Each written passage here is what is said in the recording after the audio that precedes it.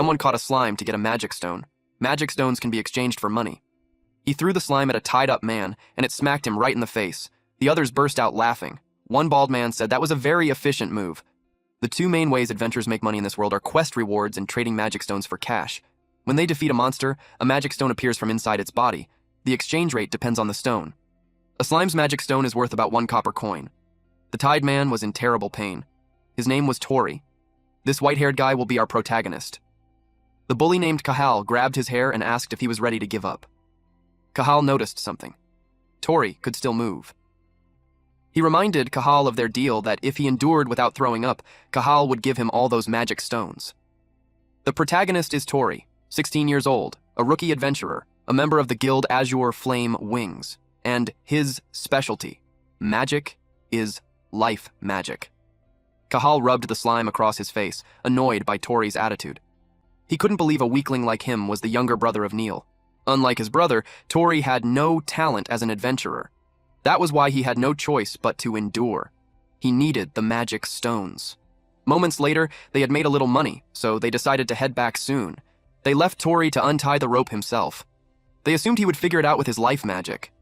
Tori cried out for his share of the magic stones. That was not what they promised.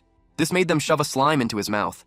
It made him throw up, and Kahal said that since he vomited just like they agreed, he would get no share.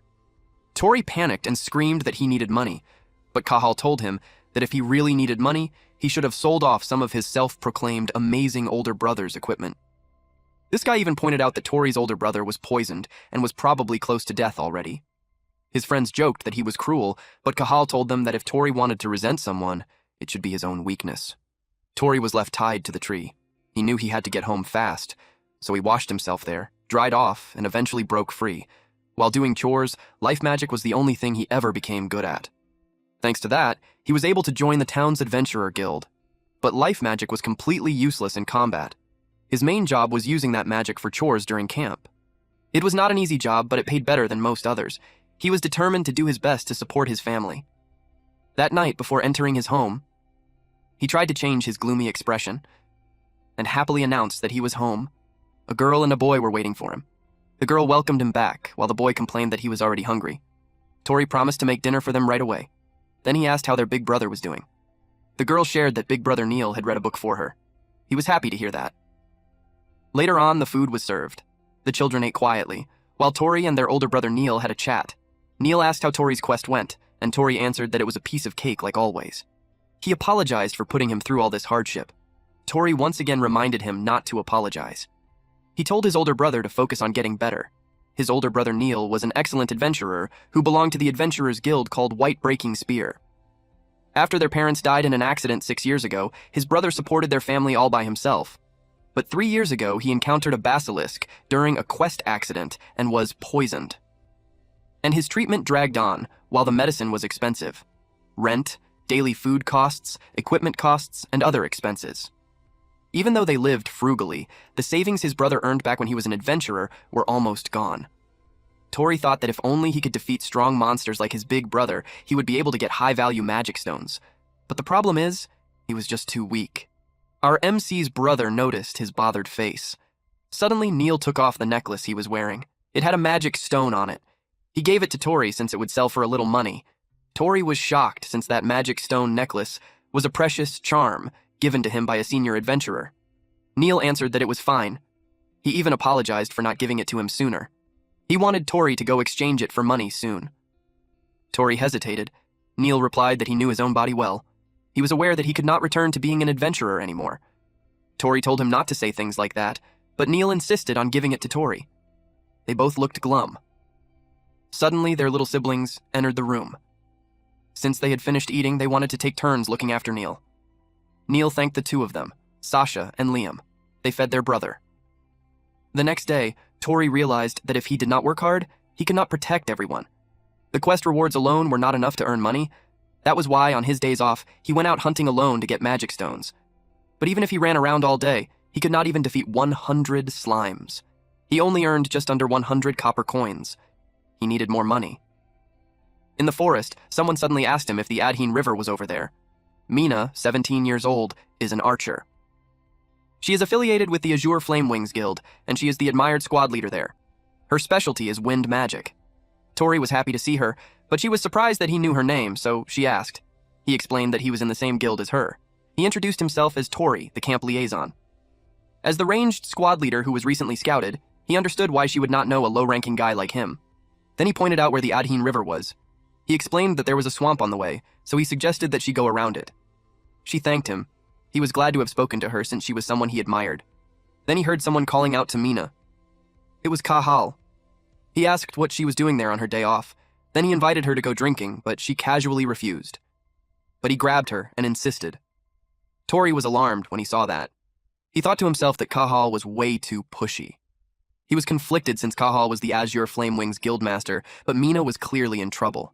He noticed the weakened slime near his foot. Suddenly, someone yelled to Kahal about the slime.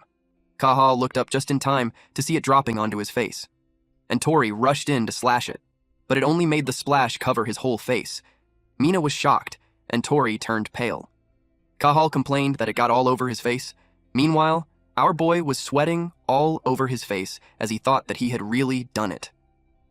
Kahal was confused when he saw Tori. He got mad at him and asked what he was doing. He thought this was revenge for last time. Tori got nervous. He apologized and fled. Kahal chased after him. Mina watched them and commented that Tori was a strange kid. Tori did not think about what would happen next. He ran all the way to the back of the forest, but he was not sure if he had lost him. But he accidentally stepped on something, which made him fall. The fall hurt. When he looked around, there were skeletons inside the pit. He was spooked when he saw those human bones. He wondered if that was a dragon nest or something. He could not believe a place like that was hidden so deep in the forest. He doubted Kahal would follow him that far, but he had to find an exit fast. His foot bumped into something. It was a book. He picked it up, wondering if it would sell for a high price. He wondered what kind of book it was. He tried to undo the lock, but it would not open. He found it strange, but he was also curious about what was written inside.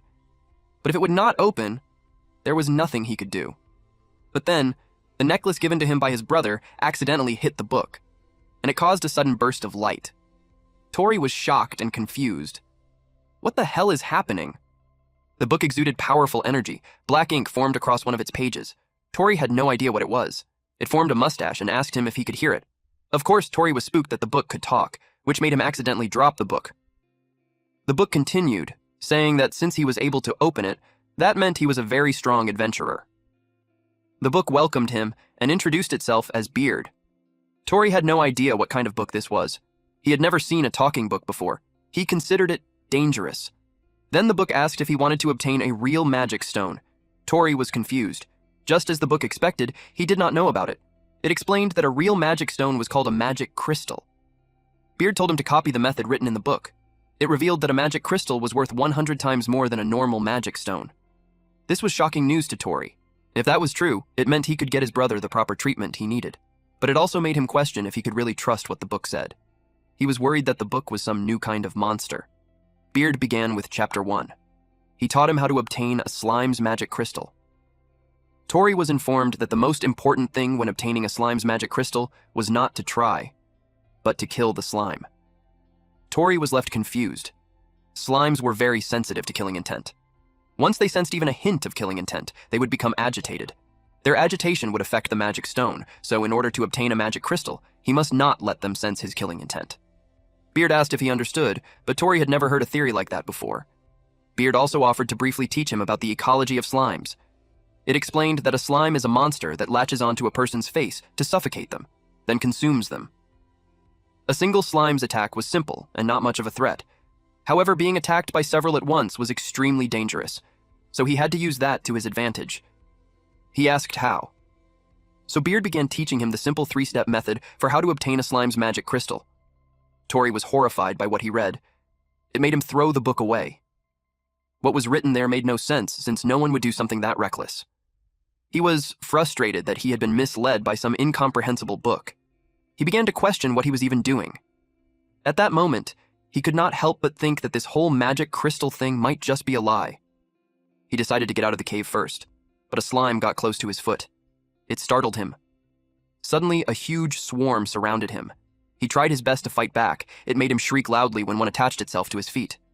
He thought that if he did not go home, no one would be there to make dinner.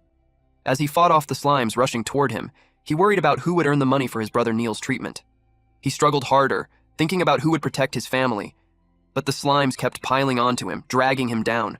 They became so heavy that he could not move. If this kept up, he was going to be swallowed. The book was just a few inches away from him. He tried to reach for it. He grabbed the book and begged it to tell him the 3 steps again. Beard acknowledged that Tori had made up his mind. Step 1 of how to obtain the slime's magic crystal was to get eaten by a slime. Beard saw that he was already being eaten by slimes. It praised his diligence for already putting it into practice. As the slimes surrounded and consumed him, he urged it to just move on quickly. Before anything else, he was reminded not to forget the pointers that had just been taught to him. Slimes become agitated when they sense killing intent. To keep them from depleting their magic stones, he needed to let go of any killing intent. So, he had to let go of the sword first. Tori knew that if he did nothing, he would die. To get back home alive, he had to do this. He forced himself to believe in what that weird book was saying. He let go of the sword and let those slimes eat him. The slime covered his face and drowned him, but he forced himself to stay calm. Beard encouraged him that he was doing well. Plus, he was told to take a posture that would let the slimes do as they pleased. Moving on. Step 2 of how to obtain a slime's magic crystal. It was to devour the slime. Slime is a monster whose identity is based on consumption. They would never imagine that they themselves could be consumed. Tori decided to eat them. He started biting on them. Until Beard clarified that when he said devour, it was only a figure of speech. What Tori actually needed to do was deploy a storage item or something similar around his face, where the slimes were gathering. Tori was annoyed that he did not say that first. The slime had him rolling around, so Beard asked if he was okay. He was running out of oxygen. He could not breathe anymore. He thought he was going to die, but he thought of his siblings. He stopped moving. Beard commented that it was a pity. The child was also not the one he was looking for. It stated that his dream would have to wait for a future era. Suddenly, Tori took a deep breath. Beard was shocked. Tori used Starara storage. A magic circle appeared in front of his mouth and absorbed them. Beard knew that Starara storage was life magic. He was impressed. It was useless magic in a fight, but it was a clever way to use it. Tori finished most of the slimes because his family was waiting for him to come back home. That was why he could not die. He was determined to make it back home. Beard was amused that his strength was born from conviction. More slimes rushed toward him. Tori asked what the 3rd step was. He was desperate to do whatever it took to survive. Then, he was told that step 3 was to run away. Tori was dumbfounded. Beard told him that the slimes he failed to store were in a state of extreme agitation. They had become more dangerous and their magic stones had grown smaller. So, it would be best to avoid a pointless battle. Tori had no choice but to run with everything he had. Beard cheered him on. He kept going. He was glad to have escaped. He was so exhausted that he dropped to the ground. But thanks to the book, he was saved. When he looked at the book again, the beard was gone. He was so confused. Suddenly, it showed up and declared that it would teach him how to acquire the magic stones he had stored. He was spooked by its sudden appearance. If a slime is not exposed to the open air, it cannot maintain its body's water balance. Once stored, they would turn into magic stones in less than 5 minutes. The magic crystals should already be ready by then. Tori was worried that the slimes would attack him again, but he still released them from the Starara storage. Then, instead of slimes, a large magic stone appeared. With that, Beard completed its explanation of how to obtain a slime's magic crystal. Tori could not believe that he was holding a real magic stone. He could not believe that one piece was worth 100 copper coins. Just 2 of them were worth more than his monthly salary. Then he grew curious about something. What was written on the next page? To his surprise, he could not turn to the next page. He told Beard about it. Beard simply told him that it looked forward to the day they would meet again. Tori was left dumbfounded. Beard completely bid farewell. Tori screamed for it to wait since he still had so many things he wanted to ask, but the book was completely unresponsive now. The pages he had already opened could still be read just fine, but the next page would not open. He wondered what was required. He looked at the magic crystal in his hand. Thanks to the book, he managed to obtain a huge magic stone. He thought that if he sold it, he could not only buy medicine for his brother, but maybe even get clothes for Sasha and Liam as well. And he would be able to eat a full meal just once. Since it was already late, the shop was already closed. He decided to take the magic stone to exchange in the morning. He was already expecting that everyone would be shocked when they saw the stone. He decided to head home early for the day. To him, today had turned out to be a good day. He then wondered when the last time was that he had felt this happy on a day like this. A few hours later, he saw his younger siblings outside their home. He called out to them. They happily greeted him, and he asked if they had been practicing magic. Liam replied that he wanted to be able to use magic just like him. Then he was asked what he had done that day. He hesitated, unsure how to answer. And since it was a really odd experience, he wondered if he should really tell them. He simply told them that he had beaten a slime and read a book. He could not tell them that he was chased by Cahal and nearly died. Liam commented that it was rare for him to be reading. He showed them the book. The two of them looked confused. Tori pointed at it and told them to look at the book in his hand. Liam asked him if he was messing with them. He paused, noticing something strange. He wondered what was going on. He suspected that the book might only be visible to him. The thought crossed his mind that he might be the only one who could see it.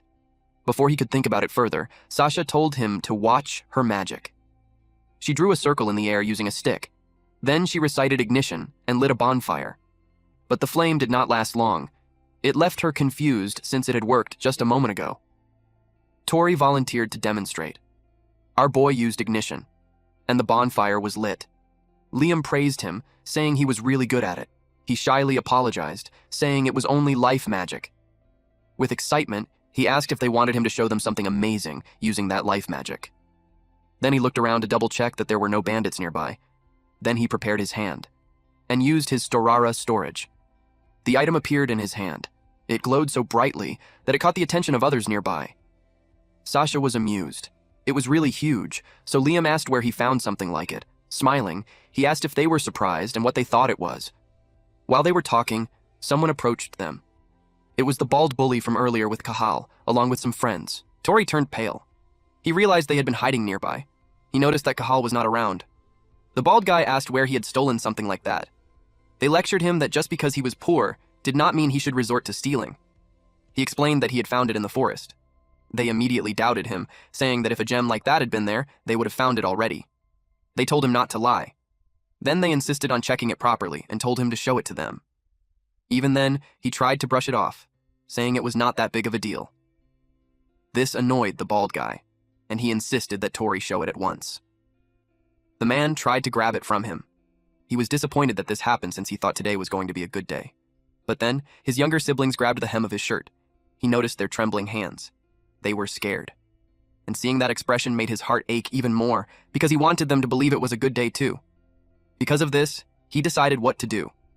He used his storage skill, and everyone saw the magic crystal disappear from his hand. The bullies wore annoyed expressions as they asked Tori what he had just said. Those were magic stones he obtained by going through hell. He would not give them to people like them. He tried to grab his sword, but to his surprise, it was gone. He suddenly remembered that he had thrown his dagger away when he was fighting the slimes. In that case, he knew he had to think of another way. He whispered to his siblings and informed them that they had to run for a bit. After that, our MC attacked the bonfire with the intention of extinguishing it. Everything went dark. Then he yelled for his siblings to run. The bald guy used acceleration. Tori was shocked. He was suddenly punched and thrown to the ground. All his things spilled out of his bag. The man mocked him, saying he was trying to escape by using the darkness and dismissed it as nothing more than a cheap trick.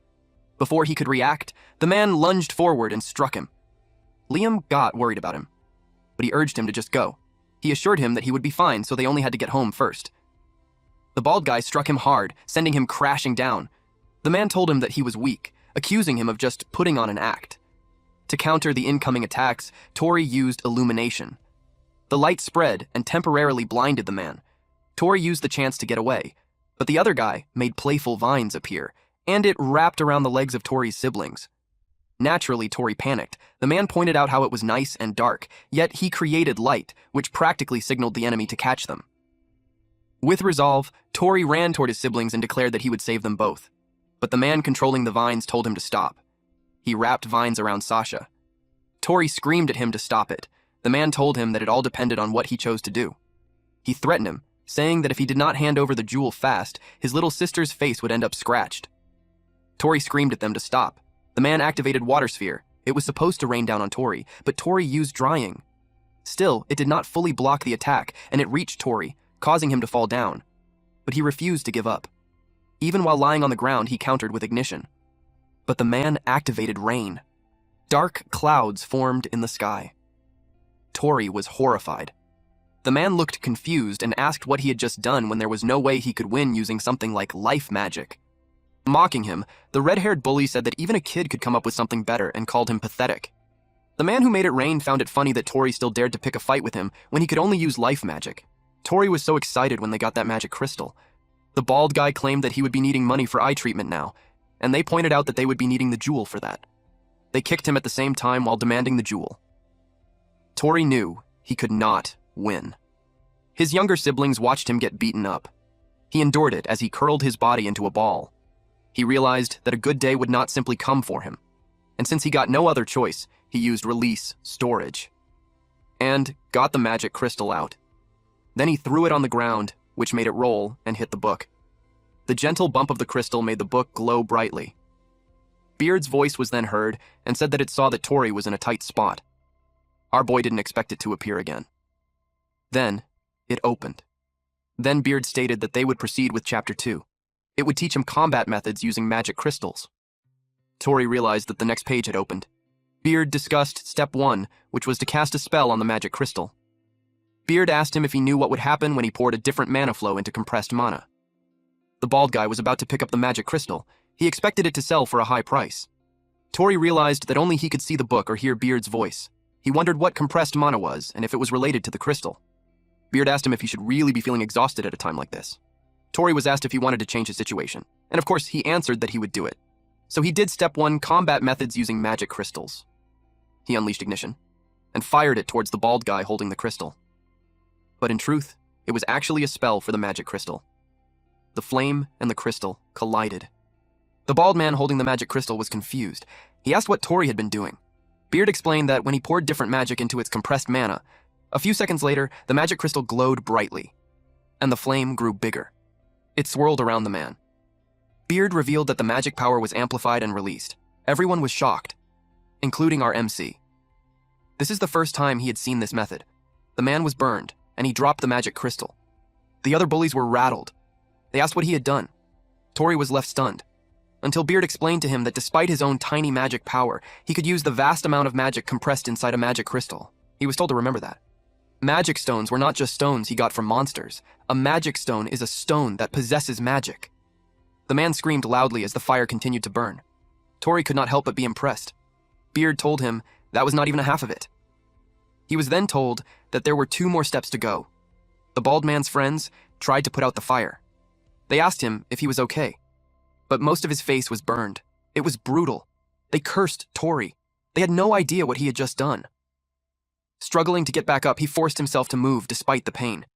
Gritting his teeth, he told himself that he had to hurry and save Sasha and Liam. But Beard told him to wait and began explaining Step 2 on how to fight using magic crystals. He needed to get the enemy to touch the magic crystal. Of course, our boy was completely confused. Then Beard explained that Tori's magic was now embedded inside the magic crystal. In other words, he was the owner of that magic crystal. It repeated that he was the owner of the magic crystal, and that was the reason he needed to make them touch it. At that moment, the enemy, frustrated, decided that if things had come to this, he would at least take the jewel. Beard informed him that anyone who was not the owner of the magic crystal would be treated as an enemy. The moment the enemy touched it, he was burned as well. Making the man scream loudly, Beard simplified it by saying that anyone who was not the owner was considered an enemy, and the magic he cast on it earlier reignited as a defense mechanism. He could not believe the power of a magic crystal. He learned that a magic crystal recognizes whoever bathes it in their magic as its owner. However, if someone else hits the magic crystal with stronger magic, the ownership would be overwritten. That meant if Tori's opponent used stronger magic than he did, the ownership of the crystal would transfer to them. So Beard told him that his next priority should not be the safety of the hostages, but retrieving the magic crystal. Naturally, Tori would not agree with that. He could not let his siblings stay terrified any longer. Tori thought of what Neil would do. Meanwhile, the last enemy still standing wondered what kind of jewel it was. He guessed that it might be enchanted with some kind of magic that activates on touch. Despite the uncertainty, he wanted to do something. He was willing to risk it all. He decided to destroy the stone. Beard realized that the situation was bad. At this rate, the ownership of the magic crystal would be transferred to the enemy. And if that happened, everything would be over. It noticed that Tori still did not know how to fight properly. It told him that he needed to instill a sense of defeat in his opponent, or the nightmare would continue. What he truly needed was composure, the ability to calmly assess the situation. Moments later, Tori picked up the magic crystal. The last enemy looked terrified. Beard went quiet. Tori's gaze was intimidating. Beard was surprised that he was not going to save those two children first. Tori replied that he thought about what Neil would do. His brother was always calm.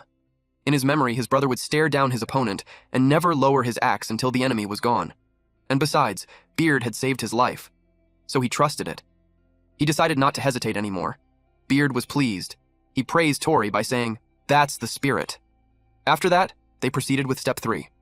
The man was annoyed that it felt like Tori was looking down on him. He wondered why Tori was the only one who could touch the jewel. He refused to let Tori win just like that. He targeted those two children instead. He wrapped them with vines. The situation was bad. Beard told him to do step 3, to imagine the monster that dropped the magic crystal. Tori was dumbfounded, because that monster was a slime. But as soon as he thought about it, the magic crystal transformed into a slime. Beard saw that he had potential. A magic crystal allows someone to use the magic of the monster that dropped it. Realizing that, he understood that it meant he could use that power himself. The enemy released more vines, while Tori used slime magic. He rained down slimes on the man. Sasha and Liam were shocked and impressed by Tori's magic. Tori was impressed too. The technique came to him just as he had imagined it would. The man asked what kind of magic that was, and what the hell Tori even was. Tori saw the trembling enemy, and it made him wonder if the man had always been like that. The man created more vines. Tori could not believe he had been afraid of a guy like this. The man was furious. He wondered if he was allowed to stop being scared now. Beard told him that it was finally time for the finale. It asked Tori if he now understood the proper way to use a magic crystal. Basically, he had to own the magic crystal and imagine. If he got his hands on a dragon's magic crystal, he could even master dragon magic. That was the true power of the magic stone. Beard asked if he thought it was exciting too.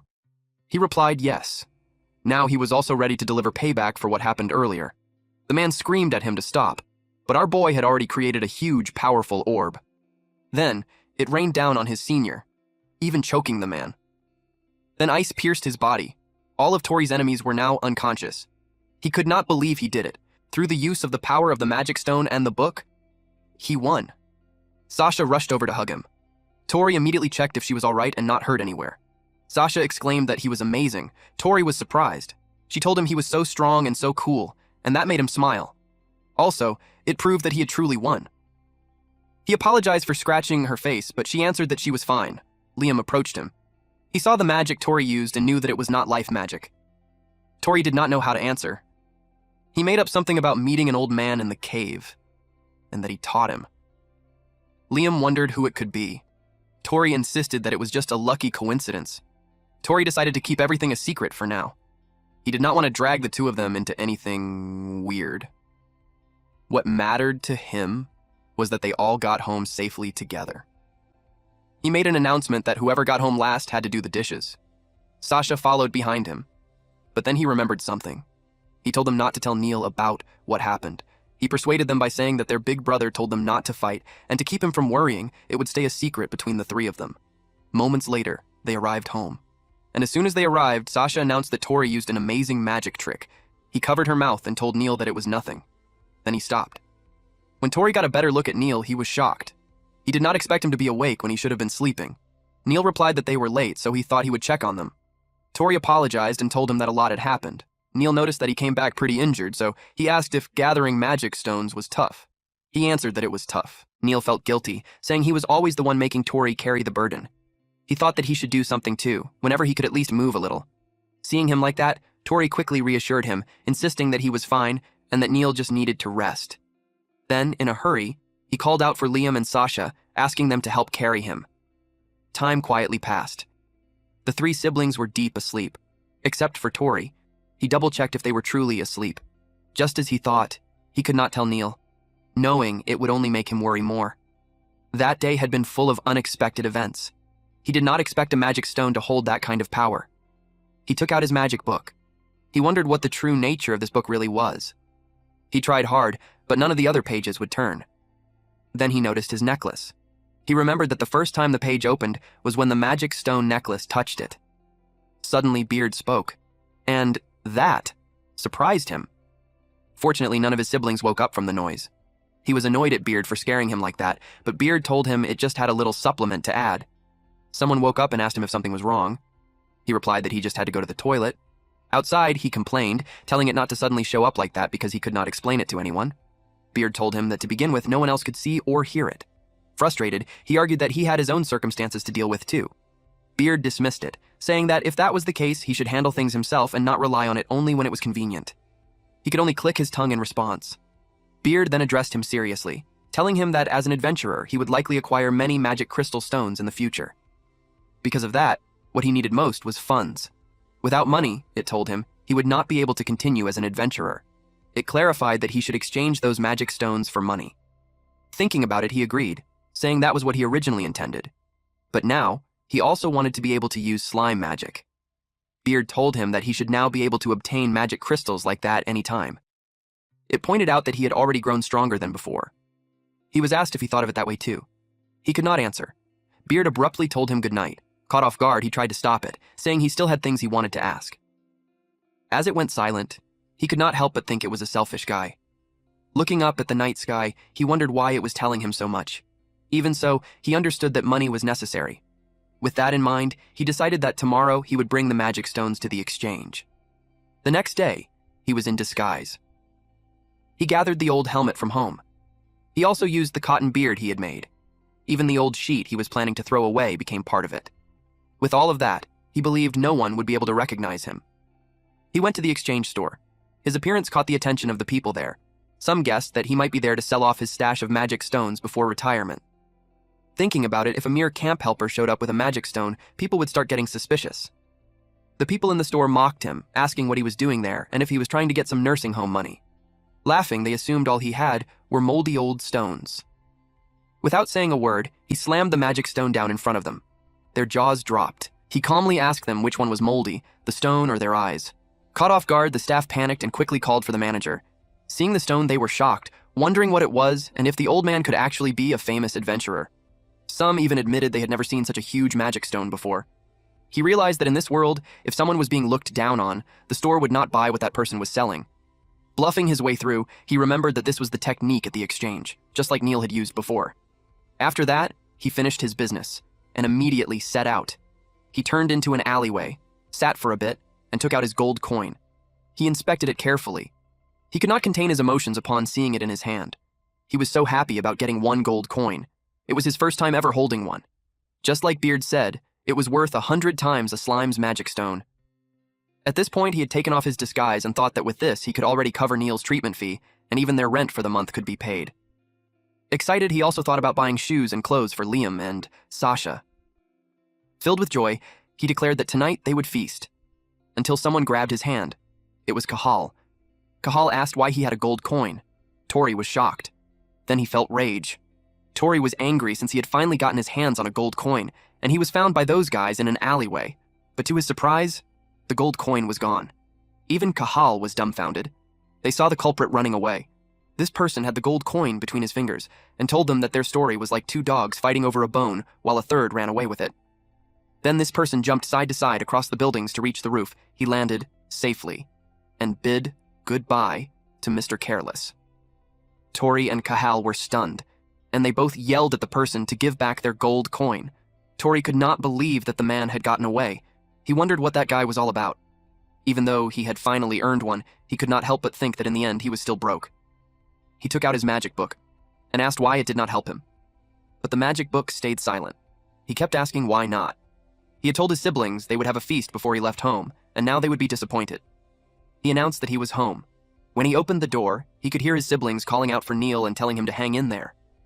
He panicked. He rushed toward the room and asked what had happened. Neil was not looking good. He was in excruciating pain. Without wasting time, he told Sasha and Liam that he was going to get the doctor. He instructed them to look after their brother while he was gone. They quickly agreed as he rushed out. Neil had been afflicted with basilisk poison for a long time now. Although he had been stable recently, the poison was eating away at his body. He hoped Neil would hang on a little longer and not leave them yet. At the clinic, he barged in, calling for the doctor in desperation. The doctor was telling someone that he was out of medicine. The person in the white robe asked if there were any materials needed so he could go and get them. The doctor hesitated, unsure how to respond. Then the person in the white robe and Tori's eyes met. Tori recognized him and shouted, calling him the thief from before. He saw the gold coin on the counter and immediately grabbed it. He demanded that he return the gold coin, claiming it was his. but the person in the white robe grabbed it first. Then he denied it, saying he did not know what Tori was talking about. This made Tori furious. Before things escalated further, the doctor told him to calm down and asked what the matter was. Tori suddenly remembered his purpose. He told him that Neil was in a lot of pain and that it was really bad. Hearing that, the doctor admitted that the situation was not good. But before he could say anything else, Tori pleaded with him, promising that he would definitely pay later and asking him to just give him the medicine for now. The doctor explained that it was not a matter of money. He revealed that they had run out of the dryad's lost seed, a necessary ingredient for the poison cure. Tori was left speechless. The doctor explained that the supply from outside the city had been cut off recently. He was just explaining to the person in the white robe that he could not make the medicine either. Tori was worried because, at this rate, they would not make it in time. The doctor offered to examine Neil. The person in the white robe immediately said he would go and get the ingredient, saying his little brother's life was on the line. Tori was shocked. The doctor stopped him, apologizing and saying he could not let him go alone. He explained that he had already sent a request to the guild, and they needed at least 10 adventurers for it. Hearing about the quest, Tori realized something. He urgently asked the doctor if he knew where they could find the ingredient. The doctor told him it could be found at the base of the Great Mother Tree in Guruma Forest. However, he warned that it was a dangerous place where monsters often appeared. Without hesitation, Tori declared that he would go. The person in the white robe was surprised. The doctor was shocked that Tori said that. He refused, saying there was no way he could take responsibility for that. But Tori insisted, telling him it would be fine and that he would come back alive. Still, the doctor could not believe him. The man in the white robe repeated that he had already decided to go. This caught Tori's attention. He explained that he also needed the same ingredient right away, and he had been to Guruma Forest a few times before. He introduced himself as Clegg. Tori hesitated for a moment before introducing himself. Then he said that he would take the gold coin back once everything was settled. Then he asked the doctor if they could go since there were 2 of them already. The doctor told them it was not okay, but he knew Tori would still go. The doctor eventually agreed. He added that he would watch over Neil's condition and report to the guild. He warned them not to do anything reckless. Tori thanked him, and they left. The doctor told them to be careful. He also warned them about a rumor that the monsters in that forest eat adventurers.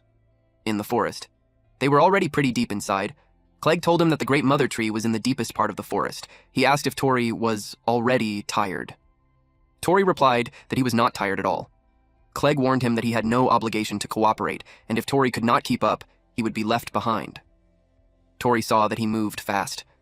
Then he remembered what Clegg said earlier about his little brother's life being on the line. It made him wonder if Clegg's family might be sick too. In that sense, he felt their situations might be similar. Before he could think further, the man suddenly said they had arrived. They stopped in front of a huge tree. Tori was impressed since he had never seen a tree that big before. Clegg pointed at something. It was the dryad's lost seed on the ground. Tori was so happy that they found it faster than expected. With urgency, he suggested they hurry back and have the medicine made. But Clegg told him to wait. It made him stop running and ask what the matter was. Clegg reminded him that he had been warned. But Tori could not understand what he was talking about. Suddenly, a plant with wide mouths emerged and knocked him off his feet. Tori wondered what it was. He was falling right into its mouth, and it swallowed him. He could not believe that he had just been eaten. The plant was called Eater's Planda. It was a monster that devours humans and continues to grow without end. Clegg knew it would not let them easily take the dryad's lost seed. Eater's Planda digests things instantly. Once a person was swallowed, survival was almost impossible. And just like that, Tori was eaten in an instant. He realized he was in serious trouble. The plant secreted liquid onto Tori, and it melted his shoes. He realized how bad the situation was. He had to get out of there immediately. His hand slipped, and he fell. He landed in a pool of that liquid. He could not believe it. It made him think that he was just going to melt away, until he felt something hit his shoe. He was surprised by what he saw. It was a magic crystal. He wondered why there was a magic crystal there. He thought that if he summoned Beard, maybe it could do something about the situation. But when he took it out, it slipped from his hand. He swam toward it. Fortunately, it fell right onto the crystal. It glowed brightly, making the liquid fade away, making him fall to another layer inside the plant. He groaned as he pulled himself up, realizing the mucus was suddenly gone. Beard spoke, telling him that it had been a close call. Luckily, a magic crystal had just happened to be there. He was happy to hear from Beard. Beard explained that they were inside Eater's Planda, and the magic crystal was from the rock birds that had been eaten by it. Tori finally understood the situation. Beard admitted that it would answer when called out that way. It was designed to respond to strong bursts of mana. If he waved a magic crystal and called out, it would answer. Frustrated, he complained that it should have been explained sooner. Beard casually apologized. Looking around, he realized the situation was as bad as ever. It sarcastically stated that it was such a warm welcome. Then, without wasting time, the book told him to begin. It introduced Chapter 3, How to Obtain Eater's Planda's Magic Crystal. Meanwhile, Clegg avoided being eaten by it. He expected it to slow down during digestion, but that was not happening. He thought that the creature might have digested the guy too quickly. Even so, he realized that everything had happened far too fast. At the same time, the man understood that without the Dryad's lost seed, the boy could not be saved. With resolve, he declared that he would turn both Tori and Eater's Planda to ash. He jumped onto a tree branch and settled there as he opened his cape. There were many vials strapped across his body. He knew that plant-type monsters were weak to fire. He opened one vial. It was Flamehawk magic powder. Then he opened the vial for slime magic powder and bomb turtle magic powder. He mixed everything and threw it onto Eater's Planda. It was an explosive mix. The plant burned. It could not extinguish the fire and rolled across the ground. He noticed them circling beneath him. He used rabbit magic powder and rockbird magic powder. The fire died out, and it attacked him. He noticed how it was rubbing itself against the ground. He wondered if it had intentionally put out the fire on purpose. He grabbed 2 more vials and opened them. He realized that this creature had real intelligence, meaning it was a highly evolved specimen. He mixed the vials, and it released a beam toward Eater's Planda. Then he was engulfed by a slime as he used Soaring Leap. It tried to eat him while he was mid-air. Fortunately, he was able to avoid them at the last second. Then he noticed something. The creature did not have teeth yet. Its stalk could not detach from the roots. Even though it was growing, its biology was the same as the normal type. He landed with his back to it, and it wrapped around his torso and slammed him into the ground. It made him spit blood. He worried that he was going to get eaten. Unexpectedly, they moved erratically. He could not believe that it started convulsing. He took his Purple Panther magic powder and Wolf Helm magic powder and threw them. Allowing him to use Axel Mix, Eater's Planda chased after him, but he moved fast and intentionally tangled them together. It was intelligent, but it was still at a child's level. He planned to destroy its nerves from the outside. He then prepared multiple types of magic powder, poison feed, fly moth, and acid bee. He mixed them all together, creating the technique Dissolve Mix. But the creature's body was still intact. He clicked his tongue, realizing the creature was tougher than expected. Even so, he managed to slow it down. Suddenly, someone thanked him for holding it in place. It was just as he thought. The body of the creature was being attacked from the inside, and it burst open. A cocoon dropped onto the ground. Clegg was dumbfounded when he saw it. It started to crack, and Tori emerged. Tori exclaimed how close that had been. He almost got digested for real. He muttered that getting eaten by a monster once was more than enough. Then he felt Clegg's gaze on him. He did not expect to see him there. Clegg noticed the magic crystal that he was holding, and stated that it was an Eater's Planda magic crystal. Then he questioned him, asking what exactly he had done inside its stomach. Tori was unsure how to respond, but he knew that if he did not answer properly, it might be forced out of him. Memories of being bullied surfaced, reminding him of how things used to go. Feeling the pressure, he struggled to find the right words. He quickly brushed it off, saying they needed to take the Dryad's lost seed with them. He reminded Clegg that he was going to save his brother, urging him to hurry. He grabbed the seed. He was hopeful that with it, his big brother Neil would be saved. At home, Neil was given medicine. The doctor then said they would watch the situation for now. He explained that it now depended on Neil's stamina, but he should be fine. Hearing that, Tori felt relieved. After that, he handed Clegg a small pouch. He said it was medicine for his brother. It was all he could prepare for now, and he could come back for the rest later. Clegg simply looked at him. He avoided his gaze. He told him not to charge him for the clothes he borrowed, and that the quest reward should be split in half. Then he remembered one more thing. Clegg asked what exactly he had done inside Eater's Planda. Tori already expected that he was going to ask that. Back then, Beard informed him about Chapter 3, which was a discussion on how to obtain an Eater's Planda magic crystal. The first step was to get eaten. Tori had an expression that screamed, "Are you kidding me?" He told Beard that he really wanted to survive. Beard responded that it would help him. It pointed out that the first step had already been achieved. Amused, it added that he had a good sense for these things. He was told that from that point on, it would be a quick battle. If they took too long, they would melt and die. Beard asked if he was ready. With resolve, Tori declared that he was there to save his brother, so he would not die there no matter what. Beard bluntly asked if he wanted to die. He blushed and immediately denied it. Ignoring his reaction, Beard moved on to the next step. Step 2 was to scatter a large amount of ash. Tori was confused about using ash. Looking around, he realized the surroundings were already filled with flammable bones and wondered if they would burn. Beard urged him to hurry, warning that he would die if he did not act fast. Tori had doubts, though. But then acid was coming out again, and wood fell. He was confused that a tree had fallen, and more things dropped. He realized that a fight was going on outside, too. He figured that if they burned the pieces of wood around them, they could create ash. Now, he was sure that they could do it. He used ignition. He spread the fire everywhere, but Beard told him that the ash still was not enough. Then Tori noticed that his clothes were melting. He thought of something. He removed all his clothing and used ignition on it. Beard approved by saying that burning the clothes was a good decision. They moved on to step 3, which was to create wind. Tori got serious. He activated desiccation to create it, and Beard was left speechless. Then it asked if that was supposed to be wind magic. Beard told him that everyday magic did not have enough force to create wind. He argued that he could not use wind magic. Beard remembered that there was a rockbird magic crystal nearby. It asked Tori if he had ever seen a rockbird before. The magic crystal could use flap magic. He remembered the moment when slime magic first appeared. Realizing the pattern, he thought that if he used this magic crystal, something similar might happen. With that in mind, he reached out and grabbed the rockbird magic crystal. Then he activated flap magic. A strong wind circled around him. He was told that he was getting the hang of using magic crystals. He shouted that he had already scattered the ash and asked what to do next.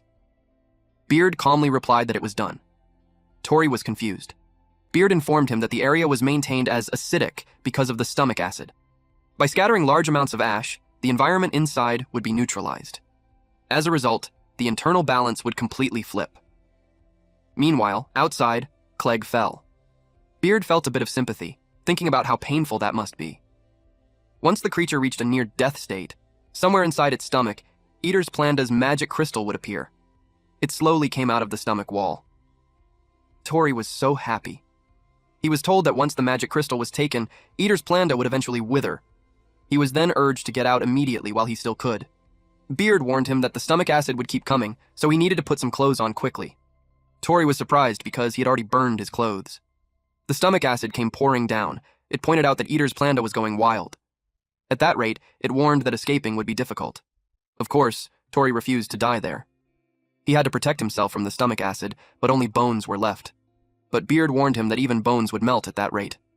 Frustrated and scared, he shouted back, telling it to stop saying terrifying things like that. Then he realized that the bones would melt, but the stomach itself had not melted. He grabbed it, thinking that it was now or never. He bit it and pulled it apart. He wrapped it around his body and climbed upward to escape. He did so while holding the magic crystal. He admitted to himself that it was reckless. But they did not have time to wait for it to wither. If he did, his brother's condition would only get worse. Meanwhile, outside, dissolution medicine was used. Beard noticed that the movement of Eater's Planda had slowed down due to some kind of external pressure. Then he heard Clegg say that he could only stop it from moving. Then he answered to stop it with a knife. That was what happened. He really did not know how to explain Beard, and he was not good at lying.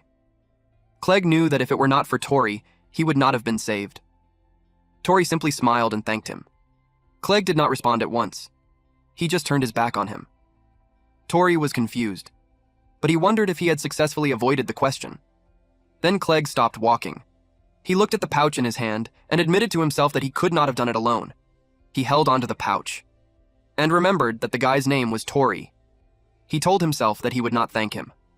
That night, Cahal and his squad were shocked. They came for the subjugation quest, but Eater's Planda had an empty stomach, meaning the subjugation was already done. He asked Mina what they should do. He suggested they go back and go on a date. Mina checked the corpse. It was completely withered, which meant that the magic crystal had already been collected. Then she noticed something. It was a note that the pants were owned by Tori. She remembered that name, and that the guy was from their guild. She wondered if that kid had subjugated Eater's Planda. Late at night, Tori unlocked his storage and took out the 2 magic crystals. He did it on purpose, so he could admire those 2 magic crystals. He was happy to have 2 magic crystals at once. One came from Eater's Planda, and the other was from the rockbird. He recalled that he had fought a rockbird once at the guild, but he could not even scratch it. He wondered how much they would be worth. But then, there was one problem. How could he exchange them without getting caught? The last time, Cahal and the others noticed right away. He wished they did home appraisals, but then his brother would question where the crystals came from. He glanced at his sleeping brother. He wondered if Neil would even believe him if he told him about Beard, and that he could now use powerful magic too. He might finally be able to get him proper treatment. He also felt relieved that he would not have to worry about Sasha or Liam as much. In the end, he decided that he could handle everything on his own. Suddenly, someone knocked on his door. He wondered who would visit at that hour. He opened the door and asked who was there. He was surprised to see Clegg. He asked what he wanted for him to show up in the middle of the night. Clegg threw the gold coin at him, and he almost failed to catch it. He was confused when he saw that it was the same gold coin. It was the one Clegg had been holding. His brother told him to return it. Tori answered that Clegg's brother was a good kid, unlike him. Clegg scoffed and pointed out that he already returned it. He was about to leave, but Tori called out for him to wait, saying he would also return the clothes he borrowed. He invited him to sit down at least and said he would serve him some tea. He added that his brother was sleeping in the back and told him to keep quiet. Clegg saw Neil from a distance. He recognized him as the hero of the white breaking spear, Neil. Tori asked if his brother had recovered. He answered that the medicine worked and that his brother was doing fine. Tori felt relieved and said it was good to hear. He added that Neil's condition had stabilized as well. Even so, he mentioned that Neil still needed rest, though he could at least get up and move around now. Clegg simply replied, "I see." But he saw the sunken eyes, muscle loss, hair falling from the side effects, and those damaged lungs wheezing with every breath. It made him sad. He muttered that it really was basilisk poison. Tori was surprised he could tell. Clegg explained that he was a healer and knew a fair bit about poisons. He admitted that poison from a monster was truly terrifying. Tori answered that the medicine was helping little by little, but a full cure was not possible. Clegg muttered that if they had a basilisk magic crystal, things might be different. Tori was shocked to hear that. He asked him what he said, but Clegg told him to forget it, because it was not as simple as it sounded. Basilisks were calamity-class monsters. Even so, Tori thought to himself that if there was a chance for a cure by obtaining a basilisk magic crystal, he wanted to ask more about it, but Clegg was already gone. He complained that Clegg was as slippery as ever. Still, he held on to the chance to finally cure his big brother. So, he wondered if the book could make it possible. Tori sat and read. He'd been able to unlock more pages from it. He learned that combining crystals could unlock new ones. Then, one page caught his interest. There was a list of different types of magic crystals, like the slime magic crystal, Eater's Planda magic crystal, and the rockbird magic crystal. He wondered if the book was some kind of encyclopedia. It contained all the crystals he'd collected so far. One entry described the slime magic crystal, a clear blue crystal that generates slime magic. It also noted its value, estimated at around 38,000 to 52,000 G. There was also the Eater's Planda magic crystal, with C-rank rarity. It was a beautiful indigo crystal that generated vine magic. Its value was around 220 to 280,000 gold. He read the next entry about the rockbird magic crystal. It described it as a rugged amber crystal that generated wing beat magic. Its value was much higher, around 90 to 110,000 G. Out of nowhere, Beard commented that Tori had finally noticed something. Of course, its sudden appearance startled Tori. He told it not to suddenly appear like that. Beard told him that those records in the encyclopedia were pretty handy. Tori admitted he'd never seen those pages before. He only read what was available. Beard replied that once he inscribed them, knowledge was added automatically. It had unlocked part of its knowledge for him. Tori was confused why it would do that. Beard continued, explaining that there were 100 types of magic crystals in the world. It wanted him to collect all of them. Shocked, he asked why it had to be him. It answered that it was because it trusted his ability. It asked him if he wanted to cure his brother's illness. Hearing that, he froze. Then it explained that it contained all the knowledge about magic crystals, but it also admitted that it was just a book. It could not hunt monsters on its own, and meeting him gave it an idea. It proposed a deal. He would gather the magic crystals. In return, it would share its knowledge with him. It pointed out that their interests aligned perfectly. He felt uneasy. saying it sounded like making a deal with the devil. He's also well aware that there were plenty of stronger adventurers out there. Beard laughed and said he didn't understand his own true value. Confused, he repeated the word, questioning what it meant. Beard was about to reveal something, when they were interrupted by a loud noise. Beard found the aura familiar. Tori was shocked. He rushed to check it. There was a monster wreaking havoc in the city. He could not believe the city was being destroyed. And that monster looked familiar to him. It was the basilisk, the one that left Neil in that condition. Basically, Tori's sworn enemy. He brought up what Beard mentioned, that their interests aligned. Beard confirmed that. That made him determined to take the magic crystal while Beard lent him its strength. Beard stayed silent. And, eventually, it agreed. So, their Chapter 4 discussion was how to obtain the basilisk's magic crystal. People ran in panic as a massive basilisk appeared. They shouted for everyone to run, warning that they would be crushed. Amid the chaos, a child cried out, calling for his mother. Terrified and alone, he desperately looked around, shouting for her. But then, a building was about to fall on them.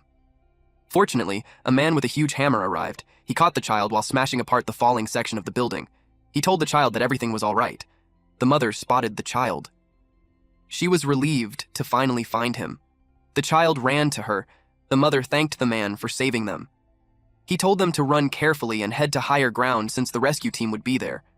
They agreed and quickly left. The child asked the mother about the man, and she answered that he was the strongest adventurer in town. He was introduced as the guild master of White Breaking Spear.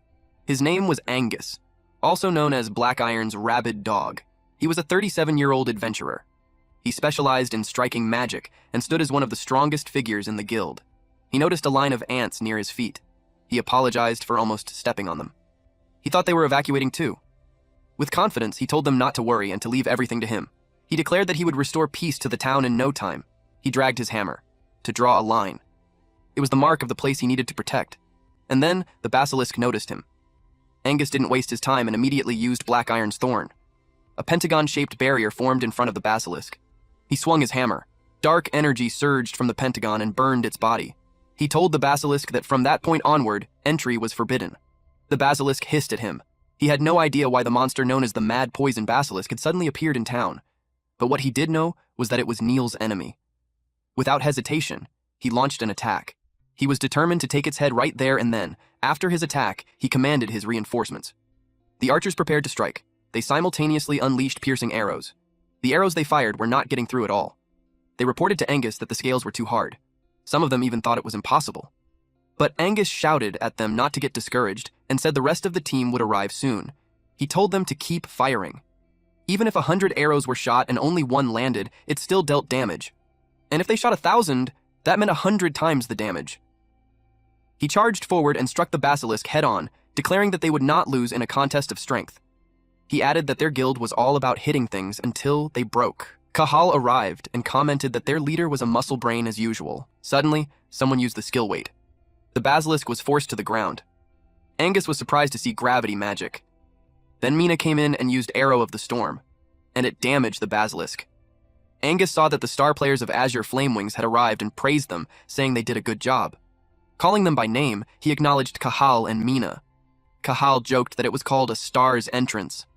At the same time, Clegg used bombing medicine on the basilisk. Angus acknowledged his arrival. Clegg apologized for being late and asked about the situation. Angus replied confidently, saying he had not let it cross the line yet. Clegg just scoffed. Meanwhile, Kahal wanted to say Mina did a good job, but it looked like her attack was not very effective. The townspeople cheered as they saw White Breaking Spear and Azure Flamewings arrive. The arrival of the town's two major guilds made them believe everything would be fine now. Hope spread through the crowd as they placed their trust in the adventurers. From a distance, people shouted their support, calling out to Mina and the others to hang in there. Kahal was unhappy when he noticed no one was cheering his name. One of his members told him that he was the heel of the town, but he found that unacceptable since he was the guildmaster of Azure Flame Wings. He decided he needed to redeem himself. With a grin, he shouted for everyone to move and charged forward. Seeing him rush in, Angus called out to his guild members and told them not to let Azure Flame Wings get ahead of them. Meanwhile, Tori was rushing, because the guilds had already started moving. Realizing this, he told himself he had to hurry too. As he ran, the doctor spotted him and urgently asked for his help. He was about to refuse, but he saw someone trapped under the rubble. The doctor said that just clearing the rubble was enough. If the person stayed there, they would be poisoned by the basilisk. Hearing that, he immediately thought of his brother. Tori was horrified, so he moved to help, and they were able to pull out the woman. The doctor carried her on his back. Tori asked if the person could be saved. The doctor explained that they could suppress the poison, but there was no medicine in town that could cure it. Hearing that, he froze. Then, the doctor added that this was not the only person who had been poisoned. When they reached the camp, he was shocked to see so many victims. He realized that it was not just his big brother. The town was being poisoned by the basilisk's venom as if it had been cursed. With that, Beard asked him if he was ready. Our boy then clenched his fist and replied, yes. Now he was far more determined to defeat the basilisk and get the magic crystal. Back to this hammer guy. Angus led everyone in the charge. It was time for them to play with this basilisk. He unleashed black iron thorns, while Cahal used gravity. Mina activated wind-slicing arrow, and Clegg prepared explosive mix. They released their attacks at the same time. But Clegg found it strange. One of the archers even pointed it out to Mina. It was strange that none of their attacks were doing anything. She expected the scales to be hard, but this was ridiculous. Mina agreed. She even noticed that her magic consumption had been insane the whole time. She wondered if Angus had been the one suppressing something earlier. Angus also felt that something was different compared to the last time he fought it alongside Neil. But before that, he could not understand the feeling of his magic being drained, but he did not care. He attacked again. The basilisk was struck by a burst of dark energy, sending violent red and black streaks crashing forward. But Angus was left shocked. A magic circle appeared. They realized that not a single one of their attacks was getting through. Sensing danger, Angus immediately shouted for all units to scatter, warning that a counterattack was coming. The basilisk inhaled deeply and rained down venom on them. Cahal panicked. Everyone was almost hit. One of the archers was about to be engulfed by it, but Mina saw her, so she pushed her away and got hit on the shoulder instead. Her female archer friend and Cahal were worried for her. Her arm was burned by the venom. Immediately, her complexion turned pale. The others suffered the same fate. Some were even hit in the face. Angus realized that everyone was being overwhelmed by the basilisk's poison. To him, it felt just like that time when Neil's power was taken away. He lamented that event, because back then, he was the one who was supposed to protect his comrades. He blamed himself for erasing Neil's future. Neil was the hope that led everyone. He was lost in thought until Clegg yelled at him to dodge. The venom was about to rain down on him. He noticed the cat standing on his drawn line. He called it an idiot for being outside the line. Suddenly, someone used vine magic, and the vines formed a barrier that shielded Angus from the venom. Angus was shocked.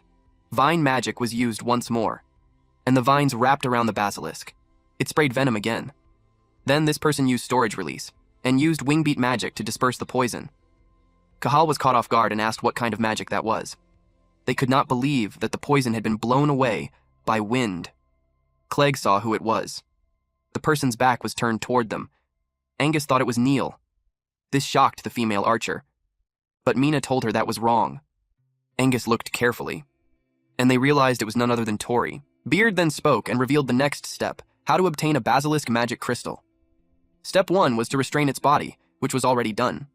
Tori said he would not let the poison claim any more victims. With a determined and pissed look on his face, our boy declared, "I'll be the one to get the magic stone crystal." Beard agreed with him. At the same time, Cahal questioned who had called Tori. He added that it did not seem like normal life magic. Then he asked who had just called him Tori. One of the guild members pointed out that he had already told him Tori started using strange magic recently. Mina was surprised to see him. Even Clegg was caught off guard. Angus kept watching him. He could not believe that it was Neil's little brother. Seeing him now, he could not help but think about how much he had grown. Clegg asked why Tori was there.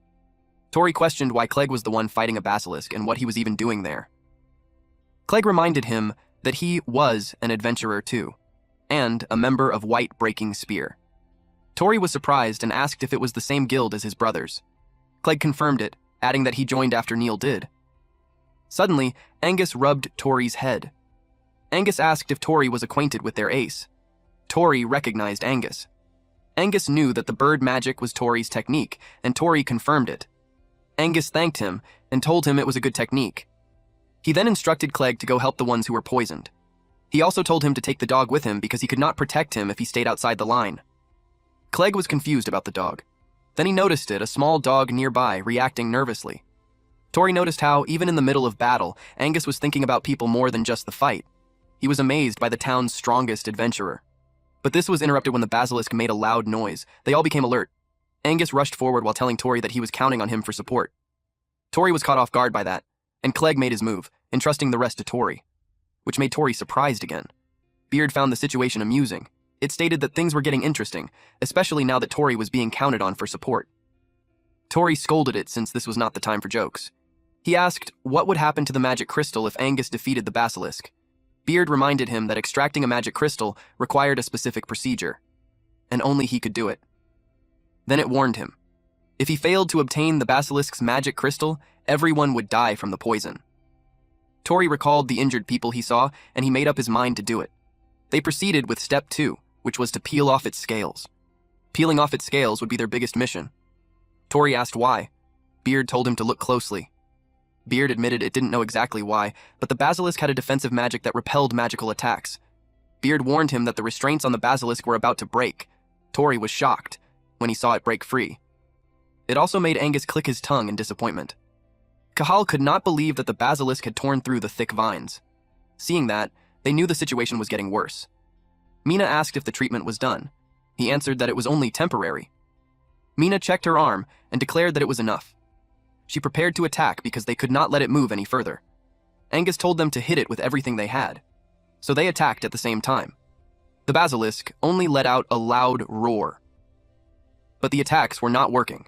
The basilisk sprayed its poison again. Seeing that, Tori grabbed his magic crystal once more and used flapping magic. This made the basilisk scream loudly, and it attacked using its body.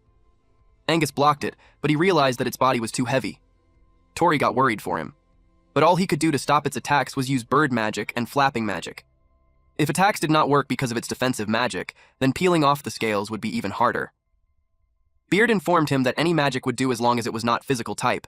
It pointed out that a magic crystal's power was not limited to just one thing. Tori thought of the magic crystal guide. He knew there had to be some other magic written there. Looking through the book, he found information about the Eater's Planda magic crystal. It was described as a rare crystal that generated bird magic. He complained that it only had bird magic. Beard clarified that it was the main magic. It reminded him of what it said when they made their contract. It had not chosen him just because he was a strong adventurer. It was because he had a heart that never gave up no matter the crisis, and the drive to turn his imagination into reality. It reminded him not to forget that someone who could imagine a path to victory, even in hardship, was stronger than anyone else. Hearing that, Tori began to realize something. Since meeting Beard, he had been able to do things he never expected. With that, he called out the Eater's Planda magic crystal. He thought that if his imagination could become reality, then he could do it using that. Tori tried to clearly remember the inside of Eater's Planda's stomach. The magic crystal glowed brightly. Then Eater's Planda took shape, and he made it use acid magic. It opened its mouth and sprayed acid on the basilisk. The basilisk screamed loudly when the acid hit it. Clegg could not believe that Eater's Planda could be summoned, and Cahal noticed that the tough scales were melting away. Angus was impressed when he saw the power of Neil's brother. The basilisk was left injured. Beard was amused by his idea of using the acid. For Tori, Eater's Planda was a monster that dissolved things with acid. Beard commented that it was a good imagination, and that was the reason it chose him. It told him to do step 3, which was to sever the basilisk's head, but its head was far above him. Beard mocked him, asking if he was backing down now.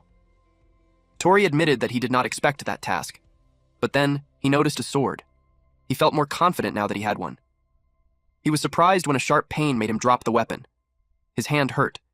Beard reminded him that when he obtained the slime magic crystal, he went through a step where he let go of his weapon.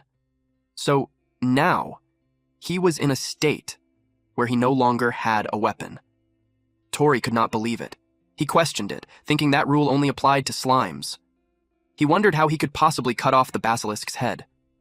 Beard told him that the procedure for obtaining magic crystals had not changed. It warned that if he did not follow it, he would not get the magic crystal. Then it urged him to hurry, warning that he was about to be attacked. When he turned around, the basilisk's mouth was just inches away from him, and it inhaled deeply. Tori realized he was about to be hit with poison at point-blank range. He knew that flapping magic would not make it in time. It sprayed poison. Everyone was worried for Tori. Tori just covered his face with his arms, and when he opened his eyes, he saw that someone had protected him. He was dumbfounded. It was Kahal who took the hit for him. He asked him why. Kahal shouted at him to stop, saying he was trying too hard to do everything on his own. He declared that he did not do it for Tori. Instead, he did it because he was the guild master of Azure Flamewings, that only when he showed what he was capable of would their guild truly shine. He grabbed Tori's collar and asked him if he was going to win, he should stop hesitating. Tori was caught off guard.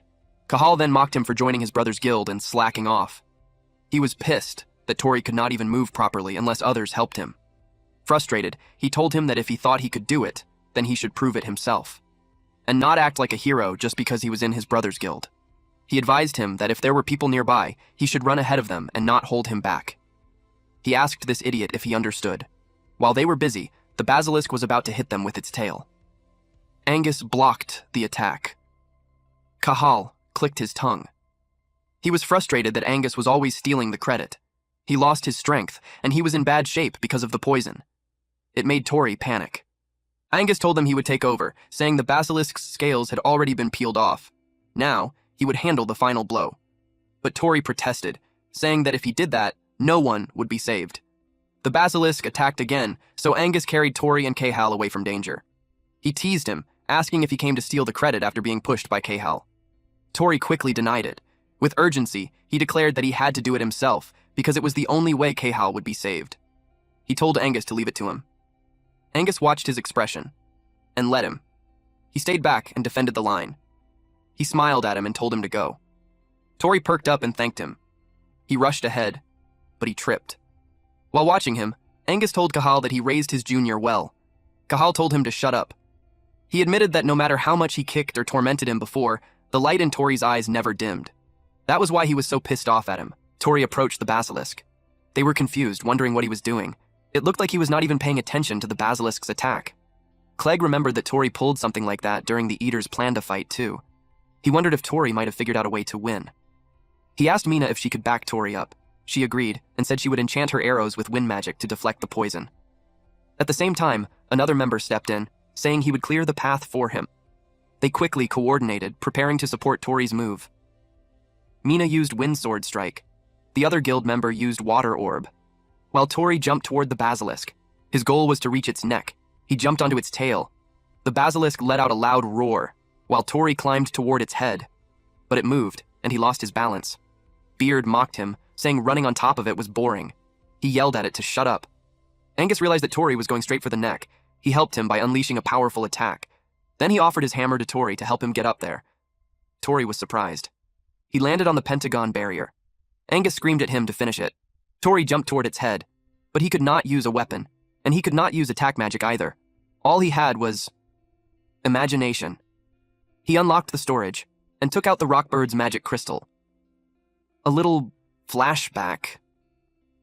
He remembered when Liam mentioned that their kitchen knife was getting dull. Liam asked where he had put the whetstone.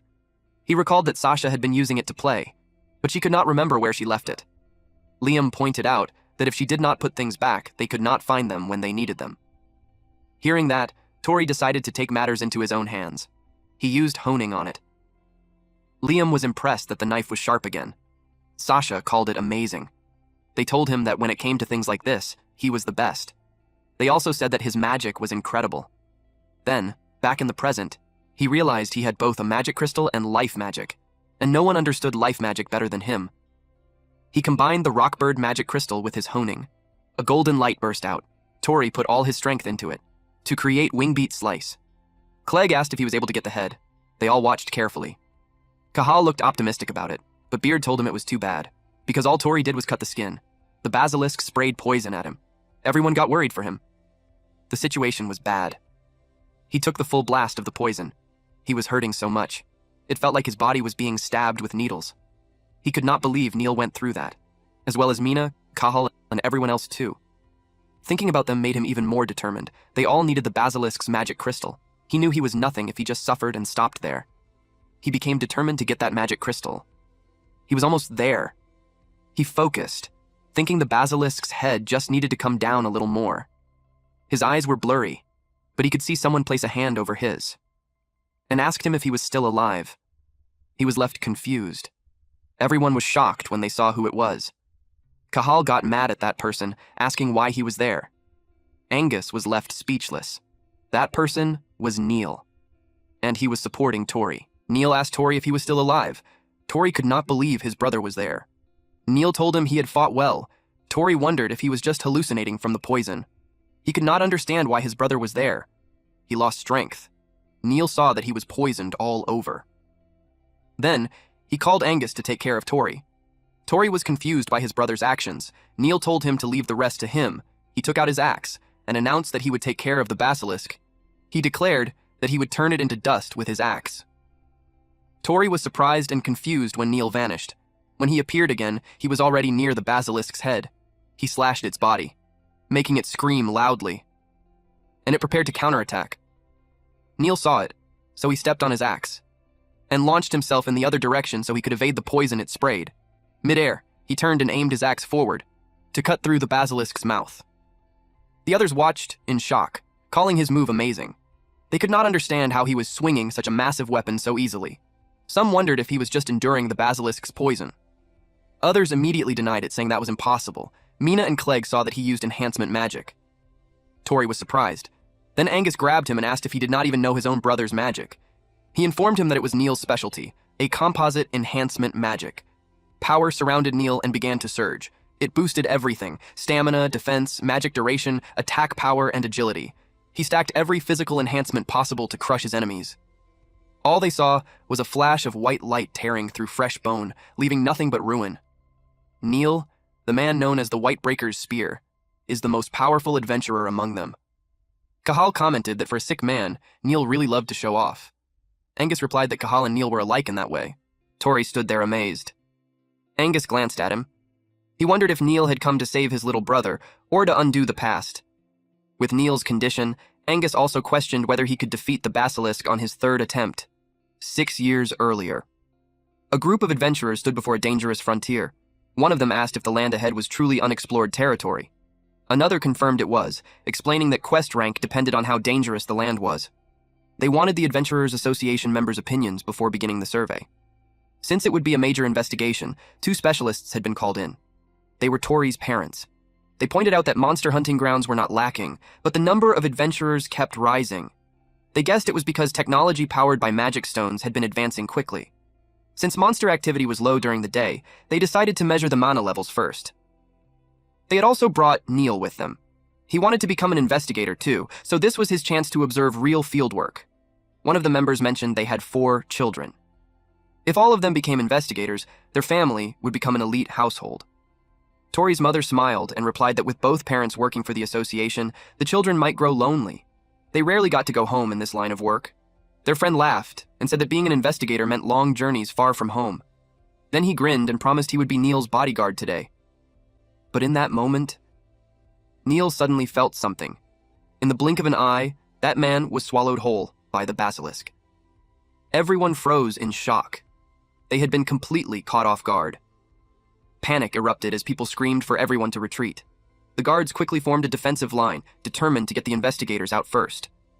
In the middle of the chaos, Neil stood frozen, unable to move. He was the basilisk's next target. His father shouted his name. Then his dad ran straight toward him, and was eaten instead. Neil saw it all happen with his own eyes. His mother grabbed him and tried to pull him away. Neil desperately tried to tell her what had happened to his father. But before he could, she was eaten too. As she vanished, she apologized to him. She entrusted his siblings to his care, and with her final words, she told him how much she loved him. Neil let out a scream that tore through the air. After that day, he became an adventurer and never stopped hunting this basilisk. 3 years ago, he finally found it, and he believed it was fate. But back then, the poison struck him down, forcing him to taste that same bitter defeat once again. But now, it was his turn. He would not stop until he was satisfied. Neil declared that the basilisk was obligated to face him. Neil's eyes turned sharp. He cut straight through the basilisk's body. Tori froze. He kept staring at his brother, and he couldn't believe it. He couldn't believe that was his brother. The gap between them hit him hard. He realized he was nothing compared to him. His mind filled with thoughts. It broke when Angus asked if he was scared. Angus said that 3 years ago, Neil looked just like that when he faced the basilisk. It was clear Neil wasn't hunting. He was trying to kill it. He was enjoying its suffering. And it wasn't just because he was poisoned. Neil told him not to tell Tori. That's how deep his hatred ran. Then, Angus dropped Cahal beside Tori. No matter the reason, he knew Tori didn't want to see Neil like this. He admitted he owed Neil for what happened 3 years ago, and he would repay that debt now. So he rushed forward. Cahal got annoyed. In the end, the Whitebreaker spear was taking all the glory. Out of nowhere, Beard spoke, bringing bad news. It said the basilisk hadn't taken real damage, and Neil was already reaching his limit. This shocked Tori. Beard explained that Neil was burning his own life to use that magic. It shined because it was the flame of someone about to die. It warned that if this kept going, Neil wouldn't survive. And if Tori's spirit broke and he couldn't move, that would be a problem for Beard, too. So, it made an exception. It would grant him another step. If he accepted, he wouldn't be the same person anymore. Cahal was shocked when Tori suddenly moved. Of course, Tori wouldn't let his brother die. He was going to save him, even though his body was already weak. Meanwhile, Angus and Neil fought side by side. Angus realized even Neil's boosted attacks weren't working. Worse, the basilisk's scales were already healing. Neil had completely lost control. He cursed in frustration, realizing something was wrong with Neil. It didn't look like he was even trying to coordinate his attacks anymore. He thought the basilisk's poison was already messing with Neil's mind. Neil was panting. He felt his heart tighten, but he forced himself to hold on a little longer, to avenge his parents. He was about to strike when someone grabbed his weapon. He froze. Tori gritted his teeth. Neil didn't expect him. He shouted at Tori not to stop him. He said the beast was his. Tori promised he would save him no matter what. That stunned him. Tori said they would go home together. They would see the morning sun again. Then, they'd greet Liam and Sasha, laugh, live another normal day. Tori believed they could beat it together. Neil realized something. He remembered his mother's words, to take care of Tori, Liam, and Sasha. Now he understood. His mother's smile wasn't about revenge. It was about passing life forward. He realized if he died here, he would leave the same burden behind. Tori said that was exactly why they had to win. Together. They were about to be eaten. Clegg panicked when he saw it. Angus could only curse. But with a perfect timed spell, Cahal tried to help with his gravity. The basilisk's movement slowed. Everyone turned to Cahal. Angus said his timing was perfect. Cahal shouted back that he had a guild to protect too. He refused to stand there as bait. Angus called out to Neil. Cahal called Tori. They yelled at them to do it. Beard spoke about step 4, enhancing Neil with life magic. Neil pushed his power to the limit. They used a technique called honing. Their power surged, and blood burst from the basilisk's neck. Then its head fell on the ground, confirming their victory. Everyone was shocked and relieved that the brothers pulled it off. Cahal used to think Tori was useless, just a guy who could only use daily life magic. He always jumped into subjugations and dragged people down. Just an annoying brat with that grin. And yet, he was the one who took down the basilisk they all struggled with.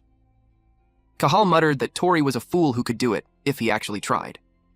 Tori looked at his brother and said they did it. Neil thanked him. Then he passed out. Tori shouted his name, drawing everyone's attention. He placed Neil's head on his lap and saw the poison spreading even faster.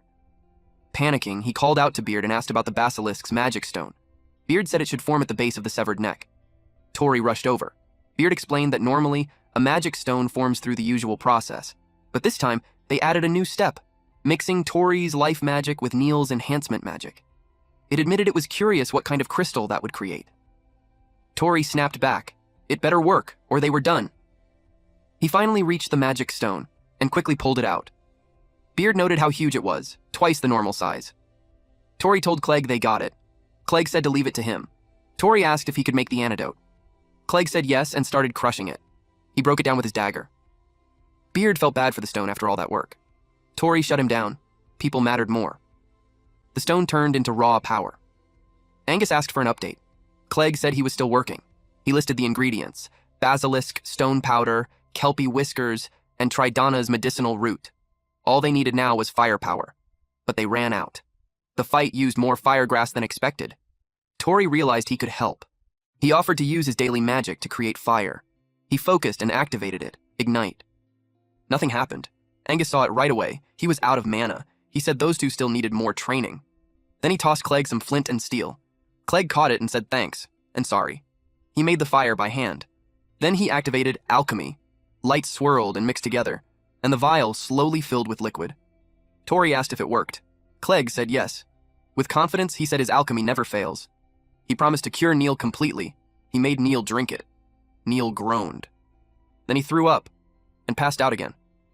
Tori asked if that was the poison. He saw the dark marks on Neil's body start to fade. Clegg explained that what came out was a lump of condensed poison that had been eating him from the inside. The damage from all those toxins would take time to heal, but the danger was gone. Hearing that, Tori finally relaxed. He was just glad his brother was alive. Then he passed out and dropped to the ground. Clegg was shocked. Angus suddenly realized Tori had absorbed a huge amount of poison too. He told everyone who could still move to help Clegg. He urged him to keep making the antidote without stopping. Beard spoke quietly. Even the adventure boy had pushed himself too far. Still, it said he did well. But then it noticed something. The basilisk had artificial magic cast on it. And more than that, basilisks usually live deep in forests, far from humans. One showing up here made no sense. It started to feel uneasy. Something big had started moving behind the scenes. The next day, the townspeople began rebuilding their homes. Clegg was on his way to the clinic. The doctor greeted him with a smile as he walked in. He said the medicine was incredible. Everyone who was poisoned was already recovering, with no side effects. Clegg said that was great to hear. The doctor added that this wasn't something you could do with knowledge alone. He said Clegg had real talent in magic. He also heard Clegg had only recently joined Whitebreaker's spear, so he asked who taught him alchemy. Clegg said someone taught him the basics, but after that he learned the rest on his own. The doctor grew curious about who that person was, but Clegg changed the topic. He said he came to check on Tori and the others. The doctor's expression shifted. That worried him. At the tavern, everyone raised their cups for a toast. The place was lively.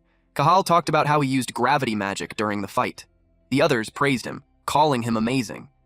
They shouted that their leader was the strongest. Angus told him he did well, just like he expected from his little bro. Annoyed, Cahal snapped back and told him to stop calling him that. He argued they weren't even trained in the same place.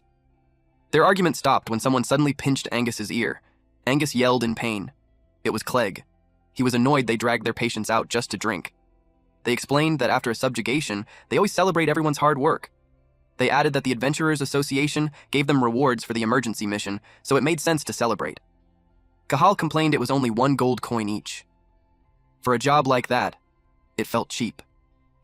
Someone pointed out that every guild in town took part in the fight. Then someone placed a hand on Clegg's shoulder. It was Neil. He said that when all the rewards were combined, it was actually a huge amount, enough to buy barrels of good alcohol. Neil showed up carrying exactly that. Clegg watched as Neil joined the celebration with a smile. Neil said it had been a while since he enjoyed this kind of fun as an adventurer. Seeing that, Clegg started to wonder, maybe this was the real Neil. Then he said he came to check on Tori, but now he couldn't understand how things turned out like this. Mina overheard him. He found Tori, sitting there, drinking juice, surrounded by girls praising him nonstop. Clegg called him a creep. Mina warned him that anyone who ruins the mood deserves to be kicked by a horse. She told him to just drink too. Then she added, moments like this were rare, like finding an exotic beast. Clegg couldn't believe even Mina was drunk. He realized a lot of adventurers were like this. A woman excitedly asked Tori to show his life magic since he was so good at it. Caught off guard, he hesitated. They started talking about the ignition spell he used for cooking. Now excited, they asked him to show it. Someone quickly brought a candle. Tori focused. He used ignition. A few seconds passed. Nothing happened. Everyone froze. Tori was confused. He admitted it wouldn't light. And just like that, the whole tavern burst into laughter. Cahal scolded him, saying he missed the perfect chance to impress everyone. He complained this always happens with him. Meanwhile, Mina watched quietly, wondering if he was acting clumsy on purpose. Tori scratched his head and said maybe he was a bit drunk. Then he said he'd go to the bathroom to clear his head. They told him to come back soon. Clegg and Neil saw him walking toward the exit. He felt relieved the moment he stepped outside. Even though the poison was gone, his body still hurt. Looking back, he admitted his fighting was reckless. But he didn't regret it. The town was safe, and his brother was alive. He smiled and muttered that he was glad he gave it everything. He took out the book and thanked Beard. It was all thanks to it. Then Beard spoke. It said it preferred payment over gratitude. He jumped in surprise. He complained that it always showed up out of nowhere. Then he asked what it meant by payment. It was just a book. Why would it need gold coins? Then he asked why he couldn't use life magic anymore. He demanded answers, sensing the book knew something. Beard explained it was a side effect of reaching the 4th step. His magic itself had changed. It said Tori now had to form his magic outside his body instead of inside his head. It told him to try casting it like drawing a circle in the air. Tori followed the instructions, and the magic activated. He used ignition. A beam of fire burst from his fingertip. He froze in surprise. Then, it disappeared. He was both impressed and confused by the power. Beard explained that since the control method changed, the power changed too. It added that his body had also leveled up from the battle. Beard said it was impressive. Then it asked him something. Did this make him want to meet? It told Tori to come find him. That would be his payment. Tori was left confused. Back to their home. Sasha called out to her brother Tori. She jumped onto his sleeping body and greeted him good morning. She woke him up because Liam said breakfast was ready. Still groggy, he greeted them and apologized for oversleeping. Liam greeted him as well. Then he asked Sasha to wake up Neil. Tori apologized for making him cook again, so he helped out. Liam told them to pick up some spices in town if they were going out for monster hunting. Neil arrived and greeted them. He was also impressed with their breakfast. They ate together. Tori felt like their ordinary days had finally returned. Neil had recovered quickly. Sasha and Liam were happy that every day felt bright again. This was the kind of day he had always dreamed of.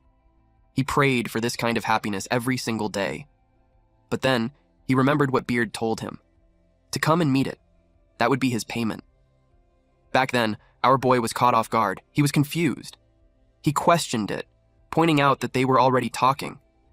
He couldn't understand what it really meant by meeting. It said its real body existed somewhere in this world. Tori was shocked that it was actually human. Beard told him that if he truly wanted to be an adventurer, he should come find it. It told him to search for it while collecting magic crystals along the way.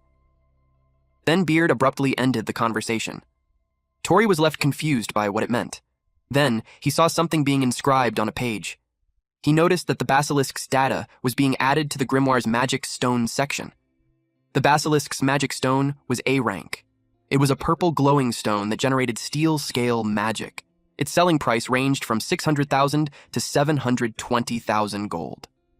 Tori exclaimed that an A rank was incredible, and the price was insane too. In his head, he thought Beard was as selfish as ever. Back in the present time, he realized Beard was a real person somewhere in the world, not just a spirit inside a book. Beard had taught him everything, even when it barely knew him. It had also shown him how to grow stronger. Thinking of Beard as a real person, he grew curious about what kind of person he was. He wanted to meet him. 1 week later, Tori was in the market. He saw how busy the townspeople were, rebuilding their infrastructure. He thought about selling the magic stone, but with the exchange post in ruins, that wasn't an option for now. He had the magic stone, but no money. Since then, Beard hadn't appeared again. Because of that, he felt stuck in limbo. He did want to meet him, but he couldn't just leave town. Neil was still recovering, and Sasha and Liam were still kids. Again, he told himself that he still wanted to meet Beard, and he was certain there was a whole world out there he hadn't seen yet. But he couldn't decide. Frustrated, he called himself indecisive. Then he noticed something. Neil was training. He cut a boulder in half. He lifted his axe again, then spun it across his shoulder and arms. He caught it cleanly and struck again. Tori was impressed. When he spoke, Neil noticed him. Neil acknowledged that he was back. He asked how the exchange post was. Tori answered that the area had taken a heavy hit. That led Neil to conclude they would have to hunt and stockpile magic stones for a while. Tori volunteered to go, but Neil answered that it would be good for his rehab. His body was fully healed, so he wanted to rejoin the guild soon. He decided to train more that day to get back in shape. Tori asked if he could train him too. Neil didn't expect that. Tori felt embarrassed as he admitted he was a bit rusty and wanted to move again. Plus, he wanted to see how much stronger he had become. Neil accepted. Tori used a stick for their spar. He charged at Neil, and Neil used the handle of his axe to block it. Neil noticed that Tori's wound had healed. Tori confidently said yes. Neil sidestepped his next attack. Then he spun his axe and knocked the stick away. Tori couldn't land a single hit. He realized just how strong Neil was. Every move he made was being read easily. It made him think it would be better not to go, so he wouldn't just make everyone worry. Watching Neil read all his moves made him question if someone like him could even survive out there. He knew there was no way someone that weak could win. For a moment, he even thought about giving up. Neil called his name, then attacked. The strike broke Tori's stick and pushed him backward. Tori grabbed his arm. Neil pointed out that he was thinking useless thoughts again. Tori was surprised. Neil might not know what was bothering him, but he said that if he stayed half-hearted, he would never take his first step. He told him it was okay to feel lost sometimes, but he needed to stop hiding things. He told him to move forward with everything he had. Neil urged him to show all his strength. Neil and Tori fell silent. Tori was deep in thought. He told Neil that he was incredible. He admired how he could figure things out from just a short fight. Then he decided not to hide anything anymore. Neil didn't expect that. Tori touched his necklace. He shared that the necklace Neil gave him allowed him to meet Beard. He even thought that Neil was the one who was supposed to find the book. Then he asked if Neil was willing to hear everything. He had a lot to say. Neil, of course, was ready to listen. So Tori told him everything. He talked about the book he found in the cave. He explained how to obtain magic crystals, and the magic connected to them. He even shared that Beard told him to come find him. But he still didn't know where Beard actually was. Through it all, Neil simply sat there and listened. He didn't interrupt even once. Neil realized that the world was full of strange things. He knew the magic necklace had that kind of power. He said the world was filled with things he never knew about, especially magic like that. He found it troublesome that Beard told Tori to come find him without saying where. To him, that sounded arrogant. Tori agreed that Beard was a selfish, overbearing jerk. Then Neil asked to see the book. Tori took it out and showed it to him. Neil looked at the book, but couldn't see anything. Tori confirmed that he was the only one who could read it. Neil focused on it. Then, he struck it. Tori was shocked. Neil could tell something was really there. Because of the attack, Beard woke up. It commented that it was powerful mana. Tori was startled when it spoke. Neil simply watched their interaction. Beard asked why he was still in town. It thought they were just having a small sibling quarrel. Tori snapped back, calling it selfish, insisting he never said he was going. After a brief pause, Neil spoke and told him to go. Tori was confused. Neil knew Tori was hesitating because he wanted to meet him. He pointed out that it's not like he couldn't go. He said that if Tori called himself an adventurer, then he should take that first step. The word adventurer caught Tori's attention. Beard pointed out that his guardian had already given him the green light, so everything was fine. But Tori was still unsure. Then suddenly, he felt something. Neil attacked him. Tori was caught off guard, while Beard sounded amused. Tori asked what he was doing. Neil told him he would be his opponent until his hesitation was gone. Of course, Tori didn't expect that. Neil told him that the outside world wasn't just filled with strong monsters. He would meet people just as strong. He told him to think of this as a farewell gift. He told Tori to come at him with everything he had, to show his first step. Beard was impressed. It said that if Tori couldn't even beat his own brother, then his journey would end before it even began. Tori didn't understand what he was supposed to do. Neil reminded him that his enemies wouldn't wait for him to be ready. He attacked, and Tori had to duck. Neil used muscle enhancement on his right arm, then he swung his massive axe like it weighed nothing. Tori barely dodged. He asked if Neil was serious. Neil told him to be serious too. He made it clear that if Tori couldn't beat him now while he was still recovering, then he wouldn't stand a chance in the future. Hearing that, Tori clicked his tongue. He steadied himself. Then he used ignition. But in the next moment, Neil vanished. He appeared behind Tori and said he was too easy to read. Tori got hit on the head. He asked if Neil was really still in recovery. Neil noticed how much Tori's life magic had improved and asked if it was because of the book. Tori opened his storage and took out an Earth Panda magic stone. Then he attacked Neil using vine magic. Neil cut the vines down. Tori was shocked. Neil had now seen Tori's real strength. He laughed and said Tori was still as tough as ever. From that point on, he said he wouldn't hold back anymore. Tori's eyes sharpened. He was determined to show Neil everything he had. Meanwhile, Sasha rushed over to Liam to report an emergency. She told him that Tori and Neil were fighting. Liam was confused, so she told him to look. They saw Neil swing his axe at Tori, and Tori jumped back to dodge it. They were both serious, but Liam didn't seem worried. He told her they were probably fine. In fact, it looked necessary. Sasha didn't understand what he meant. Liam explained that back then, when Tori wanted to become an adventurer and refused to listen, Neil would handle it like this. Then, Liam added that whenever something new was about to begin, they would overcome something greater than who they used to be. Beard pointed out that Tori couldn't even see the opportunity right in front of him. It asked if he wanted advice, but Tori refused. Tori felt this was something he had to do with his own strength. If he lost here, he felt like he wouldn't be able to do anything later. So, he decided to put everything into this fight. He unleashed his full power against Neil. He took out the basilisk's magic stone from his storage. Then he used its steel scale magic on his right hand. His hand turned into a basilisk's claw. Neil tried to strike it with the back of his axe. It held firm. But Tori struggled to control the magic stone. It was too large. Still, he believed that with this power, he could finally fight Neil on equal footing. He declared he was coming. Then he charged forward. Neil watched him closely, but Tori tripped. He crashed to the ground. Then he realized his brother had disappeared again. Neil appeared behind him, the blade of his axe stopping just an inch from Tori's face. Just as Tori expected. He couldn't win. Neil let out a breath. Then he burst into laughter. He admitted that Tori had gotten stronger. Tori didn't expect that from him. Neil pointed out that there was a gap in experience between them. But if Tori had mastered the power of the magic stone, the outcome of the match would have been uncertain. He found it impressive that Tori could even block his axe. Because of that, he felt reassured sending him off. He told Tori to go and see the outside world. Tori was speechless. Neil continued, saying he should go not as Neil's brother, but as a full-fledged man, because he had the potential to become the strongest adventurer. Beard added that it was great he had his big brother's approval. Tori admitted that he didn't know anything about traveling. He didn't even know where to begin preparing. On top of that, he couldn't stop thinking about Sasha and Liam, who were still kids. And Neil had only just recovered from the basilisk's poison. He didn't want to cause trouble by doing whatever he wanted. Then he was caught off guard. Liam told him they would be fine. They could handle chores using the life magic he taught them. Sasha added that Neil would earn money since he was already training again. She happily shared that she could use ignition now too. Liam smiled and said they wanted to hear his adventure stories when he came back. Tori was moved, but he still looked panicked. Liam was confused. Tori admitted that he didn't know where he should go. He couldn't leave town with that kind of mindset. They couldn't believe that was what he had been worrying about. But Tori quickly denied it, saying that wasn't all.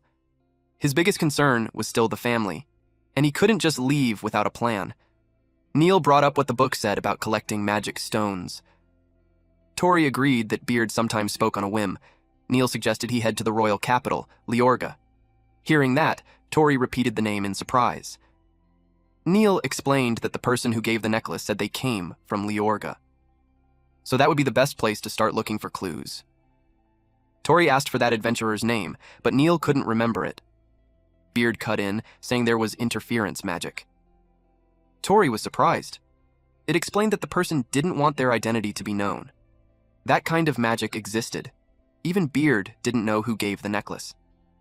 Tori thought that if he could trace the origin of the magic stone in the necklace, he could get closer to Beard's location. He finally smiled. He had made up his mind. He would go to the royal capital, Leorga. With excitement, he told Beard that he was setting off on a journey to meet him.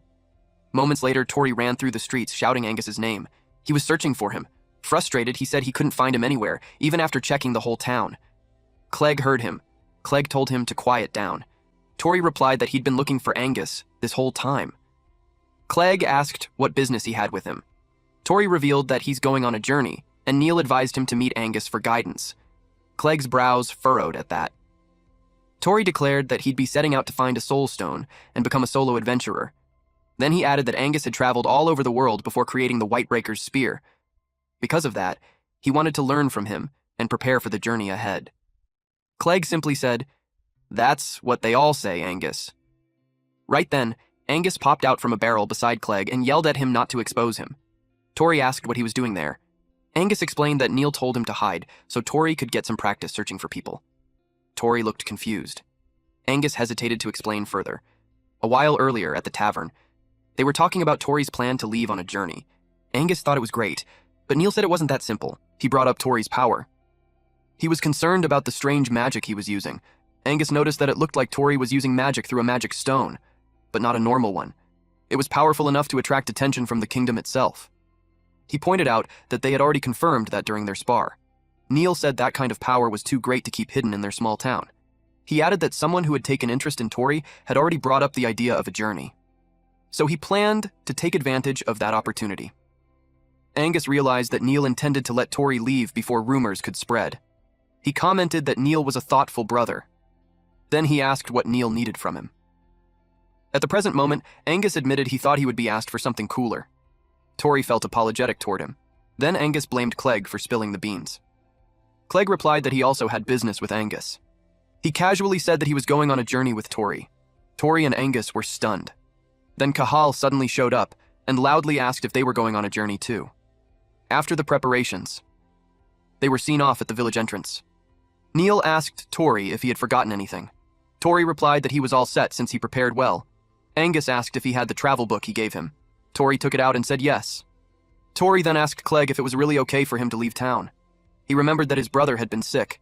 Clegg answered that he had recovered thanks to the basilisk's magic stone. Then he thanked Tori for it. Tori said it was nothing, but he found it strange that Clegg was being unusually honest. Mina reassured Tori that his brother and sisters would be taken care of by the town's guild. She told him to enjoy his journey to the fullest. Tori started to apologize, but she stopped him and said that a thank you was enough at a time like that. Tori smiled and thanked her sincerely.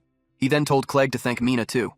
Clegg thanked her and promised to send his brother's living expenses every month from his guild savings. Mina said goodbye to Tori. She also mentioned how much they had helped the town. Tori simply smiled. Sasha walked up to her brother and handed him a set of straw dolls. He asked what it was. She told him it was an amulet. She explained that it was from her, Neil, and Liam, so Tori wouldn't feel lonely because they would always be together. Tori was touched.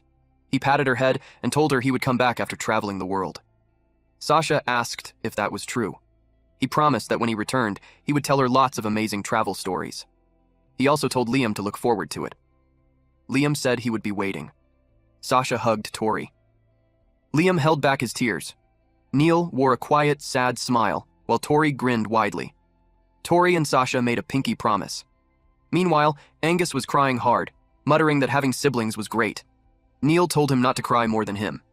Tori told everyone that he was heading out, and with that, he began his journey. He left town to meet Beard. A few moments later in the forest, he heard rustling. Suddenly, Cahal jumped out and shouted at him. He accused Tori of being a fraud and a weak life magic user. He warned that the next time they met, he would expose his useless magic. Tori was startled. Cahal complained that he planned to use Tori more, yet he just left on a journey. He warned him not to come running back in tears. After saying what he wanted, Cahal said goodbye and left. Tori was left confused. Clegg said that was probably just Cahal's way of encouraging him. That made Tori smile. He decided he had to do his best. As they walked through the forest, Tori asked why Clegg suddenly decided to join him. Clegg said he would be too vulnerable alone. He also pointed out that Tori would feel safer with him around. That made Tori wonder if he was really that worried. Clegg added that he already had something to look for and had planned to leave town anyway. Curious, Tori asked what he was searching for.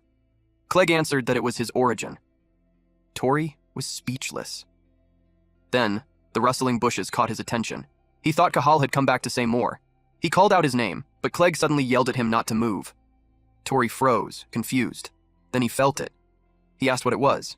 His face turned tense while Clegg grew serious. Something was behind the trees. Some creatures emerged from the darkness. Tori was surprised to see those monsters. Clegg immediately recognized them. They were vampiric monsters, superbats. Tori was confused about the vampiric part, so Clegg explained, those creatures didn't just suck blood from their prey. They could share the magic they drained from one individual across the entire swarm. Tori couldn't believe it. Clegg added that even if they drained Tori's magic, it would only give them a small boost. Tori called him out for mocking him, but Clegg warned that if they drank his blood, they would grow 5 times stronger and attack even more aggressively. Tori told him to make sure that didn't happen. He couldn't help but be impressed. Clegg was like a walking monster encyclopedia. Clegg told him it wasn't the time for that. The creatures shrieked and lunged at them. Clegg pulled out slime magic stone powder and bright worm magic stone powder. He shouted for them to mix. The reaction created a glowing potion. The flash of light blinded the bats and they dropped to the ground.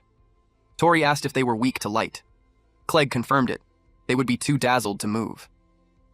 Then Clegg struck them down. Tori picked up something new from that. Beard sounded amused.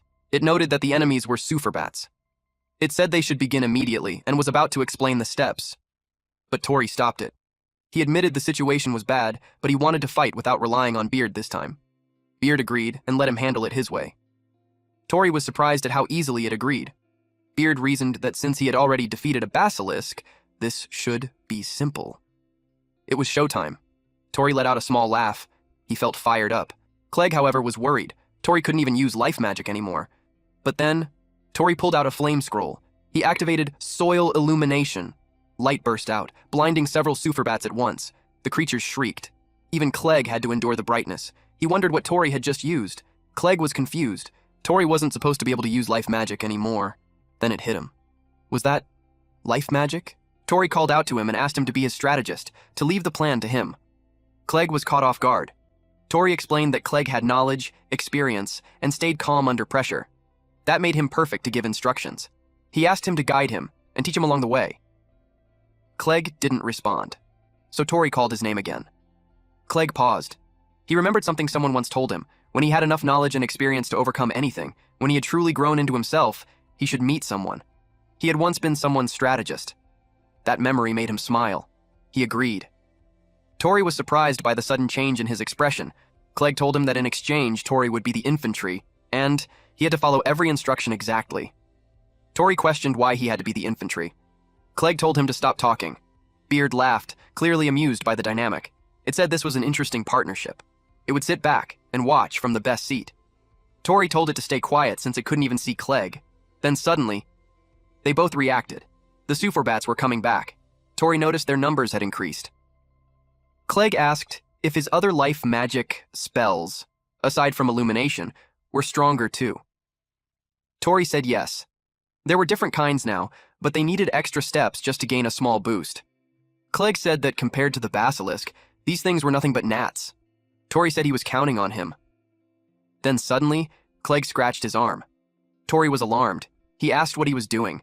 Clegg reminded him that Superbats were vampiric monsters, and his blood was packed with magic power.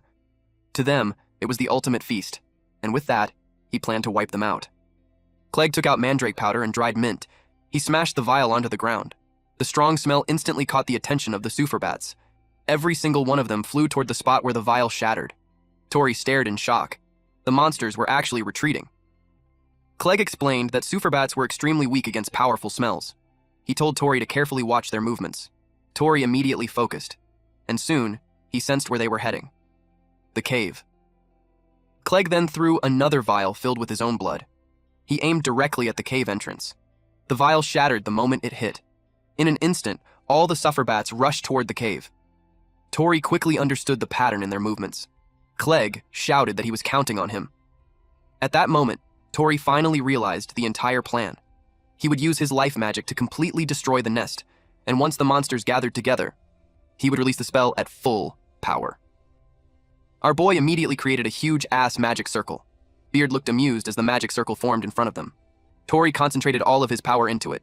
Then he unleashed ignition. Flames exploded violently through the cave. The Superbats were instantly swallowed by the fire. Even Clegg stared in awe. The cave continued burning non-stop. Tori nervously asked if it had worked. Clegg grinned and answered yes. The two of them immediately smiled and exchanged a fist bump. Beard suddenly asked whether they weren't going to collect the magic stones. Tori instantly remembered the Superbats' magic stones. He hurriedly gathered the remains into his hands. Then his expression froze. The magic stones had not crystallized at all. Tori could only stare in despair. Clegg looked confused and asked whether monsters were supposed to leave behind magic stones after being defeated. Tori relayed the question to Beard. Beard admitted that it had assumed the same thing too. It then pointed out that this was exactly why Tori needed to follow the proper harvesting procedure properly. Tori immediately warned Beard not to casually talk in front of Clegg. But before they could continue arguing, Beard suddenly asked another question. Was it really okay to leave the cave burning like that? The moment they looked around, their faces turned pale. Even the forest had started catching on fire. Clegg cried out that this was bad. He complained that Tori's magic was way too powerful. He reminded Tori that he had specifically said he was counting on him. Beard asked whether this was really the time to argue. It pointed out that their escape route was already completely blocked by the flames. Tori immediately shouted back and asked if this was seriously the time to keep arguing. The fire around them continued growing larger. Tori panicked and asked whether Clegg had any magic capable of putting the fire out. He asked if Clegg could at least use water magic or something similar, but Clegg replied that he could only use life magic. Then suddenly, an idea flashed through Tori's mind. If it was a preservation-type spell, then maybe it could work. Tori immediately got to work. By now, his life magic had already reached a fairly advanced level. Clegg suddenly felt the surrounding air turn cold. Even Beard looked amused. Tori activated the spell. Chill. A massive magic circle spread across the sky above them, and moments later, ice began raining down from the air. The surrounding trees rapidly froze solid. The flames were instantly extinguished. Tori sighed in relief. The fire was finally gone, but now the three of them were left shivering from the freezing cold. Clegg complained that Tori had frozen literally everything around them. Tori awkwardly admitted that he still couldn't control the spell properly. Then suddenly, a voice echoed nearby. She declared that she had finally found them. At the same moment, a spinning shield wrapped in chains flew straight toward them. Clegg noticed the attack first. He immediately grabbed Tori and pulled him away to evade it. Tori stared in shock. The spinning shield slammed into the ground with terrifying force. The impact alone caused the earth to cave in. Tori looked completely confused as he stared at the strange weapon. Then the attacker finally revealed herself. She angrily demanded to know if they were the ones responsible for creating this disaster.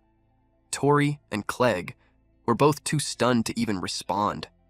The yellow-haired woman introduced herself as Alba, and she swore that she would never forgive criminals like them. The woman was an elf.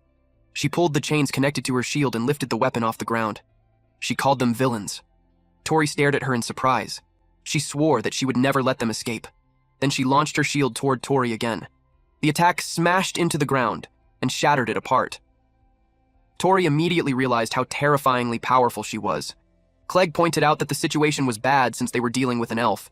He explained that the elf race possessed magical power said to be the peak of all living beings, and their intellect far surpassed that of humans. Not only that, elves lived incredibly long lives, meaning their combat experience was on a completely different level. And on top of all that, an elf's magic power was said to be around 10 times greater than a human's. The spinning shield suddenly flew toward them again. Tori quickly ducked to avoid it.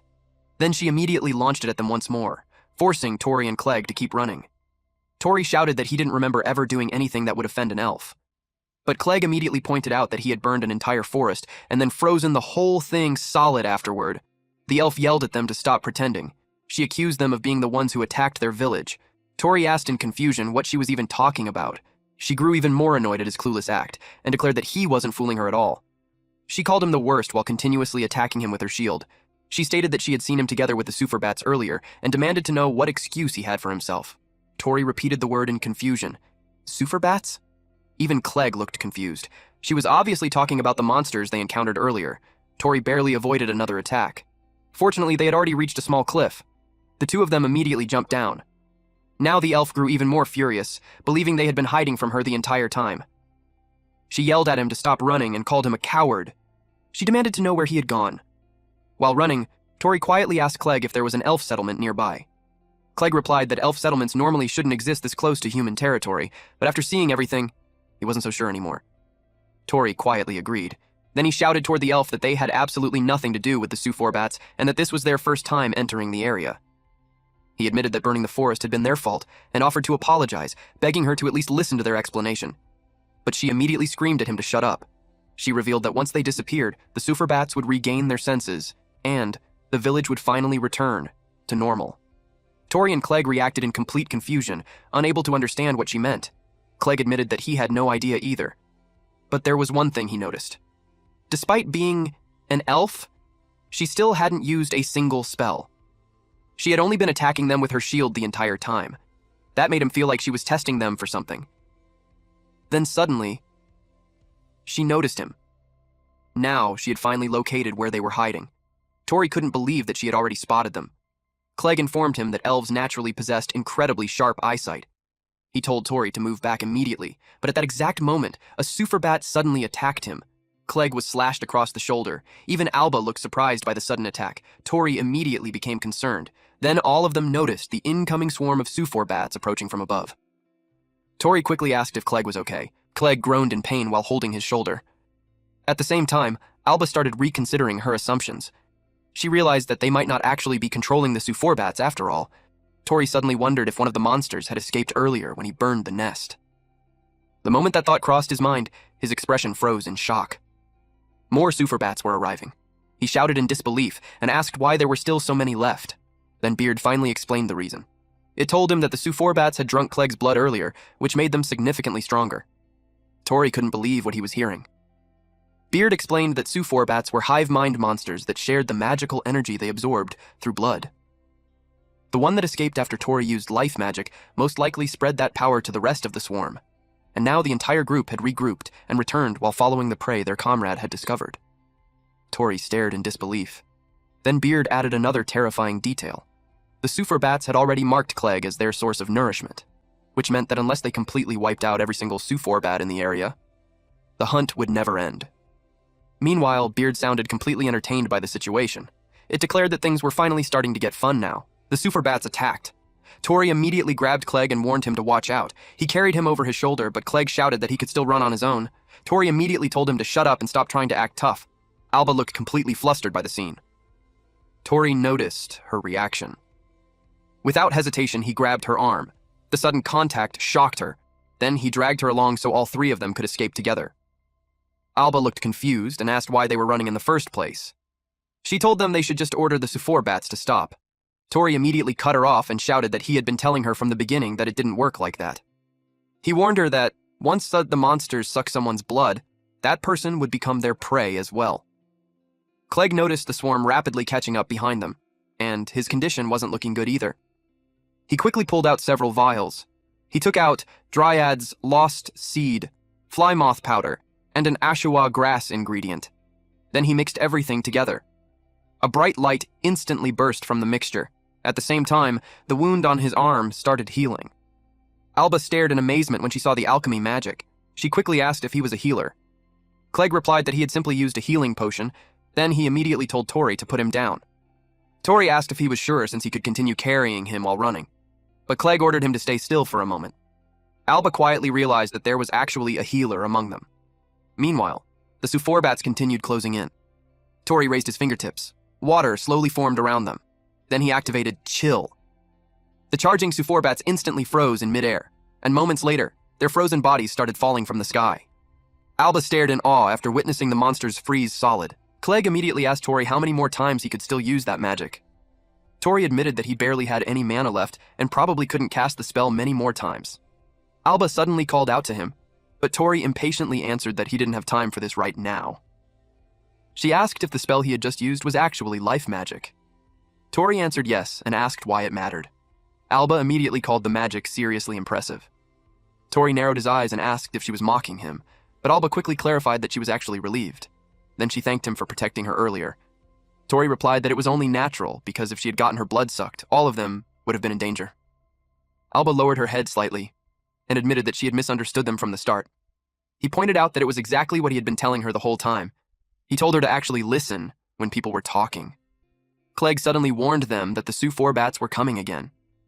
Tori looked surprised when Alba suddenly let go of him. She declared that elves never forgot debts of gratitude or obligations.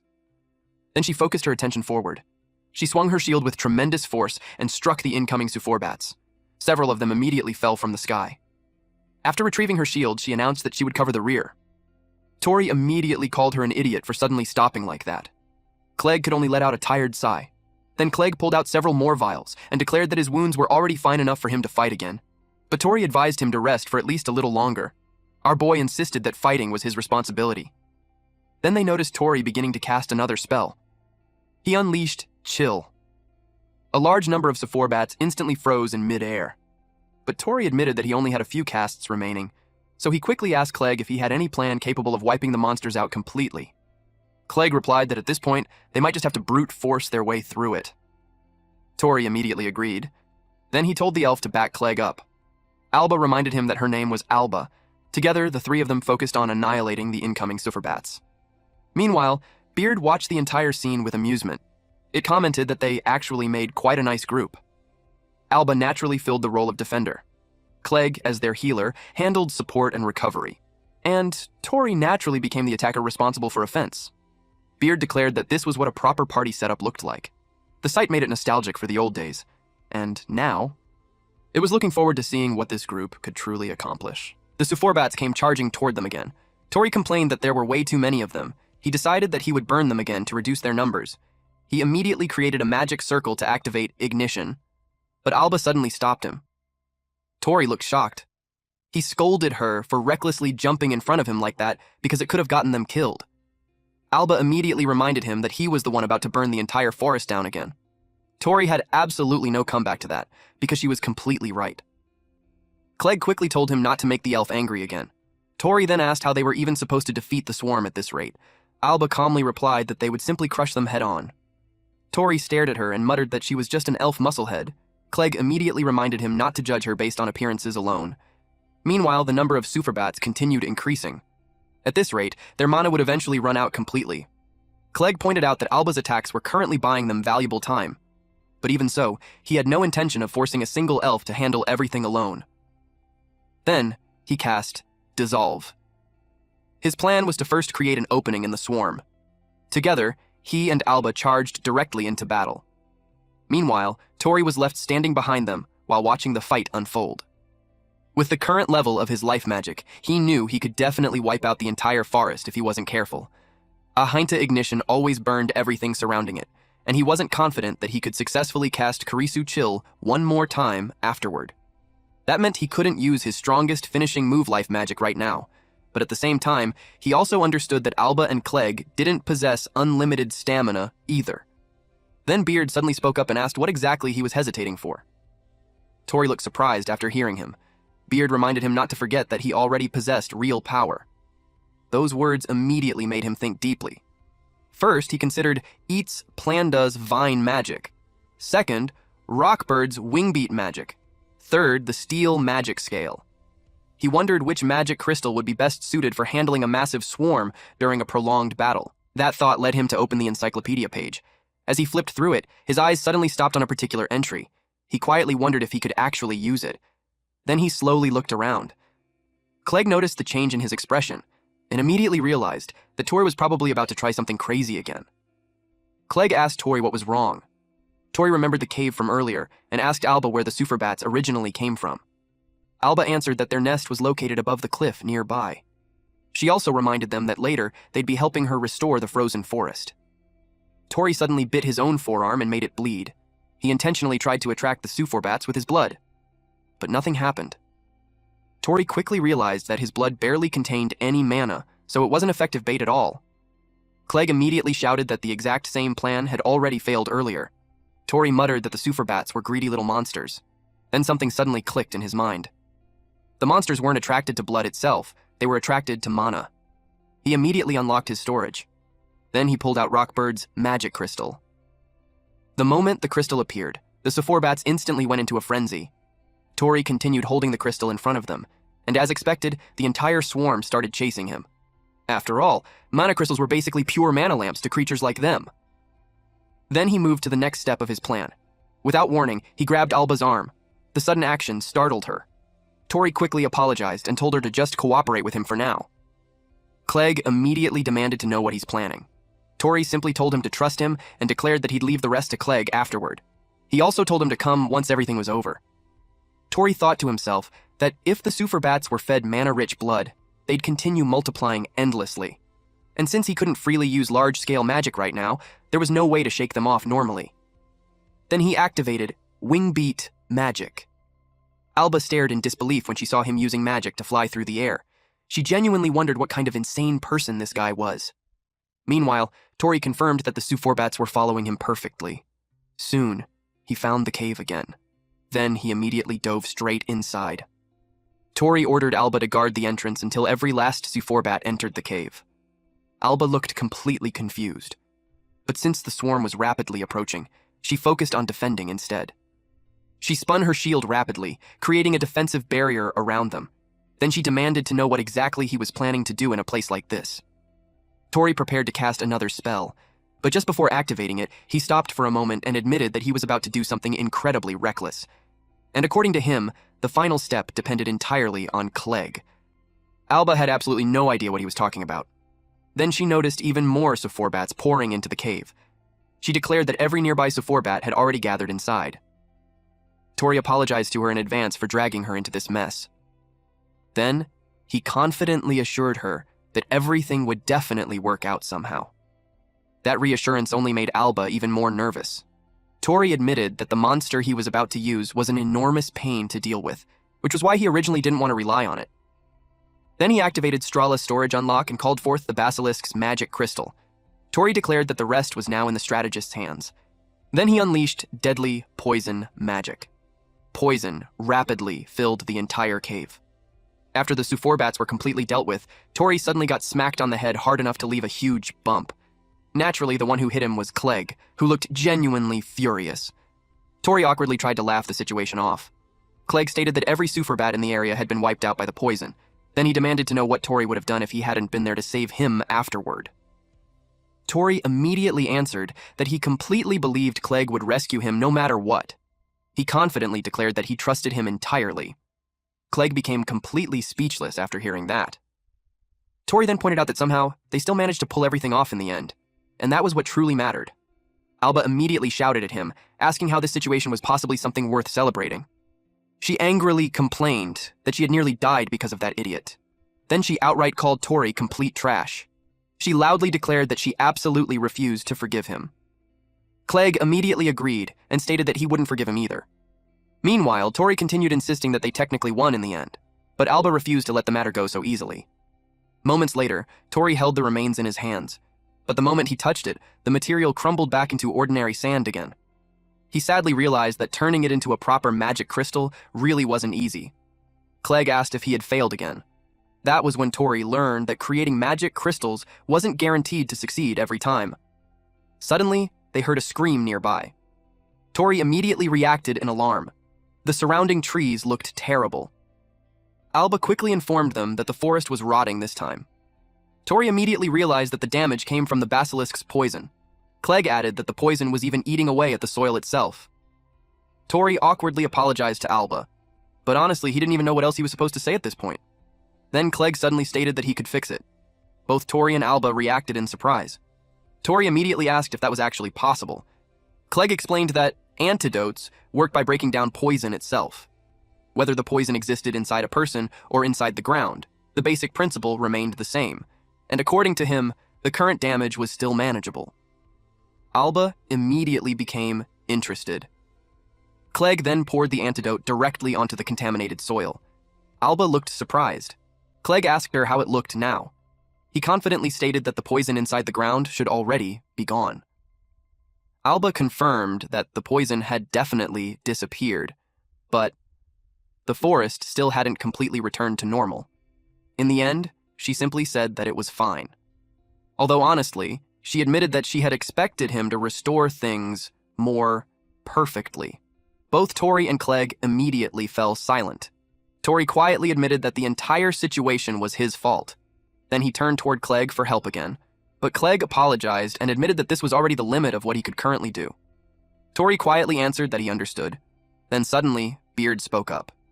It reminded Tori that evolved magic existed for situations exactly like this.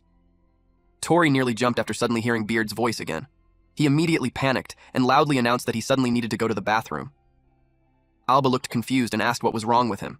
Meanwhile, Clegg narrowed his eyes suspiciously. Once Tori finally got away from the others, he immediately scolded Beard and told it not to suddenly talk while he was around other people.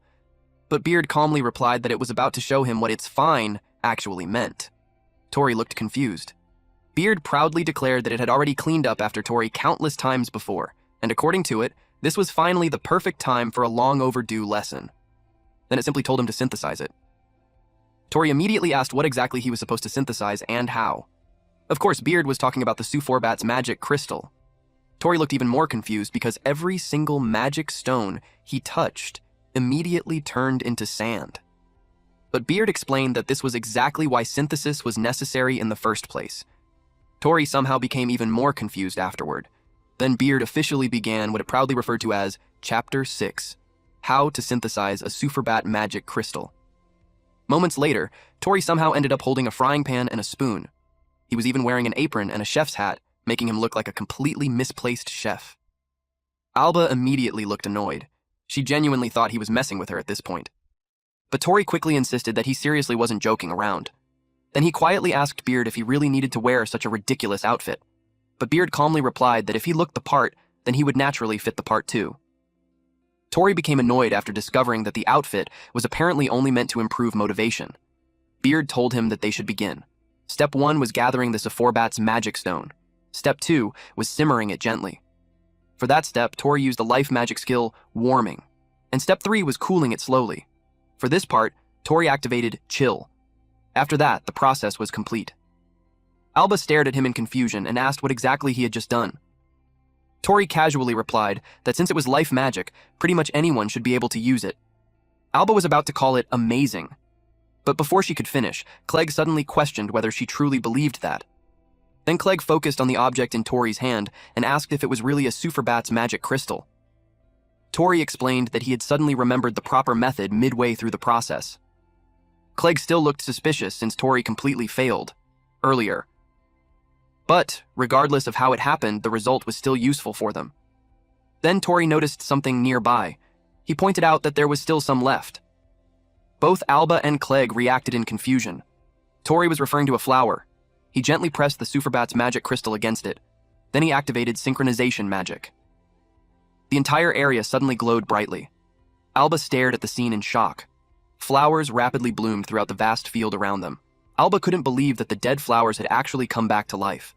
Tori explained that since Superbats shared a hive mind, he used that same principle to synchronize the healthy flower with all the withered ones nearby. Although technically, he clarified that he had only cloned identical versions of the plants for now. But eventually, those flowers would create seeds, new sprouts would grow, and the next generation would slowly restore the entire forest again. This was what Beard meant earlier by saying, "It's fine." Suddenly, Alba started crying. Tori immediately panicked and worried that maybe what he did somehow wasn't enough. He awkwardly apologized and admitted that this was currently the best he could manage. But to his complete surprise, Alba suddenly screamed that it was way too amazing.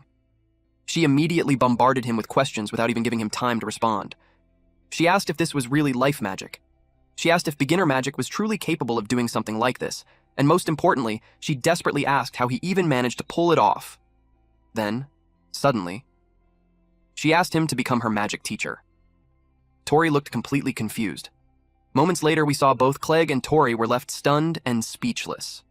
Apparently, Alba couldn't use magic at all. Tori and Clegg genuinely couldn't understand how that was possible for an elf. Alba explained that she was currently traveling around for training, and she believed that if she traveled alongside an amazing teacher, then eventually she would learn magic too. Tori immediately told her to wait a second and loudly insisted that there was no way he could become anyone's teacher. But Beard calmly told him that it was fine, since he had already earned Alba's trust anyway. Tori immediately whispered back and told Beard to stop casually saying whatever it wanted. He asked Alba if she encountered the Suforbats during her training journey. He remembered her mentioning earlier that the monsters were attacking a village. Alba explained that she had stopped by a nearby village when one of her friends was suddenly attacked by Suforbats. Clegg immediately asked whether this friend was also an elf. Alba answered yes, but she added that it wasn't only her friend suffering there. A huge number of people in the village had already been affected. She explained that the victims all had their blood drained and were left bedridden afterward. That was the reason she tracked down the Suforbat nest in the first place. She wanted to wipe them out completely. But even then, she could still tell that something felt wrong about the situation, even after destroying the nests and exterminating the monsters for years. The villagers' symptoms never completely disappeared. Hearing that, Beard immediately realized something. It suspected that someone might be intentionally using the Suforbat's synchronization ability. Tori looked shocked after hearing Beard's conclusion, and without realizing it, he accidentally blurted the thought out loud. Naturally, both Alba and Clegg heard him. Clegg immediately stated that because of the hive mind, even if only one Suforbat survived, the entire swarm could eventually multiply all over again. Alba slowly realized what that implied. She asked if someone was deliberately making the Suforbats attack villages on purpose. Beard suspected that the goal was most likely gathering massive amounts of magical energy, although even it had no idea what someone would need that much power for. Still, Beard warned Mr. Adventurer, also known as Tori, to stay extremely careful, because something unimaginably evil might be hiding behind the Suforbats. Meanwhile, somewhere far away, cigarette butts were piled high inside an ashtray. A man wearing a bird mask quietly wondered what was happening. Then he noticed something strange. The number of Suforbats under his control no longer matched up. Back to our MC. Tori finally found something important. He happily recovered his backpack, which contained all of his food, clothes, maps, and other supplies. Meanwhile, Clegg managed to recover his belongings as well. Alba then asked if they were truly planning to travel with her. After all, she already knew that the two of them were travelers themselves. Tori replied that while they were indeed traveling, they didn't actually have a fixed destination anyway. And more importantly, Alba's friend was currently in trouble. He believed that Clegg would probably agree to help too. The moment he looked over, he noticed Clegg quietly sighing. Tori immediately asked if he was okay. Clegg immediately blamed everything on him.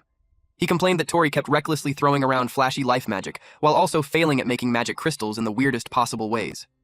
At this point, he genuinely needed some proper rest. Then Clegg told Alba to lead the way and declared that he would even cover the inn fees. Alba immediately asked if he was serious. She reminded him once again that elves never forgot debts of gratitude or obligations. Then she excitedly invited her master to head out together. Tori immediately protested and loudly declared that he never agreed to become her master. Meanwhile, Clegg stayed quiet for a moment before suddenly grimacing in pain. It looked like his injured arm was still bothering him. Eventually, the group crossed a river. Then they carefully walked along the side of a cliff before finally reaching the top. Ahead of them stood a village, and surprisingly, it looked fairly large and well-developed. Alba quietly commented that it used to look even better. Once they finally arrived, the entire place felt deserted. Tori stared around in disbelief. Alba explained that the village became like this because of repeated Sufor bat attacks. Tori immediately became alarmed. Alba shared that not too long ago, the village had still been lively and full of people, but around this period, the Sufor bat suddenly started attacking non-stop. Anyone who possessed mana became a target. Even children were bitten. The villagers desperately fought back and barely managed to drive the monsters away each time. That was when Alba's friend was bitten and eventually became unable to move anymore, which was why Alba had desperately been searching for someone capable of using healing magic. Tori asked if her friend was currently inside the village, but before Alba could answer, he suddenly noticed something wrong. Clegg suddenly dropped to his knees. Tori immediately became worried. Then he noticed the wound on Clegg's shoulder again. He asked if the Sufor bat wound was acting up once more. Tori thought the recovery potion had already healed it earlier, but Clegg clarified that while the physical wound itself had healed, for some reason it still felt like his mana was continuously being drained away. Tori immediately asked what they should do and whether Clegg needed anything. Clegg answered that he needed a strong mana recovery potion. Tori then asked Alba if there was a pharmacy or hospital somewhere in the village. Alba explained that there wasn't any pharmacy, but there was a poorhouse, and right now every victim in the village was being treated there. The moment they arrived, they were greeted by the sight of countless sick people lying around the building. Tori couldn't believe that all of them were victims of the Sufor bats. The villagers immediately glared at them. Some even prepared themselves to attack.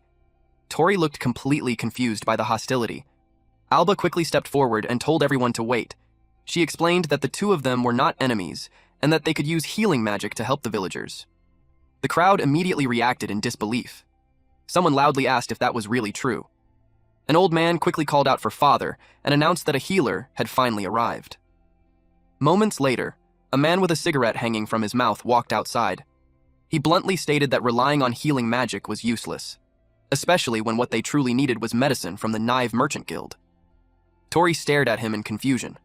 He genuinely did not expect a priest to casually walk around while smoking. The priest asked Alba why she didn't simply head directly to the Knive Merchant Guild. Alba explained that the Sufor bats attacked again while she was on the way there. Still, she insisted that these two were incredible people, and she genuinely believed they might be capable of curing everyone. But before anyone could continue talking, the priest suddenly grabbed Clegg's injured arm. Clegg immediately groaned in pain. The priest calmly observed the wound and concluded that several hours had already passed since the bite occurred. Although healing magic had treated the surface injury, the root cause itself remained untouched. He immediately classified Clegg as another victim of the so-called vampirism incident. That being said, the priest openly admitted that he doubted the two of them would actually be useful. Still, he promised to examine Clegg properly later. For now, he simply advised him to rest. Then, without hesitation, he casually referred to Clegg as a quack. Clegg froze in disbelief after hearing that. Meanwhile, Tori immediately became offended and warned the priest to watch his mouth. Alba quickly stepped in and explained that although the man was foul-mouthed, he was still a benefactor to the village. And according to her, he was also the person who saved Eva. Clegg immediately asked who Eva was. Alba then guided them toward a green-haired girl lying nearby. She introduced Eva as her close friend. Tori then asked what exactly the so-called vampirism incident was. Alba explained that this was simply the name the villagers gave to the condition. Anyone bitten by the Sufor bats would continuously have their mana drained away. And according to the villagers, the victim's life would completely run out within roughly a month. Alba quietly explained that Eva had already been attacked 3 weeks ago. As she said that, the pain in Alba's expression became obvious. There wasn't much time left anymore. Then suddenly, Eva slowly woke up. and weakly reached out to hold Alba's hand. Ava weakly called out Alba's name. She mentioned that she heard Alba had gone to the Knive Merchant Guild, so after noticing Tori and Clegg nearby, she quietly asked who they were. Alba immediately explained that the two of them were the benefactors who had saved her earlier. She confidently promised Eva that they would definitely save her too. Hearing those words, Eva smiled weakly. She happily said that if she recovered, then she would finally be able to travel together with Alba again. She also expressed hope that Alba would eventually learn how to use magic.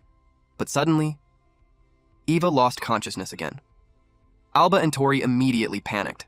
Clegg quickly checked her condition and explained that she was still breathing. She had simply run out of stamina. After checking her pulse, Clegg explained that while it was weak, she wasn't suffering from any actual disease. The real issue was severe mana depletion.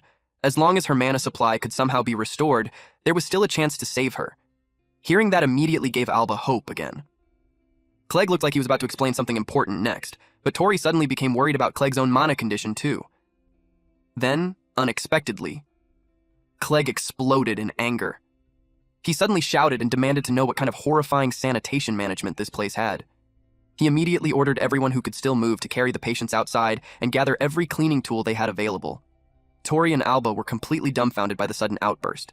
Clegg continued yelling at everyone to clean the entire place immediately. He declared that with hygiene, this terrible, even patients who could have been saved would eventually die. Then he turned toward the priest. Clegg demanded to know whether there was a nearby area where Kara fruit grew. The priest answered that Kara fruit could be found on the mountain behind the village, although the fruit itself was far too sour to eat normally. Clegg immediately ordered them to gather as much of it as possible. The priest looked completely confused. Then Clegg repeated the priest's own earlier words back to him. The root cause still hadn't been treated, which was exactly why he had decided to target the root cause directly instead. Then Clegg boldly declared that he would personally cure every single victim there, and after saying that, he immediately told the priest to shut up and actually listen for once.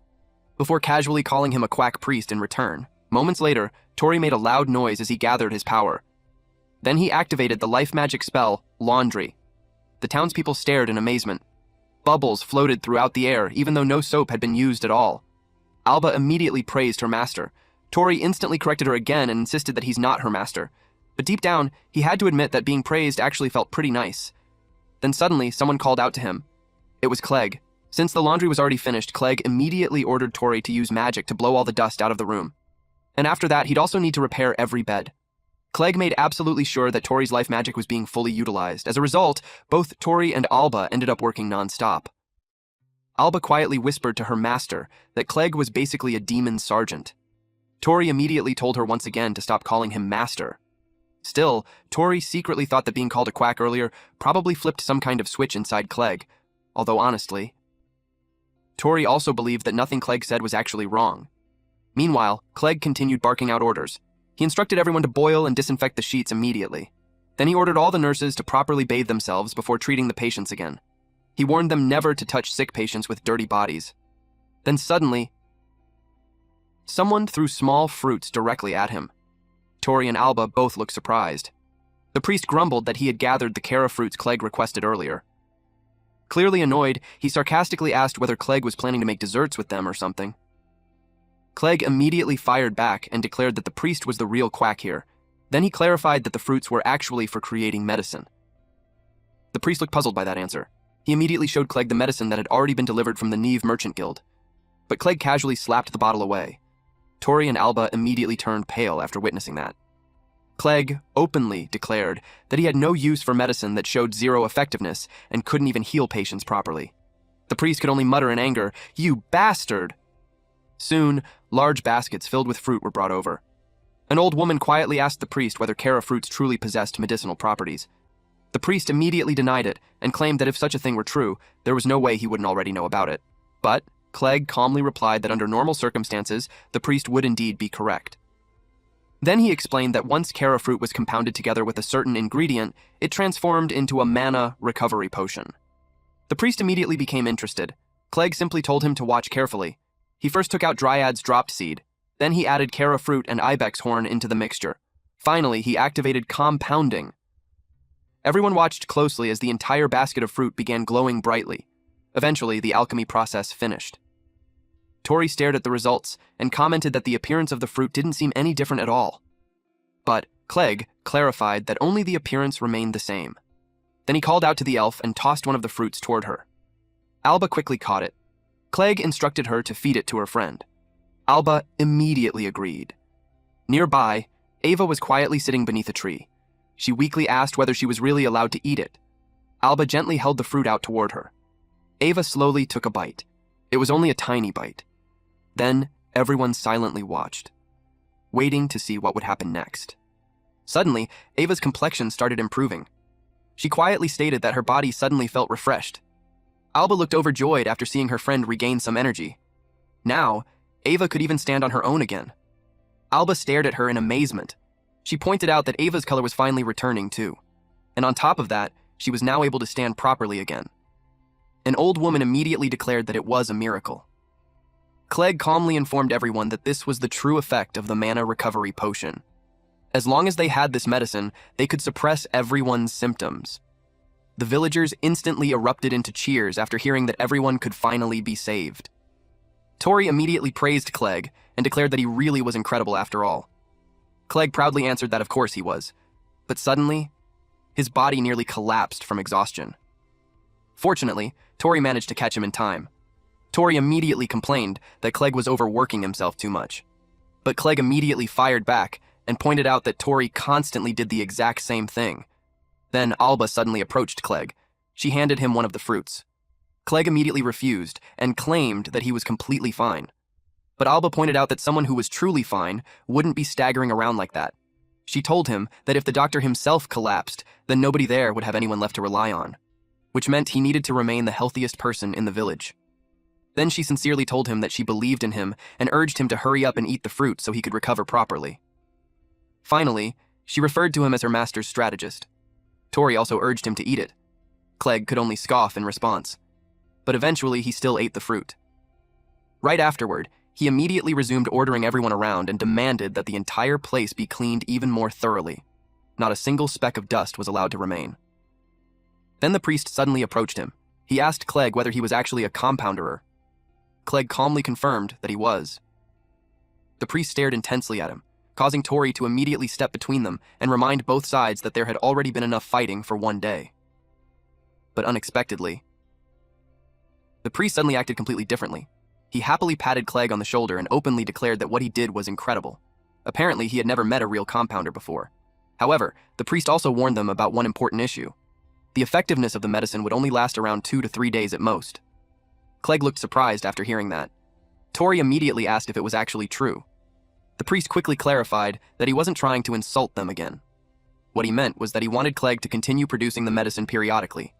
Meanwhile, he himself would contact the Neve Merchant Guild and ask them to investigate the incident further, instead of focusing only on the medicine. Someone nearby then asked what exactly the Neve Merchant Guild even was. The priest explained that it was the major merchant guild governing the entire surrounding region. They had already started cooperating regarding the blood-sucking incident and were actively trying to resolve the situation. Then the priest quietly stated something hopeful. If the victims could recover, even temporarily. Then there was finally hope. At long last, they had managed to see a light at the end of the blood-sucking incident. Tori realized that Clegg's medicine couldn't completely cure the victims. At best, it only temporarily suppressed the symptoms, which meant that in the end, they still had no choice but to completely eradicate the Sephorbats themselves. Then suddenly, Beard spoke up. It warned Tori that the situation probably wasn't going to be that simple. Tori immediately panicked and loudly announced that he suddenly needed to go to the bathroom again. Alba instantly found it suspicious that he kept going so often. Tori quickly rushed away and hid behind a nearby building. The moment he was alone, he immediately scolded Beard for suddenly speaking up again. But Beard calmly explained that the Sephorbats were periodically draining mana by being used as a medium. According to Beard, this was a form of curse. Tori froze in shock after hearing that. At the same time, he also looked completely confused. Beard then explained what a curse actually was. A curse happened when someone hated a specific person or object so intensely that they prayed to gods or demons in order to inflict suffering upon them. Tori asked whether that was basically the same as a technique or spell, but Beard clarified that the two were fundamentally different. Sorcery used mana for the purpose of helping people. Meanwhile, curses used mana specifically to bring harm. Although the principles were somewhat similar, their nature was completely opposite. Then Beard continued its explanation. Su-4 bats naturally shared the mana they absorbed with the rest of their swarm. But what if that shared destination had been intentionally altered? If that were true, then the situation would become a complete disaster. Tori immediately asked what exactly changing the destination meant. Beard calmly added that depending on the scale, it could potentially cause something as catastrophic as a natural disaster. Tori became so shocked by what he heard that he accidentally staggered backward and crashed directly into several crates of medicine. He immediately panicked. He couldn't believe Beard casually said something so horrifying and startled him like that. The bottles inside the crates were all medicine.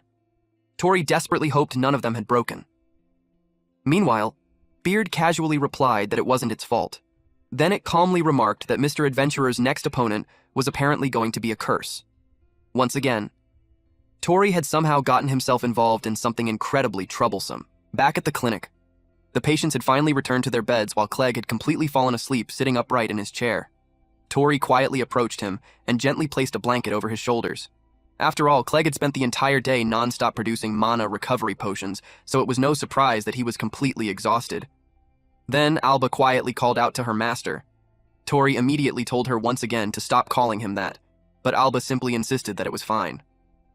She then asked whether Clegg had already fallen asleep. Tori replied that he was completely out cold. He quietly commented that even while his own mana was still being drained away, Clegg continued pushing himself that hard for everyone else. Tori still couldn't understand how a single bite from a Su-4 bat had managed to create such a horrifying situation. Alba suddenly apologized for what happened earlier in the forest. She admitted that she rushed in recklessly without thinking things through properly, but Tori immediately told her that it was fine and that none of it was really her fault. Then he suddenly changed the topic. He asked Alba whether Su-4 bats were capable of changing the target they shared mana with, but Alba admitted that she didn't know the first thing about magic. Meanwhile, Tori himself barely understood anything beyond life magic. Still, Alba quietly wondered what exactly it meant to change the destination of mana sharing. Even Clegg admitted earlier that he still didn't fully understand the details yet. But regardless of the truth, Tori had already decided something. He wanted to save everyone there, including Clegg. But before we proceed with the recap, I think Clegg is a girl. What do you think, guys? Anyway, far away in the merchant city of Tatara, a man casually grabbed a bottle of medicine. The man wore a metallic eye mask over his eyes and possessed a mechanical arm. His name was Owen, one of the executives of the knife company. And right now, he looked completely bored. He casually walked into another building. Then he opened the door to a hidden room. Inside, countless Su-4 bats fluttered around the chamber. Owen casually remarked that the creatures had managed to absorb a lot of mana that day. But then he noticed something strange. The number of Su-4 bats had clearly decreased. At that moment, he suddenly called out to Diarmuid and asked whether something had happened. Owen walked through a curtain-covered doorway toward the voice. Behind it was a room resembling a laboratory, filled with jars containing strange monster parts and preserved specimens. At first, Owen thought Diarmuid wasn't there, but then suddenly, Diarmuid's voice spoke from directly behind him. Diarmuid was another executive of the Neve Company. Unlike Owen, he wore an eerie bird-shaped helmet over his face. He calmly asked Owen how things were going. Owen immediately complained and told him to stop sneaking up on people like that. According to Owen, Diarmuid always had absolutely zero presence. Then Owen asked how today's harvest looked. Nearby, an hourglass-like container filled with red liquid quietly sat on a table. Owen reported that the collection process was progressing smoothly. Diarmuid seemed pleased to hear that. Owen commented that the entire operation had been carefully planned by Diarmuid from the beginning. As he spoke, he casually grabbed a Su-4 bat out of the air. Then, he spread open one of its wings. A magic circle had been engraved onto the left wing. Through that enchantment, they were efficiently collecting mana from the victims. Diarmuid explained that the entire process only worked because of his enchantment magic. However, he also warned that if they failed to gather and process enough mana soon, then with the number of Su-4 bats decreasing, they might fail to meet the delivery deadline in time. Owen immediately asked why the Su-4 bat population was suddenly dropping so quickly. Diarmuid answered that the issue was currently under investigation, but according to him, something even more important was happening right now. They were finally coming up. Owen looked confused by what he meant. Then suddenly, a bird flew into the room and landed directly on Diarmuid's shoulder. Owen looked surprised by its arrival. Moments later, several men entered while carrying a massive cage filled with a swarm of bats. Diarmuid calmly entrusted the entire task to Owen. After all, Owen was the only person there capable of properly using enchantment magic. Owen immediately grumbled about having to pull another all-nighter again. Then he suddenly asked where the young miss currently was. Diarmuid answered immediately. According to him, she had become completely obsessed with the container lately. Meanwhile, somewhere deep in the forest, an orc roughly pulled the chains restraining several female elves. Suddenly, an elf wielding daggers appeared and instantly slashed the orc apart. In a single motion, she severed both its arm and head. The elf looked surprised afterward. She never expected the head of the merchant group to personally show up. Then suddenly, a magic circle appeared in the air. The restrained elves were instantly bound once more. At that moment, someone calmly explained that the head had simply eaten too much during lunch and wanted a bit of light exercise afterward. Nearby, a luxurious carriage stood waiting. Then a woman slowly stepped out from inside. Someone nearby worried that she was moving around without an escort. But another person simply found that concern amusing. After all, she already possessed an excellent escort team. In the blink of an eye, she instantly beheaded the elf who killed the orc. Back in the present, Owen quietly remembered exactly what kind of person she was. Meanwhile, Diarmuid calmly mentioned that the only thing she truly cared about from them was the development of magic circles necessary for future business ventures. The bird resting on Diarmuid's shoulder suddenly let out a squeak. That sound signaled that Lady Neve herself had returned. Owen casually commented that the bird behaved like an incredibly loyal dog. Immediately, both Owen and Diarmuid dropped to their knees. Lady Neve arrived while accompanied by 2 slave orcs. The 2 executives formally welcomed her back. This lady then thanked them for welcoming her. Then they asked whether she had suffered any injuries during her outing. Lady Neve coldly replied that the only issue was that her shoes had become dirty. Then she ordered them to buy her new shoes immediately. Diarmuid respectfully asked what kind of design she preferred, but Lady Neve simply told him to choose based on his own taste. Then her expression shifted slightly. She informed them that things were about to become busy. As she spoke, she pulled out a scroll. The moment Owen and Diarmuid saw it, both of them looked shocked. They immediately asked whether it was an official letter from the royal family of Leorga. Lady Neve confirmed that they were correct. Then she calmly ordered them to continue handling the container using the usual arrangements. Finally, she casually added that some trash had attached itself to the carriage earlier, so they should clean that up as well. Both Owen and Diarmuid immediately agreed to her orders. Lady Neve calmly stated that they had already reached the final stage of their plan, which meant they needed to go all out from this point onward. Then Diarmuid carefully brought up another matter. He explained that there was still one issue they wanted to resolve before proceeding further. Lady Neve immediately understood what he was referring to: the problem of the decreasing sufferbat population. Meanwhile, far away, one of Diarmuid's birds quietly landed on a tree branch. Its eyes remained locked onto Tori from the shadows. Back at the laboratory, Lady Neve calmly stated that she would leave the matter entirely to Diarmuid. He was free to handle it however he wanted. Then she casually sat on his shoulder. Diarmuid slowly stood up. It seemed that he already had a plan in mind.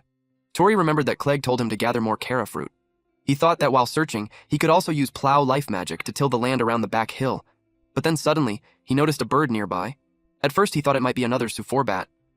But after staring at it for a moment, he simply shrugged it off. The clouds overhead looked heavy anyway, so he figured it would probably rain tomorrow. Tori decided to get back to plowing. But just before he started, something suddenly caught his attention. A strange cloud-like distortion appeared in front of him. Tori wondered if it was some kind of explosion. But Beard immediately explained that it was actually teleportation magic, and according to Beard, teleportation magic was extremely rare. Tori had absolutely no idea what that meant. Then suddenly, someone stepped out from the distortion. Meanwhile, far away, Lady Neve quietly observed everything through a magic crystal. She calmly remarked that Tori was truly a pitiful boy. After all, he dared to interfere with the bats she treasured so dearly. Back at the scene, Diarmuid immediately realized that someone was observing him remotely. Meanwhile, Lady Neve admitted that she never expected a genius in magic circle development to end up being toyed with like this. Diarmuid calmly looked toward Tori and stated that Tori himself wasn't actually the person he was searching for. Tori immediately asked who he was. Then, in the blink of an eye, Tori was struck by something.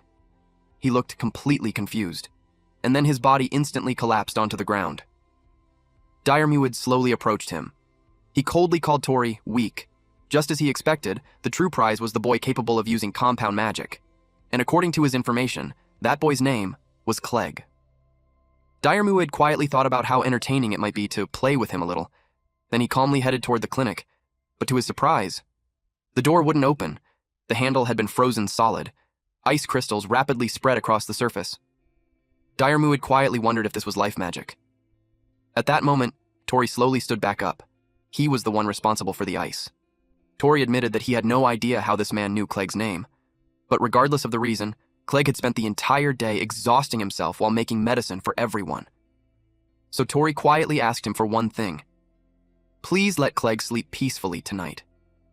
Muid looked genuinely confused, because he was certain that he had already shot Tori directly through the heart earlier. Tori confirmed that part was true, but Neil had protected him using the necklace he gave him. Tori immediately checked the crystal attached to it in panic and desperately hoped it was only cracked instead of broken. After all, it was something precious that he received from his brother. Muid quietly realized that Tori somehow survived. He calmly commented that Tori was quite the lucky boy. Then, Beard suddenly warned Tori that Muid was about to attack again. Beard informed him that the next shot was aimed directly at his head. The next instant, Muid fired, but Tori somehow dodged it. For the first time, Muid looked puzzled. Tori suddenly noticed something glowing near the man's waist. Beard immediately informed him that the stranger was carrying an extremely rare weapon. It was called a gun. Tori looked confused and immediately asked what that even was. Muid reacted with slight surprise after hearing the word. Apparently, he didn't expect someone from a remote village like this to even know what a gun was. He explained that guns were incredibly rare weapons supplied directly by the royal family of Leorga. Compared to bows and arrows, they were easier to carry, possessed greater range, and their lethality was beyond question. Even weak women or children could use one effectively, simply by pulling the trigger. And most importantly, it was a masterpiece weapon that didn't require mana at all. That was why Muid never expected anyone in this backwater village to recognize it. Then his tone suddenly changed. He quietly muttered that this was bad. Very bad. Somewhere far away, someone asked if the situation was that serious. Another voice immediately answered that it was definitely serious, especially because Lady Neve was watching everything. Meanwhile, Muid continued muttering to himself. Bad. Extremely bad. Critically bad. Tori stared at him in confusion. The guy honestly seemed completely unhinged, especially considering he immediately tried to kill someone the moment they learned too much. Tori still couldn't understand why this man was specifically targeting Clegg. Did they know each other somehow? Was there some kind of grudge between them? Then Tori suddenly realized something. He actually knew very little about Clegg himself. So he directly asked the stranger one question. What exactly was he to Clegg? The moment Muid heard that, he decided that Tori needed to die immediately. Tori instantly activated Chill, but the ice shield he created shattered apart the moment Muid fired at it. Muid calmly commented that Tori was actually quite clever. Using the rainwater to instantly create layers of ice shields against bullets was genuinely smart. Tori quietly thanked his luck that it happened to be raining tonight. As long as rainwater existed nearby, he could continue generating as many ice shields as he wanted through Chill. Muid then remarked that Tori's magical output was surprisingly impressive for someone using life magic. Then he casually wondered aloud whether Tori was the one responsible for destroying the Sephorabat swarm earlier. The moment Tori heard the word Sephorabat, everything suddenly clicked together in his mind. This man was the one behind the vampirism incident, and once he understood that, Tori decided there was absolutely no way he could forgive him. He immediately activated Kurisu Chill. The freezing magic burst outward instantly. Muid looked amused by the overwhelming output of Tori's life magic. He admitted that he had never seen anything quite like it before. Still, life magic was supposedly basic magic that almost anyone could use, which meant that theoretically, he should also be capable of reproducing it. So Muid activated Kurisu Chill himself, but the spell immediately dispersed and failed. Muid quietly wondered whether the difference came from the mana output itself. At the same time, he remembered that ordinary life magic was never supposed to operate at this level to begin with. That realization immediately made him suspicious. Tori clearly possessed some kind of secret behind his magic. Before Muid could think further, Tori unleashed another Kurisu Chill. Muid instantly jumped backward to evade it. As he dodged, he noticed something strange. Tori wasn't using magic normally. He was externally drawing magic circles before activation. Muid immediately became interested. He decided he wanted to take that technique for himself. Tori fired another Kurisu Chill. The magic circle appeared once again. Muid calmly thanked Tori for conveniently drawing it out for him. Then he activated a new spell. Copy! Tori looked shocked. It almost looked as if Diarmuid absorbed the magic itself, and the sight completely dumbfounded him. Tori couldn't believe that his spell had simply vanished, or more accurately, the magic circle and the spell itself had both been sucked away. Then immediately afterward, Diarmuid activated Kurisu Chill. Tori looked shocked when his own spell came flying back at him. He immediately realized what happened. His magic hadn't disappeared. It had been copied and reflected back. At that moment, Tori finally understood what kind of magic Diarmuid possessed. Copy magic. And if Diarmuid could truly copy everything, then the situation was unbelievably dangerous. Tori instantly decided that he needed to lure this man away from Clegg and the others first. He quickly thought about leading him toward the mountain behind the village. Although, honestly, Tori wasn't even sure whether he could actually defeat him at all. Meanwhile, Diarmuid openly mocked him for trying to run away. He already understood that Tori was attempting to lure him elsewhere, but instead of stopping him, Diarmuid simply commented that Tori's magic circles were wonderful, and for now, he decided he would play along with the game. Tori ran as fast as he possibly could. Inside his head, he quietly apologized to Alba in advance. He already knew she would definitely scream at him for doing something reckless like this. While running, Tori activated Ignition. But of course, Diarmuid instantly copied that spell too. Tori looked horrified after seeing even that magic reproduced. And unlike Tori's version, Diarmuid's Ignition possessed absurd output. The surrounding heat immediately intensified. Diarmuid excitedly declared that this spell was wonderful too. Then he urged Tori to continue showing him more of his amazing magic circles. At that moment, Tori fully realized how hopelessly dangerous the situation had become. At least he successfully lured Diarmuid away from Clegg and the others. But now there was another terrifying problem. Any life magic he fired at Diarmuid would simply return right back at him, with even greater power than before. Tori suddenly thought of something. He immediately unlocked his storage. Then he pulled out Rockbird's magic crystal. Diarmuid noticed the crystal and casually commented that it was surprisingly large. He questioned why Tori was carrying around a raw magic stone when such stones normally needed to be processed before they could be used properly. Then he wondered what exactly Tori planned to do with an unprocessed crystal. Without answering, Tori activated Wing Beat magic.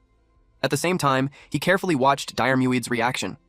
Diarmuid immediately found the situation interesting. Tori had somehow created magic directly from a raw crystal, and naturally, Diarmuid wanted that power too. So he immediately activated Copy. But the next moment, both Tori and Diarmuid looked shocked. The magic was deflected. For the first time, Diarmuid couldn't believe what had just happened. There was actually a magic circle that his ability couldn't copy. His eyes widened in genuine shock. Even Lady Neve, who was watching everything through the crystal ball, looked surprised. The two of them immediately identified what Tori truly was: a magic stone user. Meanwhile, Tori looked annoyed that Diarmuid kept copying every spell he used. But at least now, the fight finally felt somewhat fair. Meanwhile, Diarmuid quietly muttered to himself that he wanted it. Tori froze in confusion after hearing that. Then Diarmuid repeated himself again. He wanted it. Over and over. He wanted it. Then suddenly, Diarmuid activated Kurisu Chill. Tori looked shocked. Instead of firing the magic normally, Diarmuid used the ice itself as footholds to slip through the path of Wingbeat magic. Before Tori could react, Diarmuid suddenly grabbed his arm. Then he quietly declared that he wanted to devour everything. But at that exact moment, Alba's shield slammed directly into him. Alba suddenly burst into the battlefield and complained that she had been wondering why there was so much noise outside. Then she immediately asked whether her master was okay. Tori stared in shock. He never expected Alba and Clegg to follow him there. During the impact, Diarmuid's mask was knocked off. Everyone froze in surprise after seeing his face. It was the priest. Meanwhile, Diarmuid casually muttered in disappointment that his favorite mask had been ruined. Alba looked completely confused after seeing him. She genuinely wondered whether the two of them had just been doing some strange magic training together. Diarmuid coldly referred to her as a defective elf and warned her not to interfere. Then immediately, he activated Ignition. A massive burst of fire exploded toward Alba. Tori instantly panicked. He absolutely refused to let Diarmuid use his own magic against them. So he immediately rushed in front of Alba. Then, at the very last second, Tori activated Tilling. The moment the spell activated, a massive explosion erupted around them. After the smoke cleared, Diarmuid calmly told Tori that the two people he desperately tried to protect had probably been blown away by the blast. Then he quietly revealed something else. Originally, he only planned to obtain compound magic from Clegg, but discovering Tori's abilities instead had become an unexpectedly wonderful surprise. So now, he intended to let Tori continue living, not out of mercy, but because he planned to turn him into his personal research subject. Thick smoke scattered through the area. Then suddenly, from beneath the ground, Clegg pulled Alba out from the dirt. He asked if she was okay. Alba whined that she'd practically been buried alive. She even complained that her own master was the one who buried her. Clegg corrected her and said that wasn't what happened at all. Then he told her to carefully look around herself. Alba slowly remembered the massive flames rushing toward her earlier. Clegg explained that Tori protected both of them using life magic against the priest's abnormal attack. He suspected the spell Tori used was tilling, a basic farming life magic normally meant for making ridges in soil. But Tori's version of life magic was clearly something completely abnormal. Then, suddenly, Alba cried out and asked where her master was. Clegg quietly answered that he didn't know. Alba guessed that maybe Tori was still trapped underground somewhere, but Clegg explained that he'd already dug through the entire area. Then, with a heavy expression, he quietly admitted that Tori had most likely been caught inside the flames.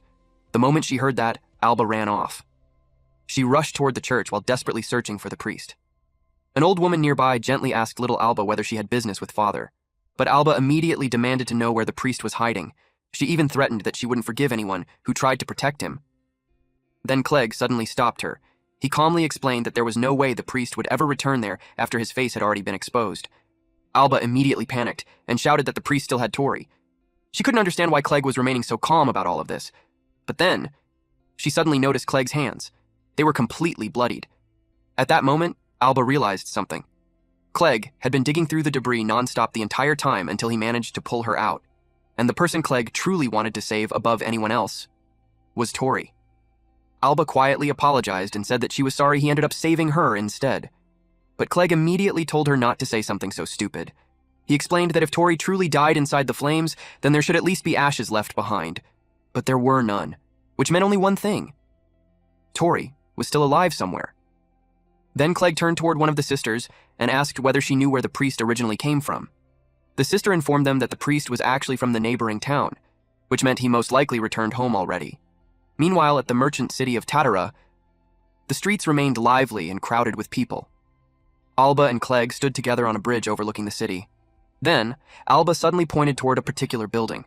She quietly stated that she suspected the bastard priest was hiding there. Clegg immediately asked whether she could actually see the traces of magic leading there, or if she was somehow smelling them instead. Alba explained that traces of magic were strange things. They could sometimes be seen with the eyes, sometimes linger like a scent, and sometimes remain behind as echoes within sound itself.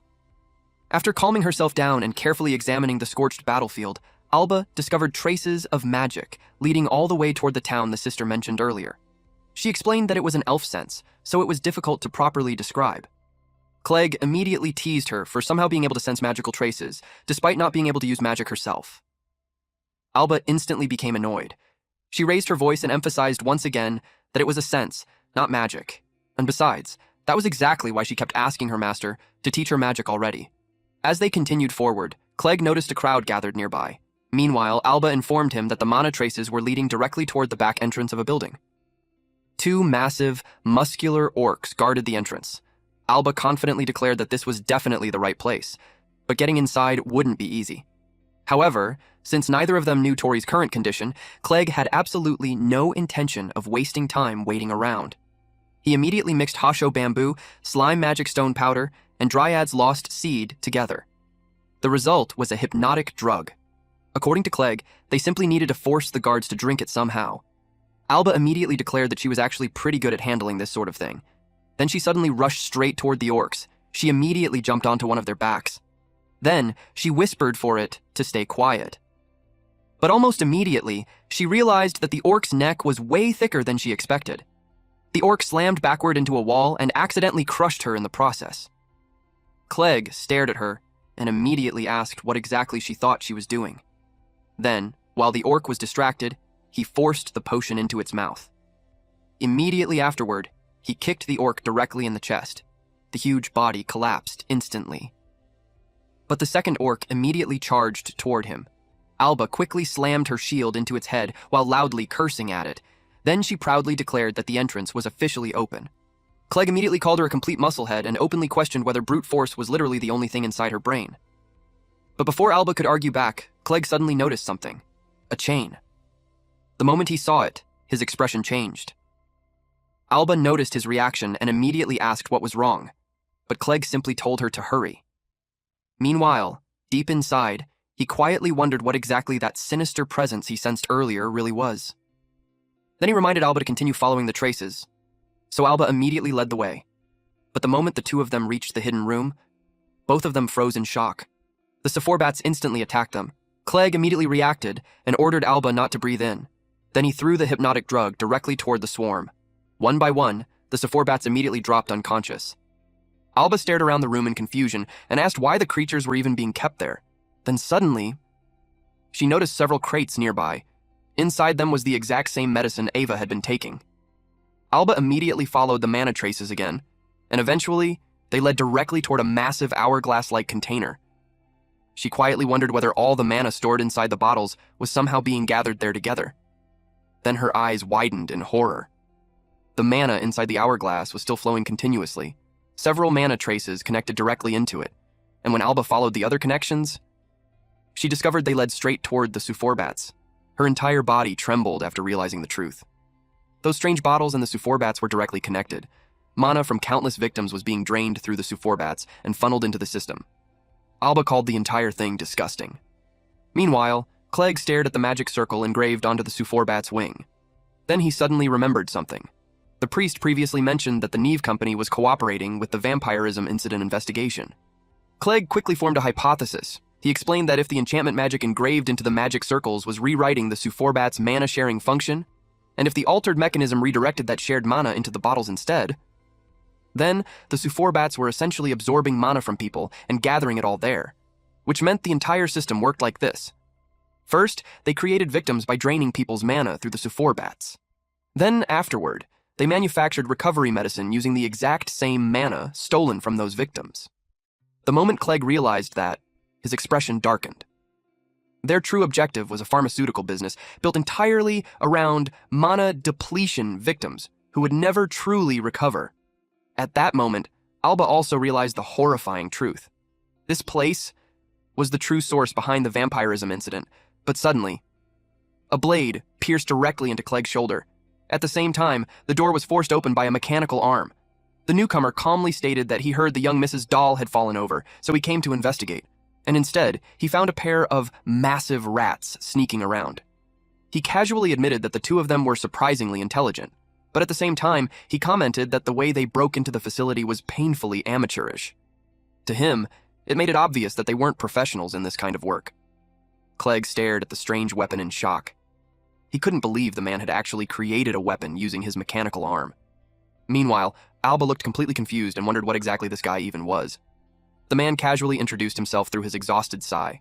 It was Owen, and according to him, the two of them were becoming an unbelievable pain to deal with. Owen immediately transformed his mechanical arm into another weapon. He complained again that the two rats were seriously becoming a pain to deal with. Since neither of them looked like they belonged in the same line of work, he questioned what exactly they were even doing there. Meanwhile, Clegg quietly wondered whether this man was some kind of alchemist. After all, he seemed capable of turning ordinary objects into weapons instantly. Alba immediately warned Clegg that this guy was strong. Owen then asked which one of them was responsible for putting the young lady's doll to sleep. In response, Clegg quietly pulled out several magic stone powders: poison peep, fly moth, and acid bee. The moment Owen saw the ingredients, he immediately realized the truth. This was definitely the compounder or dire mood mentioned earlier. Meanwhile, Clegg quietly asked Alba whether the mana traces ended inside this room. Alba carefully examined the surrounding flows of mana. Then she noticed something. The traces actually continued farther beyond the room. Alba informed him that another flow existed deeper inside the tower. She believed there was another hidden room farther ahead. Immediately, Clegg told her to follow the trail and locate the priest. He declared that Alba was the key to ending this entire incident, and with that, he entrusted everything to her. Owen noticed the two whispering to each other and casually asked whether they were forming some kind of plan. Then he calmly declared that he had no intention of letting either of them escape.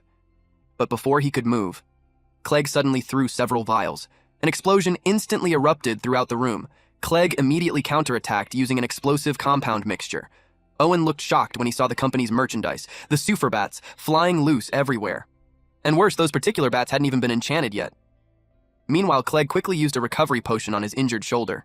Owen looked genuinely surprised after witnessing that. Then he clicked his tongue in annoyance. No wonder Dayar Muid wanted this guy's abilities so badly. At the same time, Owen also looked irritated that the other rat managed to escape. Meanwhile, Clegg quietly inhaled deeply while observing Owen carefully. He could immediately tell the type of person Owen was. A man with both merchant and mercenary experience. Someone with immense pride in his own work, yet also carrying a strange emptiness deep inside.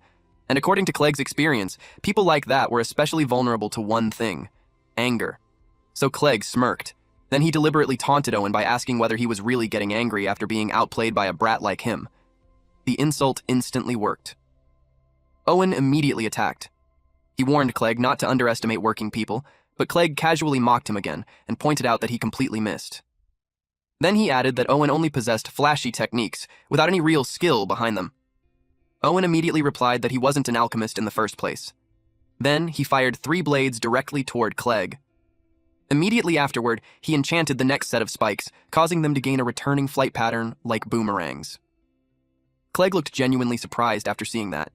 Then Owen finally revealed what he truly was: an enchanter, a versatile mage capable of enchanting magic onto virtually anything. Owen revealed that his mechanical arms also incorporated alchemy into their construction. Because of that, he could instantly turn almost anything around him into a weapon with a single thought. Even ordinary objects like walls or doors were enough for him. Then he told Clegg to experience his craftsmanship personally with his own body. At the same time, Owen warned him not to overwork him too much. After all, thanks to this entire mess, Owen was already stuck working overtime. Then he attacked again. In response, Clegg immediately pulled out Hoshiodak, Mellow Scales, and Sealer Butterfly Scale Powder. Then he activated Compounding. The entire room quickly filled with thick smoke. Owen scoffed at the obvious smokescreen and declared that something like this wasn't nearly enough to hide from his eyes. Through the smoke, he spotted the silhouette of that annoying brat. Owen immediately touched the ground. Then a massive wooden arm burst upward from the floor and grabbed Clegg instantly. But instead of panicking, Clegg simply mocked him. He commented that Owen was overworking his eyes too much. Then he casually added that getting old really sounded rough. Owen instantly snapped and shouted that Clegg seriously never shut up. Then he repeated his earlier statement once again. He could enchant magic onto absolutely anything. That was how he became strong. And according to him, he would only continue becoming stronger from there. Clegg simply laughed at him. Then he suggested that maybe Owen should switch specialties from enchantment magic to bragging instead. According to Clegg, Owen honestly sounded exactly like some generic mob villain. Owen could only glare at him in irritation and mutter that he was seriously a pain to deal with. Then suddenly, Clegg started counting backward from 30. As the countdown continued, Owen eventually stopped him at 22 and asked why he was counting down in the first place. At first, Owen assumed the brat simply wanted some dramatic final moments before dying. Then, Owen found the idea amusing. He joked that Clegg was basically counting down toward the end of his work shift. And according to Owen, once the countdown reached 0, Clegg's life would end too. Meanwhile, Clegg calmly continued counting. When the number finally reached 12, Owen created an enormous hammer and enchanted it. The spell placed onto it was a guaranteed one-hit kill attack. Then Owen casually told the brat to say hello to God for him. Clegg continued counting. 3, 2, 1. Then right before the end, Clegg suddenly stuck out his tongue at him. The moment the countdown hit 0. The hammer slammed down directly onto Clegg. His body was completely crushed. Owen coldly remarked that this was exactly what happened to people who underestimated working adults. Then he immediately started complaining again. Now, he would have to gather all the bats again from scratch. The equipment he spent so much effort building was wrecked. The medicine supplies were wasted too. And worst of all, he already knew the boss wouldn't let this slide peacefully. Naturally, Owen blamed everything on that damn brat. But then suddenly, Clegg's crushed body dispersed into thin air. Owen froze in complete shock. He couldn't believe that the brat simply vanished. Then, he finally realized the truth. The countdown earlier was for the hallucination potion to wear off. At that exact moment, Clegg suddenly appeared behind him. He mocked Owen for being exactly the type of idiot who fell for plans so easily. Owen immediately spun around, but Clegg calmly told him to relax. There wouldn't be any overtime for him anymore. Then Clegg coldly declared that this company was going bankrupt tonight. Immediately afterward, he unleashed an explosive compound mixture directly at Owen. The explosion completely destroyed Owen's mechanical arms. Then Owen's body crashed violently into the surrounding crates. Clegg coldly stated that people who abused medicine despite calling themselves compounderers genuinely disgusted him. Then he gave Owen one final warning. Never underestimate him again, otherwise, he would personally strip away every last bit of their shallow little resolve. The explosion immediately caught the attention of the people outside. Several masked nobles accompanying Lady Neve questioned what was happening, since things were becoming incredibly loud outside. Meanwhile, Lady Neve simply muttered one word. Idiot. Back inside the room, Clegg picked up Owen's destroyed mechanical arm in surprise. He immediately recognized it as a myoelectric prosthetic. Clegg commented that this kind of technology was completely different from the magic systems used by the great Western nations. He had only heard rumors about this kind of machinery before, but now that he was finally seeing it in person, even he had to admit it was insane technology. Meanwhile, Owen completely lost his temper. He demanded to know why Clegg was still alive when he was supposed to be dead already. Then he started screaming about how expensive his mechanical arm was. He even threatened Clegg and shouted at him to stop screwing around before he killed him for real. Clegg immediately shoved his hand over Owen's mouth to silence him. Then Clegg calmly revealed the truth. The drug he used earlier was a hallucination potion. Normally, it required 5 full minutes before taking effect, but in Owen's case, it activated much faster than expected. Then Clegg immediately began preparing another compound using Hashiodak, slime magic stone powder, and mellow scales. The moment Owen saw the ingredients, he instantly panicked. Clegg calmly informed him that this particular drug would erase his ability to resist mentally. It was essentially a truth serum. Then Clegg immediately began questioning him. He asked who Owen really was, and what exactly the knife company was doing. Under the effects of the drug, Owen revealed his name and admitted that he handled weapon production for the knife company. Then Clegg directly asked whether Owen was involved in the vampirism incident. Owen answered yes without hesitation. Clegg continued pressing him and asked whose idea it was to create a pharmaceutical business centered around mana depletion patients. But Owen casually replied that the medical business itself was only a side effect. That answer immediately made Clegg even more suspicious. So Owen finally revealed the truth. Everything had been ordered by Lady Neve herself. According to Owen, the Neve company was secretly researching military applications involving monsters for a certain client. He was about to reveal even more information. But suddenly, Clegg sensed danger. Chains instantly appeared around Owen's neck, and in the next moment, his head was severed completely. Clegg immediately realized what just happened.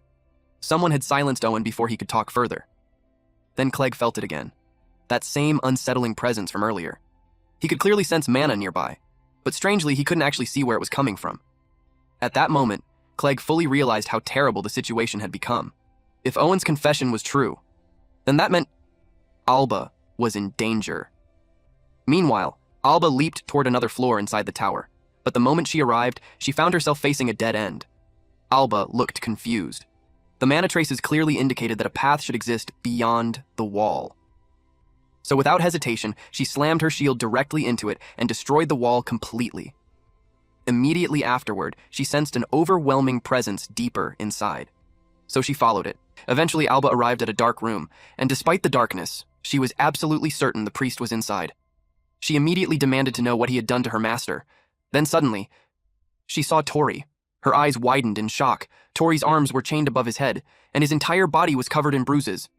Alba immediately rushed toward him. She desperately asked whether he was okay. Then she grabbed the chains and tried pulling them apart, but the chains were unbelievably durable. So Alba immediately decided to loosen them by smashing them repeatedly with her shield instead. She warned Tori that it might hurt a little, but told him to endure it somehow. But the moment Alba struck the chains again, the chains suddenly began glowing. Alba looked confused about why they were still so unbelievably tough. Then she noticed the truth. Binding magic had been engraved into them. Magic that completely canceled out other forms of magic. And attached to the spell was the priest's mana signature.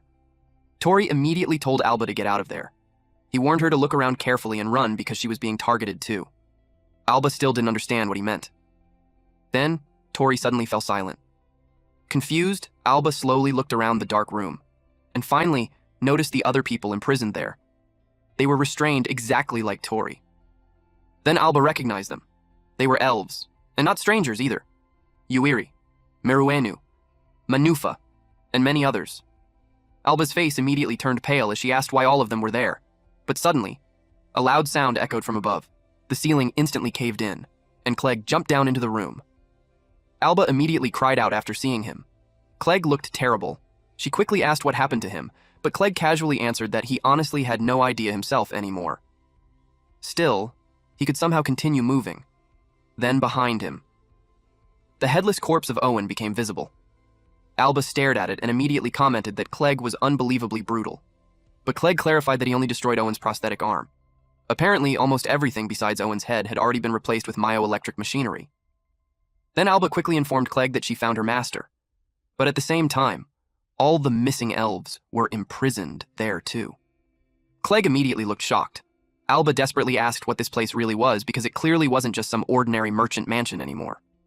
Then Tori weakly called out to his strategist. Clegg heard him immediately, but instead of replying, Clegg simply endured it silently, because he already understood what Tori wanted to say. Then Clegg looked toward Alba and calmly told her that she did well. However, this situation was no longer just about rescuing Tori anymore. Then Clegg revealed the truth Owen confessed earlier. The pharmaceutical business connected to the vampirism incident was merely a side effect. The real objective was something far worse. The Neve company had been kidnapping elves and injecting them with massive amounts of mana taken from other monsters. Alba immediately understood the horrifying implication. If that much foreign mana entered someone's body, they would eventually lose their sense of self due to rejection. Clegg confirmed it. The purpose was to destroy their egos entirely and brainwash them afterward. Then, suddenly, the imprisoned elves violently began breaking free from their restraints. Clegg quickly explained what the Neve company had truly been researching all along. They were attempting to create ultimate soldiers overflowing with overwhelming amounts of mana. Alba looked horrified. Clegg immediately warned her that the situation had become extremely dangerous. Then suddenly, a calm voice echoed through the room. Someone casually asked whether it was already time for inspection. Both Alba and Clegg instantly became alarmed. Then a young woman slowly entered the room. After noticing how freely the intruders were talking, she quietly observed them. Tori immediately shouted for Alba and Clegg to run away. Then he revealed the truth. This woman was the one controlling everything?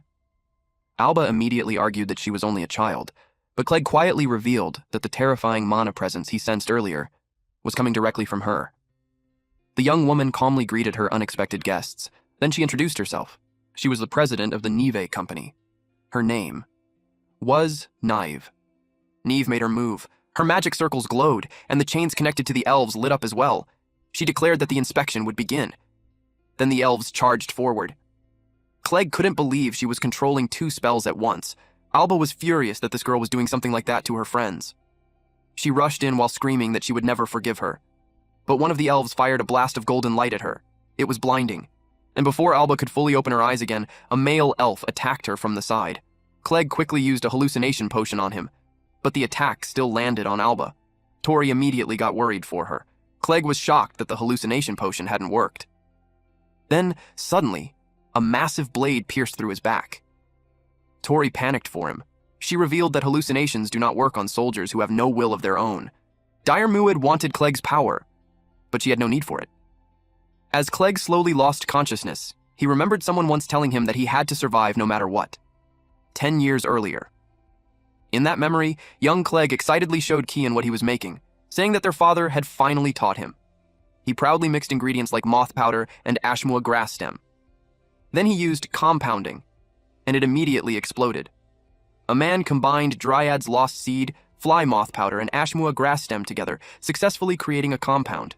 The mixture glowed brilliantly, leaving the boys completely amazed, and Clegg proudly declared that his father was the best compounder in the world. Their father gently scolded the 2 little researchers. Then he reminded Clegg that a healer who neglects his own body should never exist. He told him that his own life was just as precious as everyone else's. Clegg apologized. Then their mother noticed the mess. She got angry because she would be the one cleaning it up. She asked what exactly they were doing with their father. Their father immediately apologized in panic. Later on, Clegg's father brought him into the forest. They were hunting a horned rabbit. His father trained him to read the terrain, choose the best place to fight, and think about where to lure the enemy. As Clegg struggled, his father kept pushing him to think about the opponent's weakness, his own strengths, and what he should do in that moment. Then Clegg realized what he could do. He quickly combined several ingredients at once. He triggered a compound and activated an Axel mix as he rushed into action. And he successfully caught the single-horned rabbit, but the rabbit kicked him hard, forcing him to let go. Clegg immediately whined that it hurt. His father laughed and praised how much his combat sense and compounding precision had improved, saying that all he lacked now was close-quarters combat skill. When Clegg asked how he became so strong, his father simply answered that he just kept surviving. Clegg questioned that answer because in his mind, if someone was strong, surviving should already be obvious. But his father explained that healers were the cornerstone of every adventurer party. If the healers fell first, nobody could treat the adventurers anymore, and the entire team would lose its fighting power. That was why he fought so desperately to survive, no matter what it took, and he told Clegg that he must survive too, no matter what. Back in the present, Clegg cursed himself for suddenly remembering the words of that annoying old man. He reached for the same ingredients again: Dryad's lost seed, fly moth powder, and Ashmua grass stem.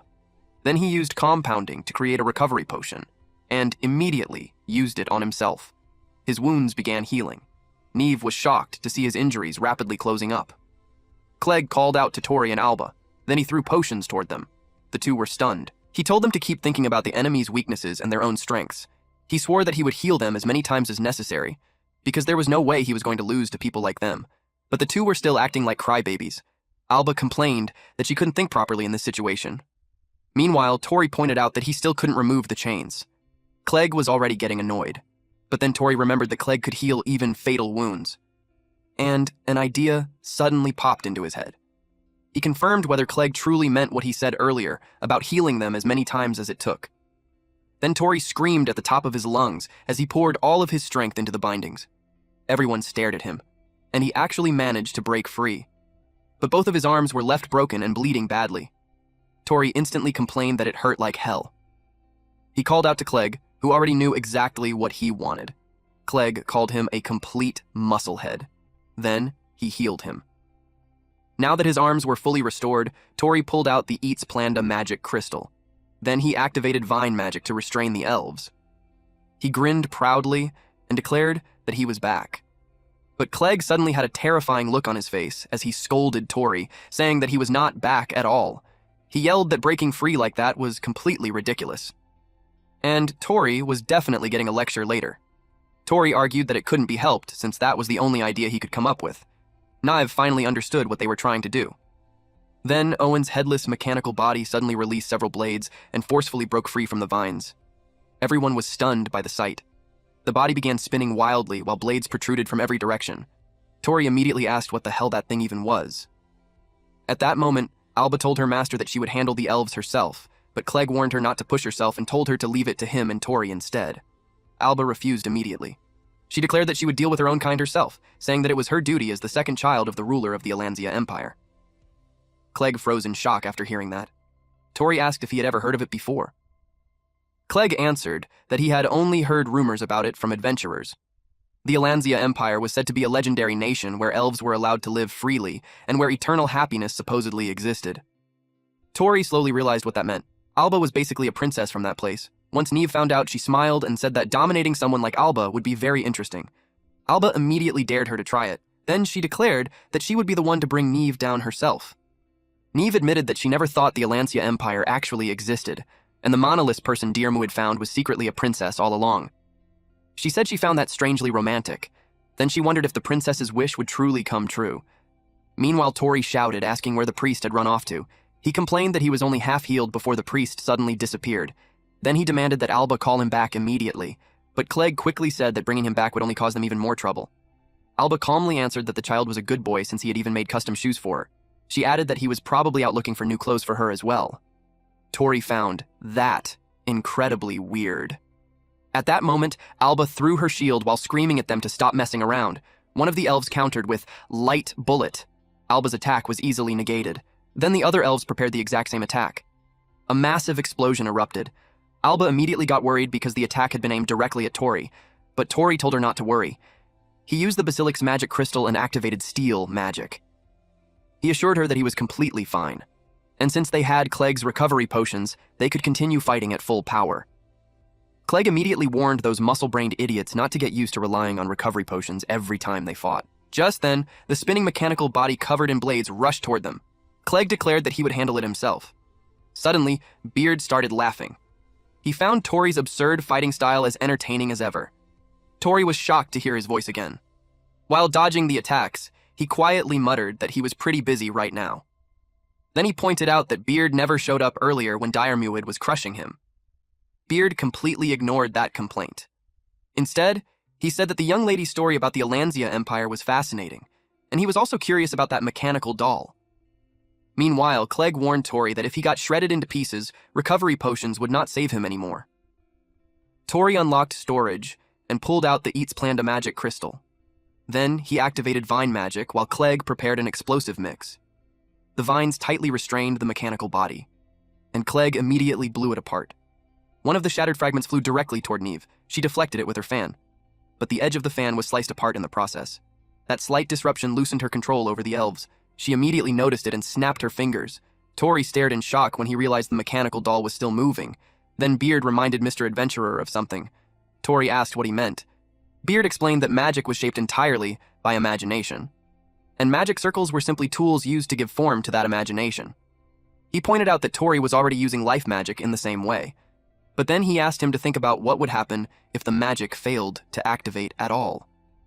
Tori suddenly remembered that when Diarmu had used that strange magic earlier, nothing else had appeared afterward, and if the tool itself was destroyed, the magic output would disappear as well. Tori immediately shouted to Clegg and Alba that there had to be a magic circle somewhere nearby, and if they destroyed it, both the elves and the mechanical doll would stop moving. Everyone froze in shock, even Neve. Clegg knew that woman had to be controlling everything somehow, but he had no idea which one among them was the real controller. Beard answered that he could only sense its presence. Tori got annoyed because he still could not see it, and he could not sense it either. But then Clegg sensed something. He immediately told Alba to trace the flow of mana back to the woman. Then he ordered her to signal him the moment she found the magic circle. He promised that he would create an opening for her. Alba focused carefully and searched for the magic circle. At first, she wondered if it was hidden in the headdress, but she quickly doubted it after noticing the light wrapped around Neve's body. Desperate to save everyone, Alba kept searching. She looked toward the elves and realized the answer might be where the mana connections were linked together. She carefully traced the flow of mana to its endpoint, the place where everything had been woven together, and every single trail led back to the woman. More specifically, her fan. Alba immediately shouted that she had found it. Clegg praised her instantly. Then he pulled out several vials and created a swirling flame. Golden smoke rapidly spread throughout the entire room. Neve realized it was a smokescreen, but inside that smoke, nobody would be able to tell friend from foe anymore. Or at least, that was what she thought. Suddenly, a shield slammed directly into her fan. Alba answered that she could still see her perfectly through the trace of her mana. Neve was completely caught off guard. Then Alba struck her again. The ornament in Nive's hair containing a flight magic circle shattered apart. Beard immediately realized what kind of magic she was using. It was copy magic. The magic circles allowed her to store copied spells. Then she could freely select and release them whenever she wanted. And now that they understood the trick behind it, they could finally counter it. Beard already knew that Tori's side would win. Neve was struck by the shield once more and crashed hard onto the ground. At the same time, the elves collapsed as well. Tori, who had been only inches away from the spinning blade of the mechanical doll, froze in shock before letting out a relieved sigh when it finally stopped moving. Neve's body began trembling violently. Alba coldly declared that only cowards looked down on others from above, and she refused to lose to someone like that. Neve glared at her in annoyance, but then her attention suddenly shifted when she saw her own reflection on Alba's shield. The moment she noticed the blood on herself, she panicked. She repeatedly screamed, "Wait!" while desperately staring at her reflection. Her sudden outburst startled Alba. Neve screamed that she did not want to die. Then Alba noticed something strange happening to her body. Tori immediately asked what was going on. Beard realized that this was not caused by a magic circle at all. This was a rare case. It was the woman's original magic. Then the woman frantically screamed, calling out, "Neve, my precious child!" Beard explained that she was a user of transformation magic. Apparently, Neve had spent her entire life being sold from the moment she first became aware of the world. from the facility to a house she did not recognize, then from that house to a merchant company. To everyone around her, she was nothing more than merchandise. That was the only value her life had.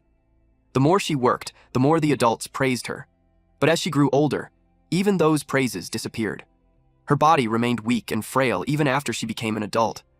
She once said there had even been a time in her childhood when she could not properly learn anything at all. She had never been given something she could truly rely on. It was around that time that her transformation magic awakened.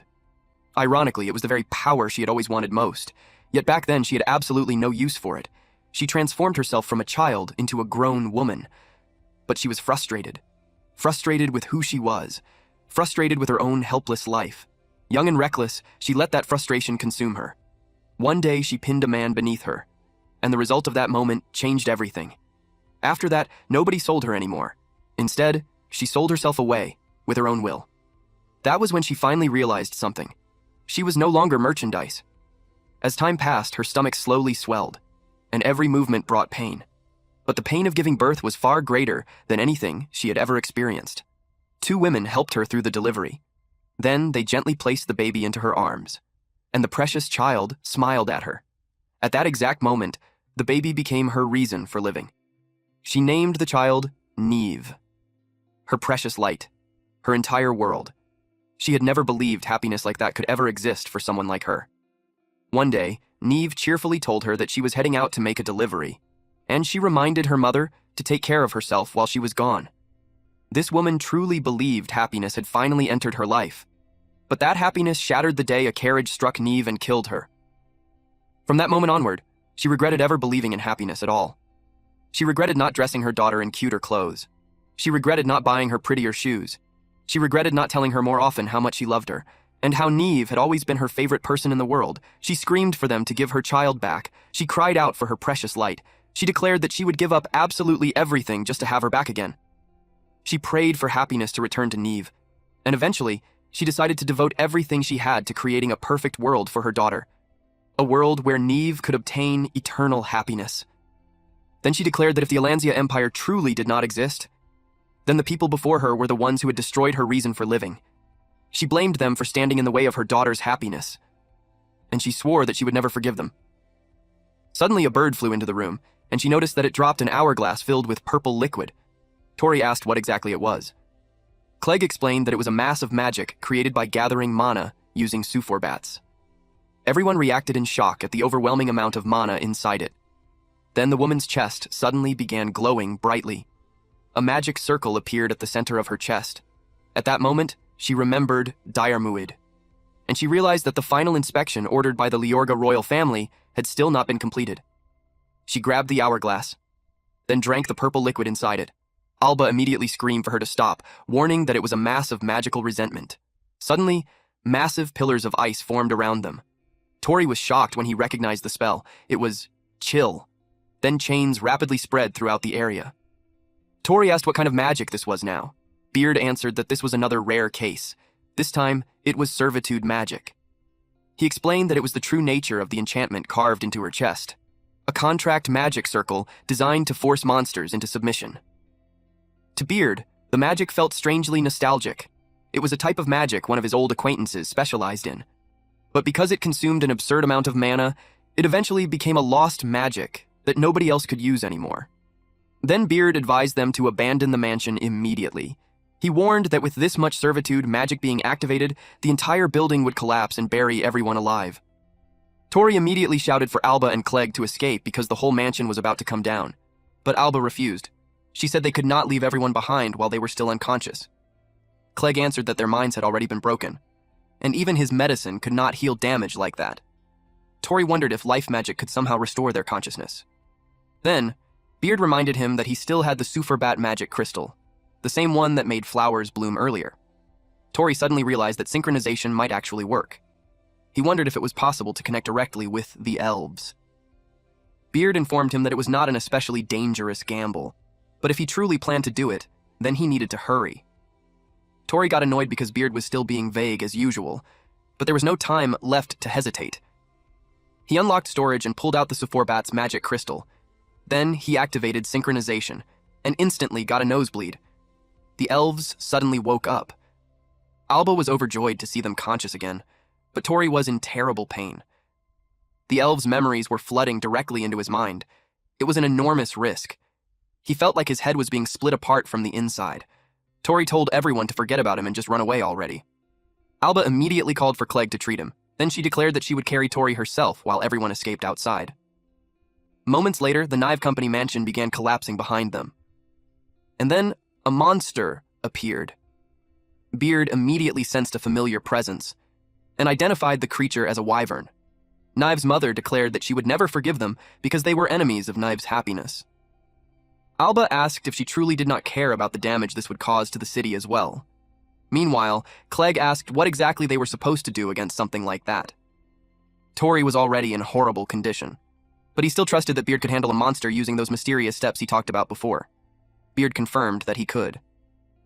Tori asked what the first step was. Beard answered that he was ready to do this with him. Their goal was to obtain the wyvern's magic crystal, and step 1 was to court it. Tori was dumbfounded. He wondered why he had to court that thing. Even Alba and Clegg looked confused. Alba grabbed him by the collar and shouted that it was the enemy. Tori explained that Beard told him to court it. Clegg blinked in confusion and asked who Beard even was. Tori suddenly realized he had zoned out and forgotten to hide Beard. Clegg admitted he already knew Tori was hiding something, but he would not force him to explain until he was ready. Still, if this courting idea could fix the situation, then they had no choice but to try it. He told Tori to do whatever he wanted, but in return, he had to take responsibility for this mess no matter what happened. Tori answered yes without hesitation. Alba panicked when he suddenly ran off. Clegg stopped her and reminded her that their job was to save the townspeople. She shouted that their master was about to court a monster. Clegg sighed and said that whenever Tori started muttering to himself, it usually meant he had already made up his mind about something. He told her to trust him. Tori unlocked his storage and pulled out the Suforbat's magic crystal. Then he activated synchronization magic. Instantly, Neve's memories flooded into his head. Neve kept muttering to herself. She screamed at someone for stepping around with filthy shoes. The wyvern suddenly breathed fire at them. Both of them coughed up blood. Clegg grew worried for Tori, but Tori assured him that something like that was not enough to bring him down. Still, everyone realized the burden of synchronizing with Neve had fallen directly onto him. Tori asked Beard if Knive's servitude magic consumed an absurd amount of mana. Beard answered that even with mana recovery drugs, it still would not be enough. At this rate, even if nothing attacked her, she would eventually die from mana depletion alone. That bothered Tori. Beard then pointed his attention back toward the wyvern. Apparently, Tori thought monster courtship worked the same way it did for humans. Beard could only sigh and tell him he seriously needed to study monsters more. He explained that wyverns preserved their species by mating with creatures that possessed massive amounts of mana. Neve's servitude magic most likely abused that instinct. And there was one more important detail. Whenever a wyvern sensed overwhelming mana, it would reveal its Imperial Wrath scale as part of its courtship behavior. Tori asked what Imperial Wrath even was. Beard explained that it was considered one of the weak points of dragon species, and wyverns exposed it even more openly than true dragons. Tori immediately understood what he needed to do. He had to make his mana appear greater than Neve's. The problem was figuring out how. But Beard calmly told him the answer already existed inside him. He advised Tori to remember everything he had learned from him and every step he had taken until now. That was when Tori realized Beard was talking about mana synthesis. He wondered if it was possible to do the same thing using magic stones. But one thing was certain. If he failed here, there was no way he could lure the wyvern away from Neve. Then he shouted for Clegg to give him an explosive mix. Clegg warned that even if he used that, it would not work on the wyvern. Tori said he already knew. He told Clegg to buy him a little time because they needed to stall first. Everyone protested because the wyvern was already flooding the area with flames and everyone's mana was nearly exhausted. But the other elves said they could still manage, because elves never forget their debts. Alba agreed with them. The elves formed whips of light while Clegg threw his dissolve mix at the wyvern. The attack continued non-stop. Tori was determined to stop this no matter what. He activated Storage Unlock. Then he released Eats Planda's magic crystal and Rockbird's magic crystal. He planned to fuse all of them into one. Neve noticed him and wondered what that brat was planning this time. Because she got distracted, Alba's shield nearly slammed into her. Alba shouted that Neve had dragged the elves into this mess and already destroyed enough of the town. But Neve screamed back at her to shut up because she understood nothing. She said she only wanted to change the world that stole Nive away and create one where Nive could finally live happily. Suddenly, the wyvern unleashed another blast of fire. It burned through a carriage, causing one of the wheels to fly loose. A little girl was directly in its path. The sight instantly reminded Nive of the accident. She saw her own daughter in that little girl. Without thinking, she rushed forward to catch the wheel. At that moment, Tori finally finished his work. He rushed in and grabbed the girl while using the new magic crystal to deflect the wyvern's claw. Alba and Clegg froze in shock when they saw him, especially after noticing the completely new magic crystal in his hand. Nive was stunned too. She looked around at the ruined city. All she wanted was to save her little girl. She wanted her daughter to live. But the roads they walked together and the plaza where she used to play had already been reduced to rubble. And no matter what she did now, her daughter would never come back. That was when Nive realized it. Her entire life had become nothing but a chain of mistakes. Tears streamed down her face as she wondered what she should have done differently. Tori noticed her. He gritted his teeth and held back his tears. He could not cry for her because if he did, Alba and the others would not survive this. Beard informed him that the servitude magic was fading. Tori answered that he already knew. Then he gently told the little girl to stay back because it was dangerous. At that moment, he thought about his brother, Neil. If Neil had died instead, maybe he would have cursed the world the same way Nive did. Still, Tori knew she had forgotten something important. He activated the first step of his own version of courtship. The Nive he saw in those memories had always smiled so brightly. Tori screamed at her to take everything he had. The woman suddenly remembered something. Her daughter had smiled until the very end. Knowing that filled her with relief. A massive beam of light erupted from the wyvern. Then Nive collapsed. Tori caught her before she hit the ground. He promised that later he would listen to her story properly. But for now, it was time for step 2. Beard instructed him to peel off the Imperial Wrath Scale. The servitude magic was gone, the Imperial Wrath Scale was fully exposed, and now the real fight was about to begin.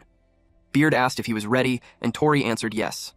No matter how impossible it seemed, he declared that he would connect everything. The townspeople panicked and ran for their lives as the massive wyvern roared violently while destroying the buildings around them. Tori sprinted through the collapsing streets and shouted toward Beard, asking why the wyvern had suddenly become even more violent. Beard explained that the servitude magic placed on the creature had completely worn off, allowing the wyvern to return to its natural state.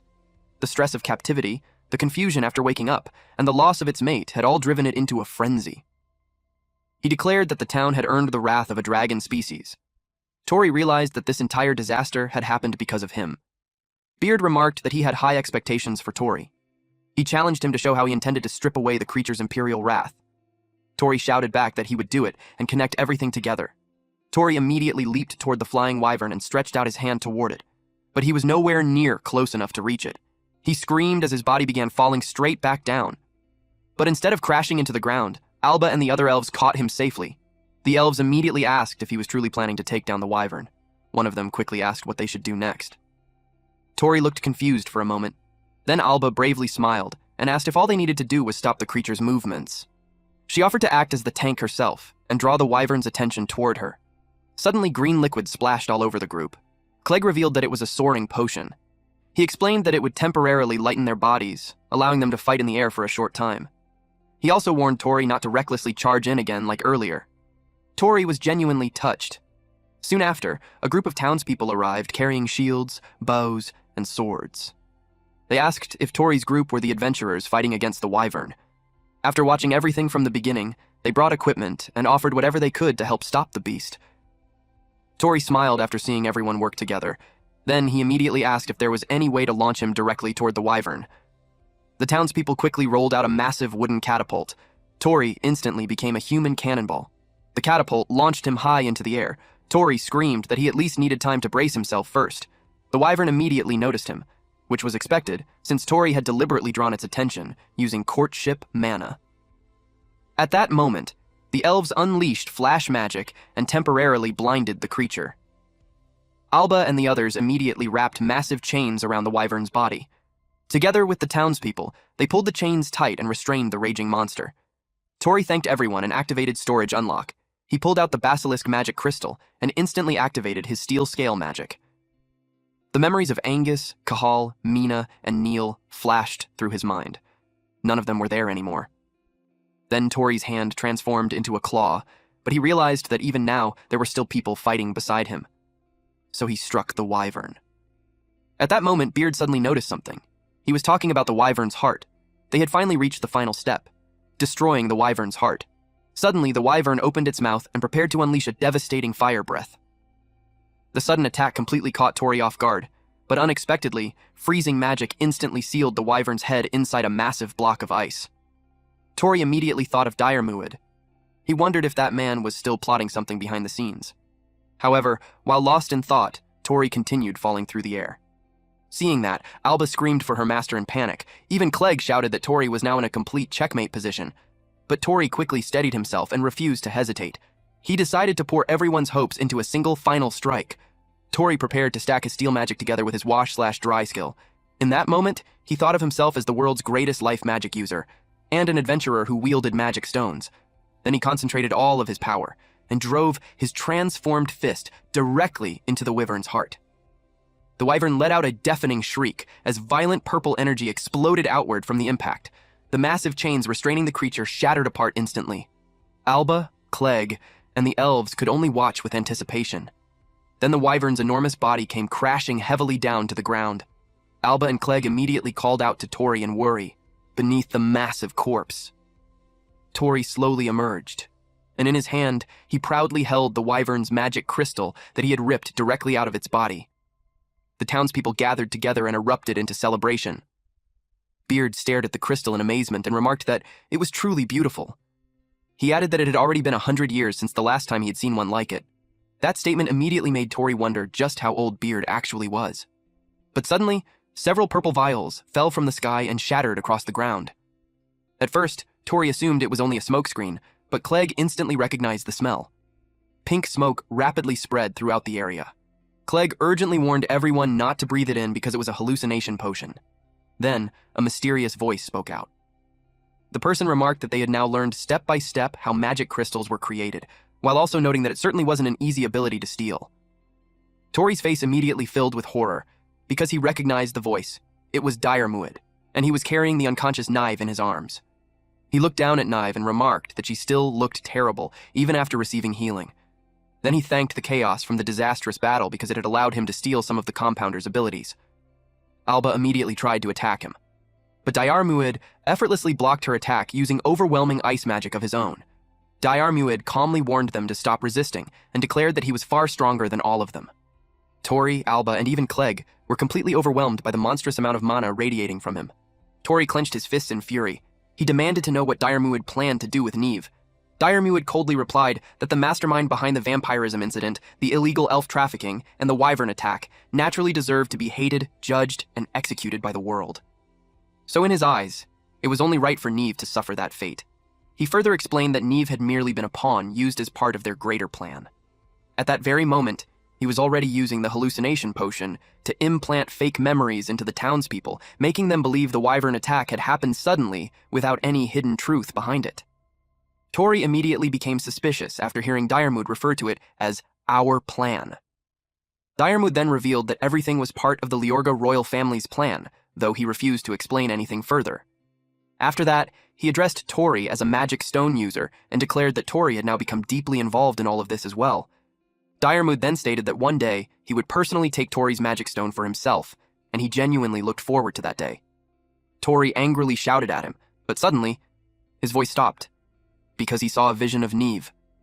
She softly thanked him for allowing her to smile in the end.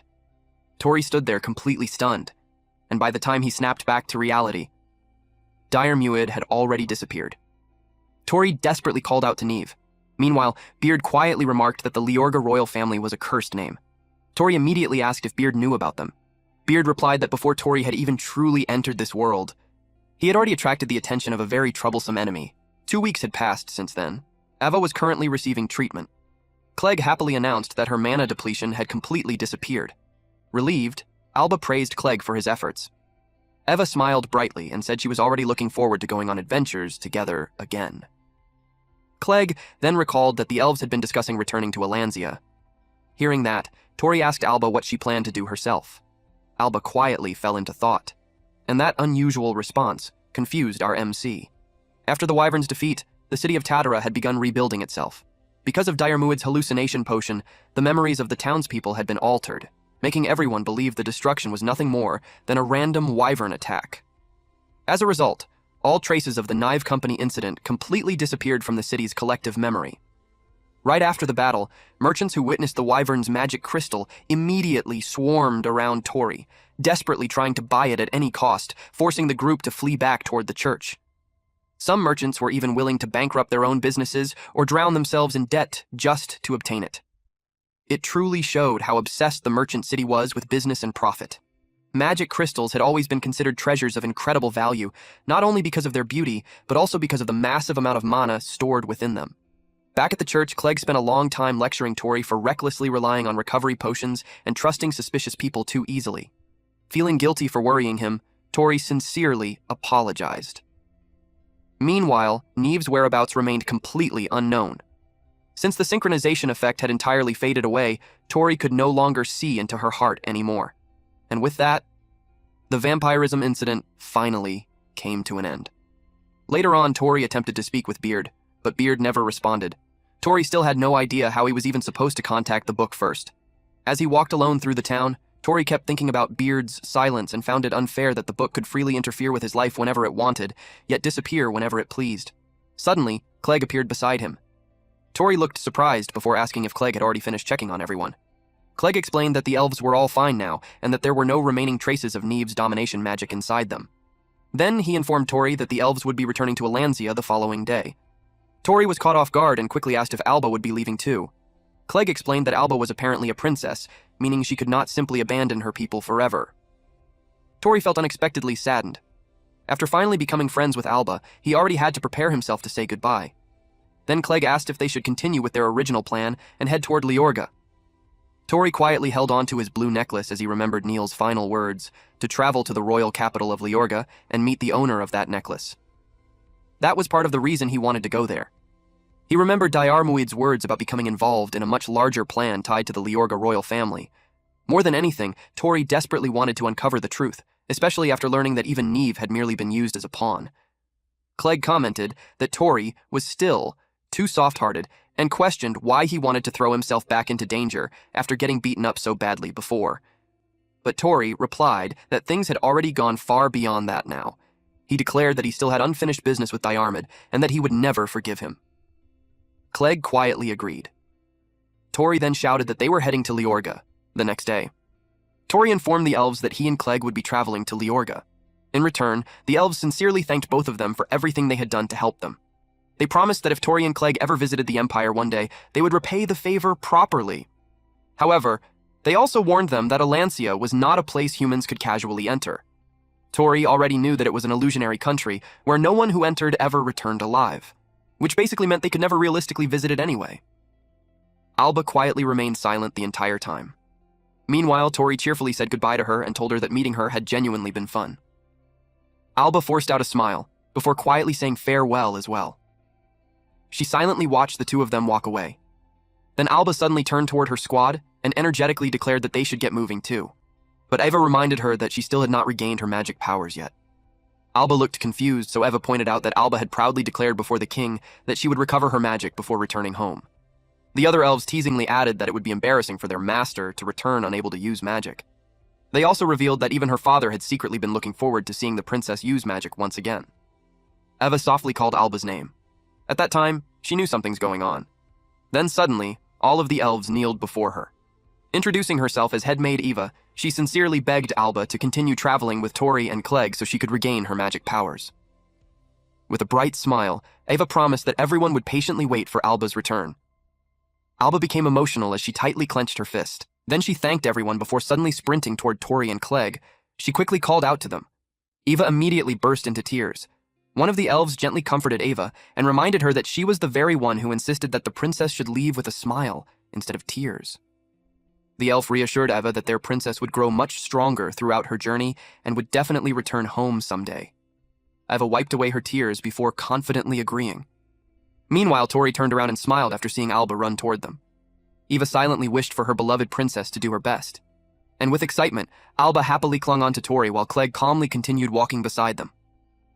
Alba energetically led the group through the forest without showing even the slightest fear. Before long, a massive beast suddenly began chasing after them, and after defeating it, the creature eventually became their dinner. In front of a towering building. After an incredibly long journey, the group finally arrived at the Liorga Kingdom. Tori commented that their trip had taken an entire 2 months. Alba complained about how brutal the journey had been, while Clegg pointed out that it was mostly because they had gotten lost far too many times along the way. Tori stared in amazement at the dazzling city before them. Alba quickly noticed the large amounts of glass decorating the area. Clegg explained that the kingdom contained both desert regions and volcanic zones, allowing them to refine sand into glass and use it throughout the city. Tori was shocked after learning that glass could actually be made from sand.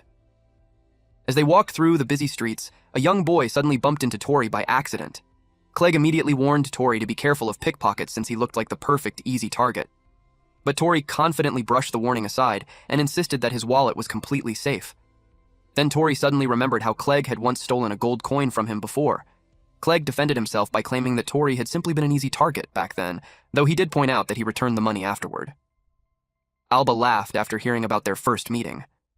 Tori reassured himself that no matter how dumb he might be sometimes, he was definitely not stupid enough to get robbed repeatedly. He proudly declared that even he was capable of learning from his mistakes. But suddenly, Tori froze in place. He quickly told Alba and Clegg to wait there for a moment. Clegg assumed he probably needed to use the bathroom. That was when Tori realized he had been robbed again. His most important necklace was gone. He immediately rushed back through the streets while retracing his earlier steps. Tori instantly suspected the young boy from before. He cursed himself for being an idiot after getting pickpocketed for the 3rd time. Meanwhile, the stolen necklace was being admired by the thief, who realized it could probably sell for a huge amount because of the magic crystal attached to it. But suddenly, someone grabbed the boy's wrist. A mysterious cloaked figure calmly asked if he had stolen the necklace. At that exact moment, Tori finally caught up and shouted for the thief to return his necklace immediately. The hooded figure slowly turned toward Tori in confusion before quietly repeating the words, "Your necklace?" Tori firmly insisted that the necklace belonged to him, but the stranger glanced at the blue gem and calmly stated that the necklace did not belong to Tori either. Then he questioned whether Tori himself was also a thief. Tori froze in confusion, and as he looked at the mysterious cloaked man, he suddenly sensed an overwhelming and terrifying bloodlust coming from him. Tori wondered what was wrong with this guy. The overwhelming killing intent radiating from him completely froze Tori in place, and on top of that, he was even being called a thief too. At that point, Tori was genuinely starting to get angry. He shouted that the necklace had been given to him by his big brother Neil, and that he would never allow anyone to take it away from him. Then he activated storage unlock and summoned the basilisk magic stone crystal. The mysterious man immediately looked stunned. The stranger asked if Tori possessed the legendary magic stone compendium. Tori replied that none of that mattered right now, because in a fight, the one who struck first would win. The moment Tori charged forward, the necklace suddenly smacked him directly in the forehead. Tori froze in confusion before asking if the man was seriously giving it back to him. Meanwhile, the cloaked man quietly wondered if fate itself had somehow changed course. Either way, he realized that Tori was the one chosen by Beard. Tori immediately asked how the man knew about Beard. But before he could get an answer, city guards suddenly arrived and demanded to know who was causing trouble in the middle of the city. Tori was caught completely off guard. He quickly tried explaining that the real suspicious person was the man standing right in front of him. But by then, the cloaked figure had already disappeared into the distance. The guards ignored Tori's explanation entirely, since he was now the only person left at the scene. They ordered him to come with them while Tori desperately insisted that the other man had escaped. Sometime later, Alba and Clegg finally arrived. Naturally, Clegg looked extremely annoyed. Clegg remarked that if Tori had simply admitted from the start that he got pickpocketed again, things would have been much easier. He then explained that Tori was lucky he could use the name of the White Shatter Spear Guild. Otherwise, the guards never would have released him so easily. Tori awkwardly admitted that he honestly thought he was about to get severely scolded. Alba then asked why Tori somehow ended up fighting a strange man in the middle of the city. Tori honestly admitted that he had absolutely no idea himself. He then led Alba and Clegg back to the location where the incident happened. After examining the area, Clegg asked if the mysterious man had jumped toward the building in front of them. Clegg wondered whether the stranger had used flight magic or possessed some kind of unique ability instead. However, Alba explained that she could not sense any traces of magic at all. She pointed out that such overwhelming physical ability was normally only possible for races like elves. Clegg then asked if Tori managed to see the man's face, or discover who the necklace originally belonged to. Tori explained that the hood completely covered the man's face, so he could not identify him at all. The only thing he could estimate was that the man seemed about a head taller than Clegg. Although he never said it aloud, Tori couldn't stop thinking about the fact that the mysterious man knew about Beard and had called him the Chosen One. Tori pulled out Beard and remembered that the mysterious man had referred to it as the Magic Stone Compendium. He considered asking Beard directly about it, but the book remained completely silent. The lack of answers left Tori feeling deeply uneasy. Alba looked toward the book and asked if it was connected to the object Tori was always carrying around. Tori was immediately shocked and asked if she could actually see it. Alba explained that ever since the day they first met, she had sensed a magical trace surrounding Tori that clearly did not belong to him. She calmly asked what exactly it was. Her question instantly made Tori nervous. Clegg quietly called Alba's name, signaling her to stop pushing further. Alba then wondered if she had accidentally asked something she shouldn't have. Tori suddenly remembered how Clegg had never once tried forcing him to explain anything. At that moment, he realized Clegg had been patiently waiting for him to open up on his own all this time. And since Clegg had already accompanied him throughout this entire dangerous adventure because of his own selfish goals, Tori realized it was time to stop hiding the truth from him. Although he wasn't sure whether they would believe something so absurd, he still asked if they would be willing to hear him out. Then Tori told them everything. From the first time he met Beard, to how the book taught him to synthesize magic crystals, how to use magic itself, and how it guided him throughout his journey toward finding its true owner. To Tori's surprise, Alba and Clegg listened far more seriously than he expected. Alba reacted with complete disbelief and shouted that Tori's situation sounded unbelievably difficult, since Beard expected him to search for someone without even revealing where they were. Meanwhile, Clegg realized that Tori's decision to travel all the way to Leorga had been based entirely on vague guidance from the necklace alone. He commented that refusing to provide directions at all was honestly pretty cold-hearted. Hearing that, Tori unexpectedly became emotional, because for the first time, he truly felt understood by someone else. Clegg then pointed out that this only made protecting the necklace even more important moving forward. Tori immediately agreed with him completely. But suddenly, Alba sensed that the same magical trace connected to the necklace continued further down the street.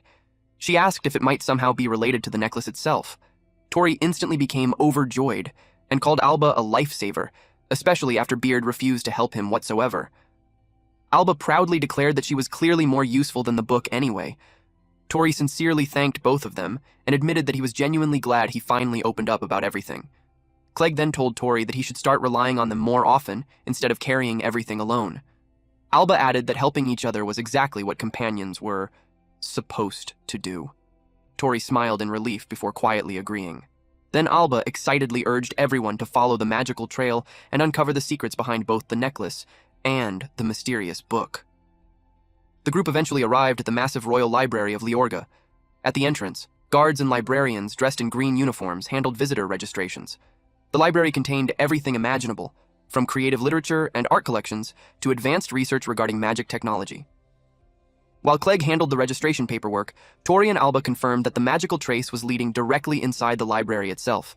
They were amazed to discover that the library truly had everything, ranging from simple children's books about daily use magic all the way to advanced herbology studies and cutting-edge research on magical technology.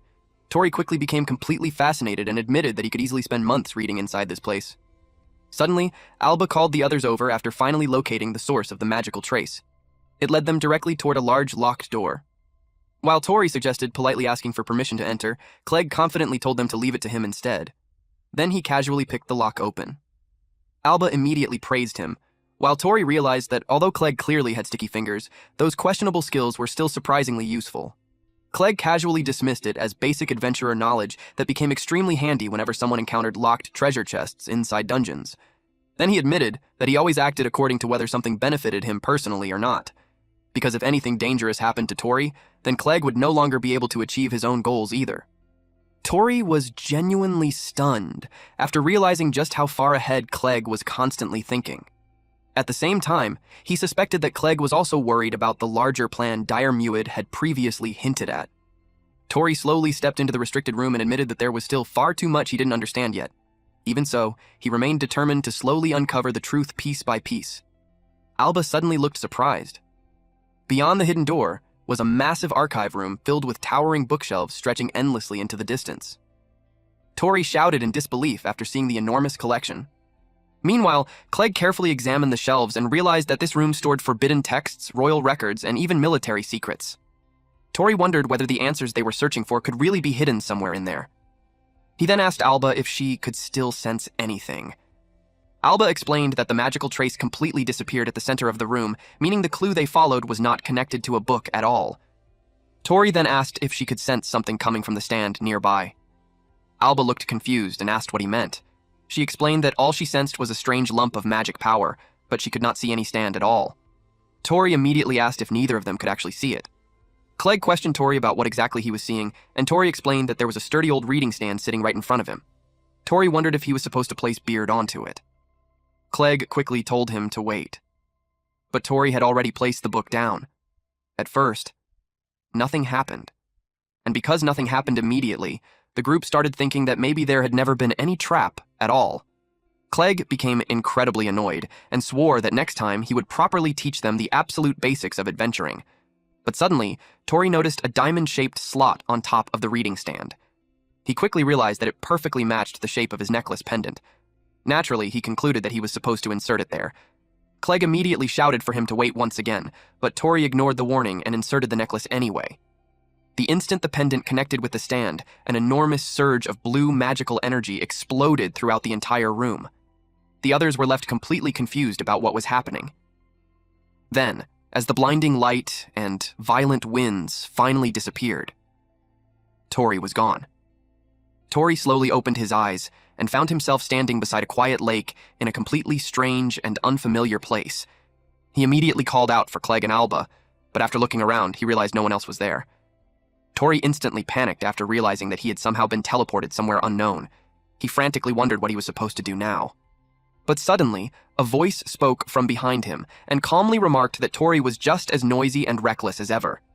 The mysterious person then invited him to sit down and share some tea together. Tori quickly turned around and demanded to know who he was. The man, who had long silver hair, smiled warmly at him before calmly stating that he had finally found him. Then he addressed Tori as Mr. Adventurer. Tori stood in the middle of a grassy field and stared at the man calmly sitting beneath an umbrella on top of the hill. Sweating nervously, Tori carefully asked if the man in front of him was Beard. The man simply replied yes. Then he welcomed Tori and remarked that they had finally met at last. Tori immediately yelled that the man did not even have a beard in the first place. Beard casually explained that he simply could not grow one, so he decided to make it his nickname instead. Tori stared at him suspiciously. Beard then asked whether Tori felt moved by their long-awaited meeting, but Tori instantly snapped in frustration. He shouted that Beard had suddenly appeared out of nowhere after dragging him through countless problems, and now he had way too many questions he needed answered. He demanded to know what the mysterious book actually was, why it had been hidden inside that cave, why he alone could see it, and who Beard truly was in the first place. But suddenly, Beard instantly appeared directly behind Tori while casually holding the book in his hand. Beard remarked that starting with 10 questions sounded pretty reasonable. Tori was completely stunned. He couldn't even understand how Beard had moved so fast. However, Beard explained that he didn't have much time, so instead of answering directly, he would begin by telling Tori a story from the past instead. Tori immediately shouted for him to answer the questions properly instead of dodging them. Beard began narrating a story from more than 100 years ago. Back then, Beard had harvested a green magic crystal from the corpse of a defeated monster. After examining it, Beard commented that the crystal turned out smaller than he originally estimated, leading him to conclude that at least 3 parts of his process still needed improvement. He then hugged the dead monster and sincerely apologized to it, lamenting that his own lack of experience had resulted in such a suboptimal crystal. Meanwhile, the cloaked companion beside him reassured him that harvesting a crystal of that size already proved Beard possessed extraordinary skill and power. The cloaked man then handed Beard an invitation from the Liorga royal family, requesting that he become one of their official court magicians. Beard immediately told him to throw it away, muttering that it wasn't even useful enough to be firewood. His companion reminded him that becoming a court magician was considered the ultimate dream and highest achievement for most mages. But Beard showed absolutely no interest whatsoever. He questioned what value money or social status had if obtaining them meant sacrificing his freedom. The cloaked companion then revealed that imperial invitations had also been sent to many other talented mages because the Empire was urgently searching for ability. Beard immediately asked why they were suddenly so desperate. That was when the man revealed that a demon king had appeared. Beard slowly looked up in disbelief and questioned whether they were talking about the same kind of demon king from old fairy tales. To him, while monsters certainly existed, a threat on the level of a demon king sounded like complete myth-level nonsense. His companion then revealed that an entire kingdom in the southwest had already been destroyed overnight. Monster activity had drastically intensified, and their territory was continuously spreading into neighboring nations.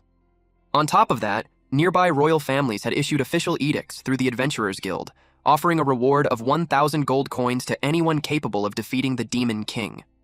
Because of this, guilds everywhere had begun posting notices to gather members for a hero party. Beard immediately commented that the reward money was absolutely insane. He understood that such an amount could completely change someone's life forever. The cloaked man then admitted that he personally planned to join the expedition as well. He quietly added that this might become their final goodbye.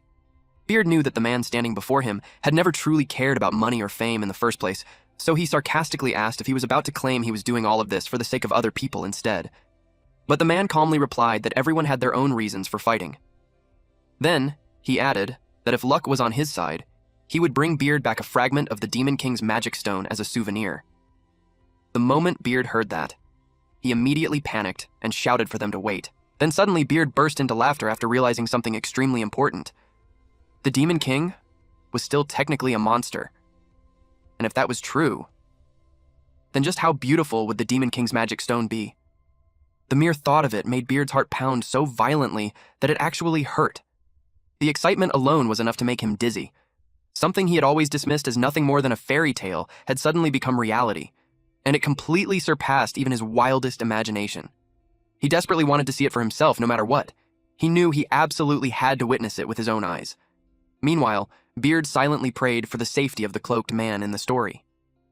But Beard himself had already made up his mind. With burning determination, he resolved that he would personally harvest the Demon King's magic stone himself. In only 3 steps. He longed to obtain his very own Demon King magic stone. And so, Beard went to war. Beard remarked that the entire experience had been unbelievably thrilling, admitting that his heart had been racing non-stop the whole time. Unable to hold himself back anymore, Tori immediately asked if Beard had actually defeated the Demon King in the end. Beard teased Tori for being too impatient and announced that they were finally arriving at the main part of the story. Then he revealed that before ever confronting the Demon King, he had already harvested 100 magic stones from powerful monsters. Because of that accomplishment, people eventually began calling him the Great Sage of 100 Magic Stones. Beard proudly added that his guild had been recognized as the strongest hero guild in existence and was the only group capable of reaching the Demon King's castle. However, the moment they finally stood before the Demon King, they encountered absolute death itself. Tori was horrified just hearing that. Beard explained that although his guild had been praised as the strongest in the world, they still weren't even remotely powerful enough to defeat the Demon King directly. That was why, in the end, they chose to sacrifice everything they had in order to seal the Demon King away instead. Because of that sacrifice, the Demon King's threat was suppressed, the monsters gradually calmed down, and peace finally returned to the world. But then Beard suddenly revealed that someone had recently attempted to undo the seal. Hearing that, Tori immediately wondered if the culprit was Dayar Muid, or perhaps the Liorga royal family itself. He quickly demanded to know who it was. Beard casually admitted that the person responsible was him. Tori was completely dumbfounded. Then he exploded in anger. Beard calmly explained that it couldn't really be helped because as long as the Demon King remained sealed away, he would never be able to harvest the Demon King magic stone he had waited so long for. He added that if nobody acted, then nothing in the world would ever change. Although, he admitted there were other reasons behind his actions too. Then Beard cheerfully revealed that after learning what he had done, everyone became furious and sealed him away for nearly 100 years because of it. Tori immediately yelled that such a reaction was completely natural because no sane person would ever unseal a Demon King purely out of curiosity. Tori directly called Beard a criminal. Beard quietly muttered something under his breath. Tori couldn't hear him properly, so he immediately asked what he had just said. Beard realized that it was because of the taboo placed by the Liorga royal family. It prevented him from freely speaking about certain matters. Still, Beard believed Tori would eventually uncover the truth soon enough anyway, especially now that the Liorga royal family had already begun taking a serious interest in him. Hearing that, Tori immediately wondered if this was connected to the mysterious plan Diarmuid had mentioned before. Tori immediately demanded to know what Beard's connection to the Leorga royal family actually was. At that point, he had already begun suspecting that he was being manipulated and prepared for something shady behind the scenes. But suddenly, Beard's expression and tone became completely serious. He warned Tori that the Demon King's full resurrection was drawing closer and closer, and strangely enough, Beard admitted that he was actually looking forward to it. Tori was left completely speechless. Then suddenly, overwhelming magical energy erupted around Beard. Beard explained that the 10 magic crystals maintaining their connection could only keep this space stable for a limited amount of time. Even so, he cheerfully stated that he was looking forward to meeting Tori again someday. But Tori immediately protested because Beard still hadn't answered any of his most important questions yet. On top of that, he desperately demanded to know why he had been chosen in the first place. Beard then gave Tori a mission. He ordered Tori to harvest 100 magic stones and complete the Magic Stone Encyclopedia. Beard explained that before anything else, Tori first needed to locate and defeat 10 monsters within the Leorga kingdom in order to break the encyclopedia's first seal.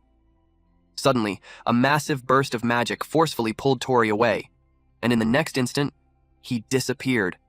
As Tori vanished, Beard quietly promised that he would continue waiting for the great sage of 100 magic stones he had personally chosen. Tori suddenly crashed heavily onto the floor. After looking around, he quickly realized that he had been transported right back to the archive room where he started.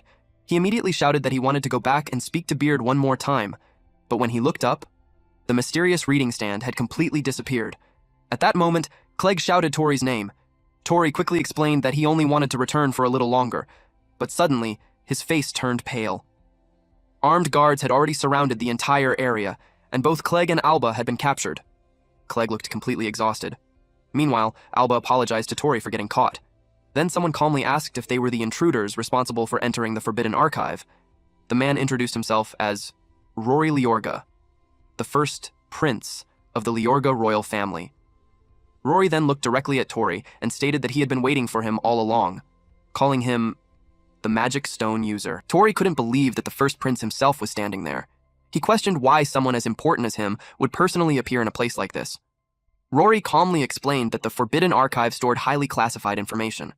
Because of that, if intruders appeared, it naturally became his responsibility to interrogate them himself. Then he directly asked Tori why he had entered the archive. Tori forced out a nervous smile and claimed that as adventurers, they had simply followed the scent of hidden treasure without thinking too deeply about it. Then he quickly bowed his head and apologized, promising that something like this would never happen again. Rory replied that it was understandable since adventurers often acted recklessly by nature. However, his eyes suddenly landed on Tori's necklace. Afterward, Rory handed a document to one of the guards and instructed the group to head toward the Adventurers Association instead. He explained that the association handled quest assignments, which would be far more useful for people like them.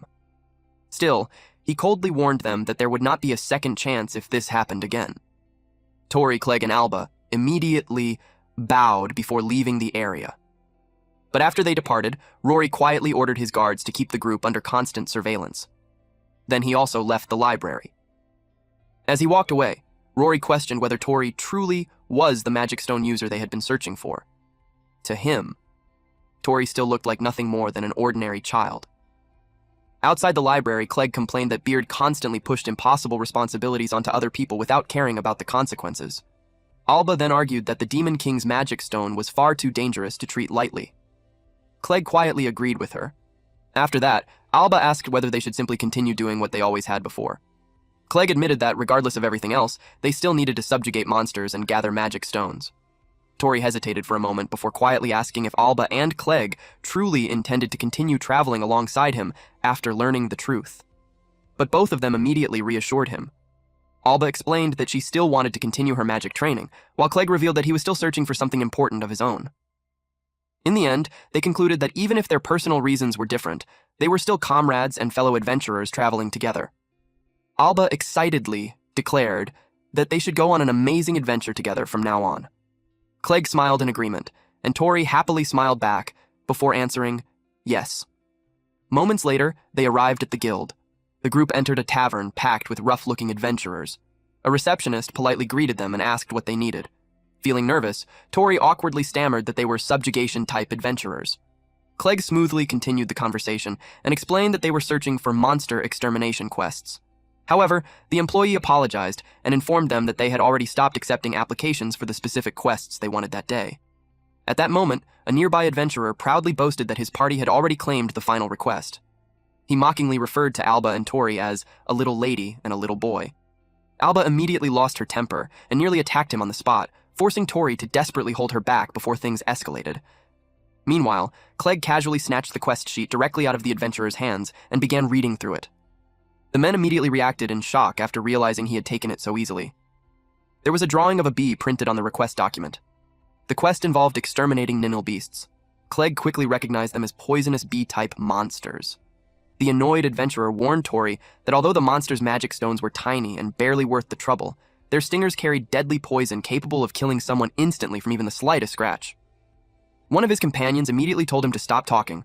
Tori exchanged glances with Alba and Clegg. Then he confidently asked the older adventurers to leave the quest to their group instead. The man immediately dismissed Tori's words as a terrible joke. Then, the large adventurer grabbed Tori by the clothes and lifted him into the air. He warned Tori not to get cocky, claiming it was obvious he had never experienced a true life-or-death battle before and would only end up getting himself killed. But Tori calmly asked them to wait for just 1 hour. He boldly declared that if they failed to return within that time, the adventurers were free to laugh at him and continue calling him nothing more than a little boy. The clock continued ticking. The adventurers waited silently. Even the receptionist had started paying attention now. One of the adventurers questioned why he had even bothered getting provoked by a bunch of kids in the first place. Deep down, he wondered whether they were actually all right. Meanwhile, his companion mocked the group and confidently claimed they would probably come running back in tears any minute now. But suddenly, the tavern doors burst open. Tori walked in first, with Alba and Clegg following behind him. The bald adventurer smirked because he assumed they had already proven his point and come back defeated. But then, Tori activated Storage Unlock. A massive ninil beast corpse slammed onto the tavern floor alongside a magic stone. The entire tavern fell into disbelief. Even the pink-haired adventurer immediately rushed over to inspect the magic stone personally. Meanwhile, Clegg casually suggested appraising the rest of their haul as well. Alba commented that they had been traveling non-stop this whole time anyway. Then, a dazzling pile of magic stones was placed across the counter. The bald adventurer gasped because he had never seen magic stones that large before in his entire life. Even the receptionist immediately recognized the wyvern magic stone. The older adventurers were completely speechless. Meanwhile, Tori stood there with an enormous grin on his face as one of the men asked if they were the adventurers responsible for saving Tatara. Suddenly, the man grabbed Tori by the collar and demanded answers from him. But before anything else could happen, a woman's voice sharply ordered him to stop immediately. She warned the adventurer not to disrespect the heroes of Tatara and asked if he was truly prepared to deal with the consequences if he continued. The receptionist quickly greeted the woman as Lady Ashlyn. The adventurers were stunned and wondered why the captain of the magic cavalry had suddenly appeared there. Meanwhile, Tori himself looked completely bewildered. Without hesitation, Ashlyn enthusiastically pulled Tori into a tight embrace while excitedly exclaiming how badly she had wanted to meet him in person. She then revealed that her younger brother had once been under Tori's care. She casually admitted that she had even secretly placed a light curse on him beforehand, just in case anything happened. Ashlyn then revealed that her younger brother was none other than Kahal, the leader of the Blue Flame Wings. Tori immediately realized she was talking about Kahal, the same bully who eventually ended up helping him in the end. Ashlyn happily confirmed that her gloomy, clumsy, and overly submissive little brother was indeed Kahal. Alright, that's it for today's story. If you want the weekly chapter updates for this series, those will now be uploaded on my second channel, Manhwa Updater. So if you don't want to miss what happens next, make sure to check it out and join the update gang. Thanks for watching, stay cool, stay awesome, and I'll see you in the next one.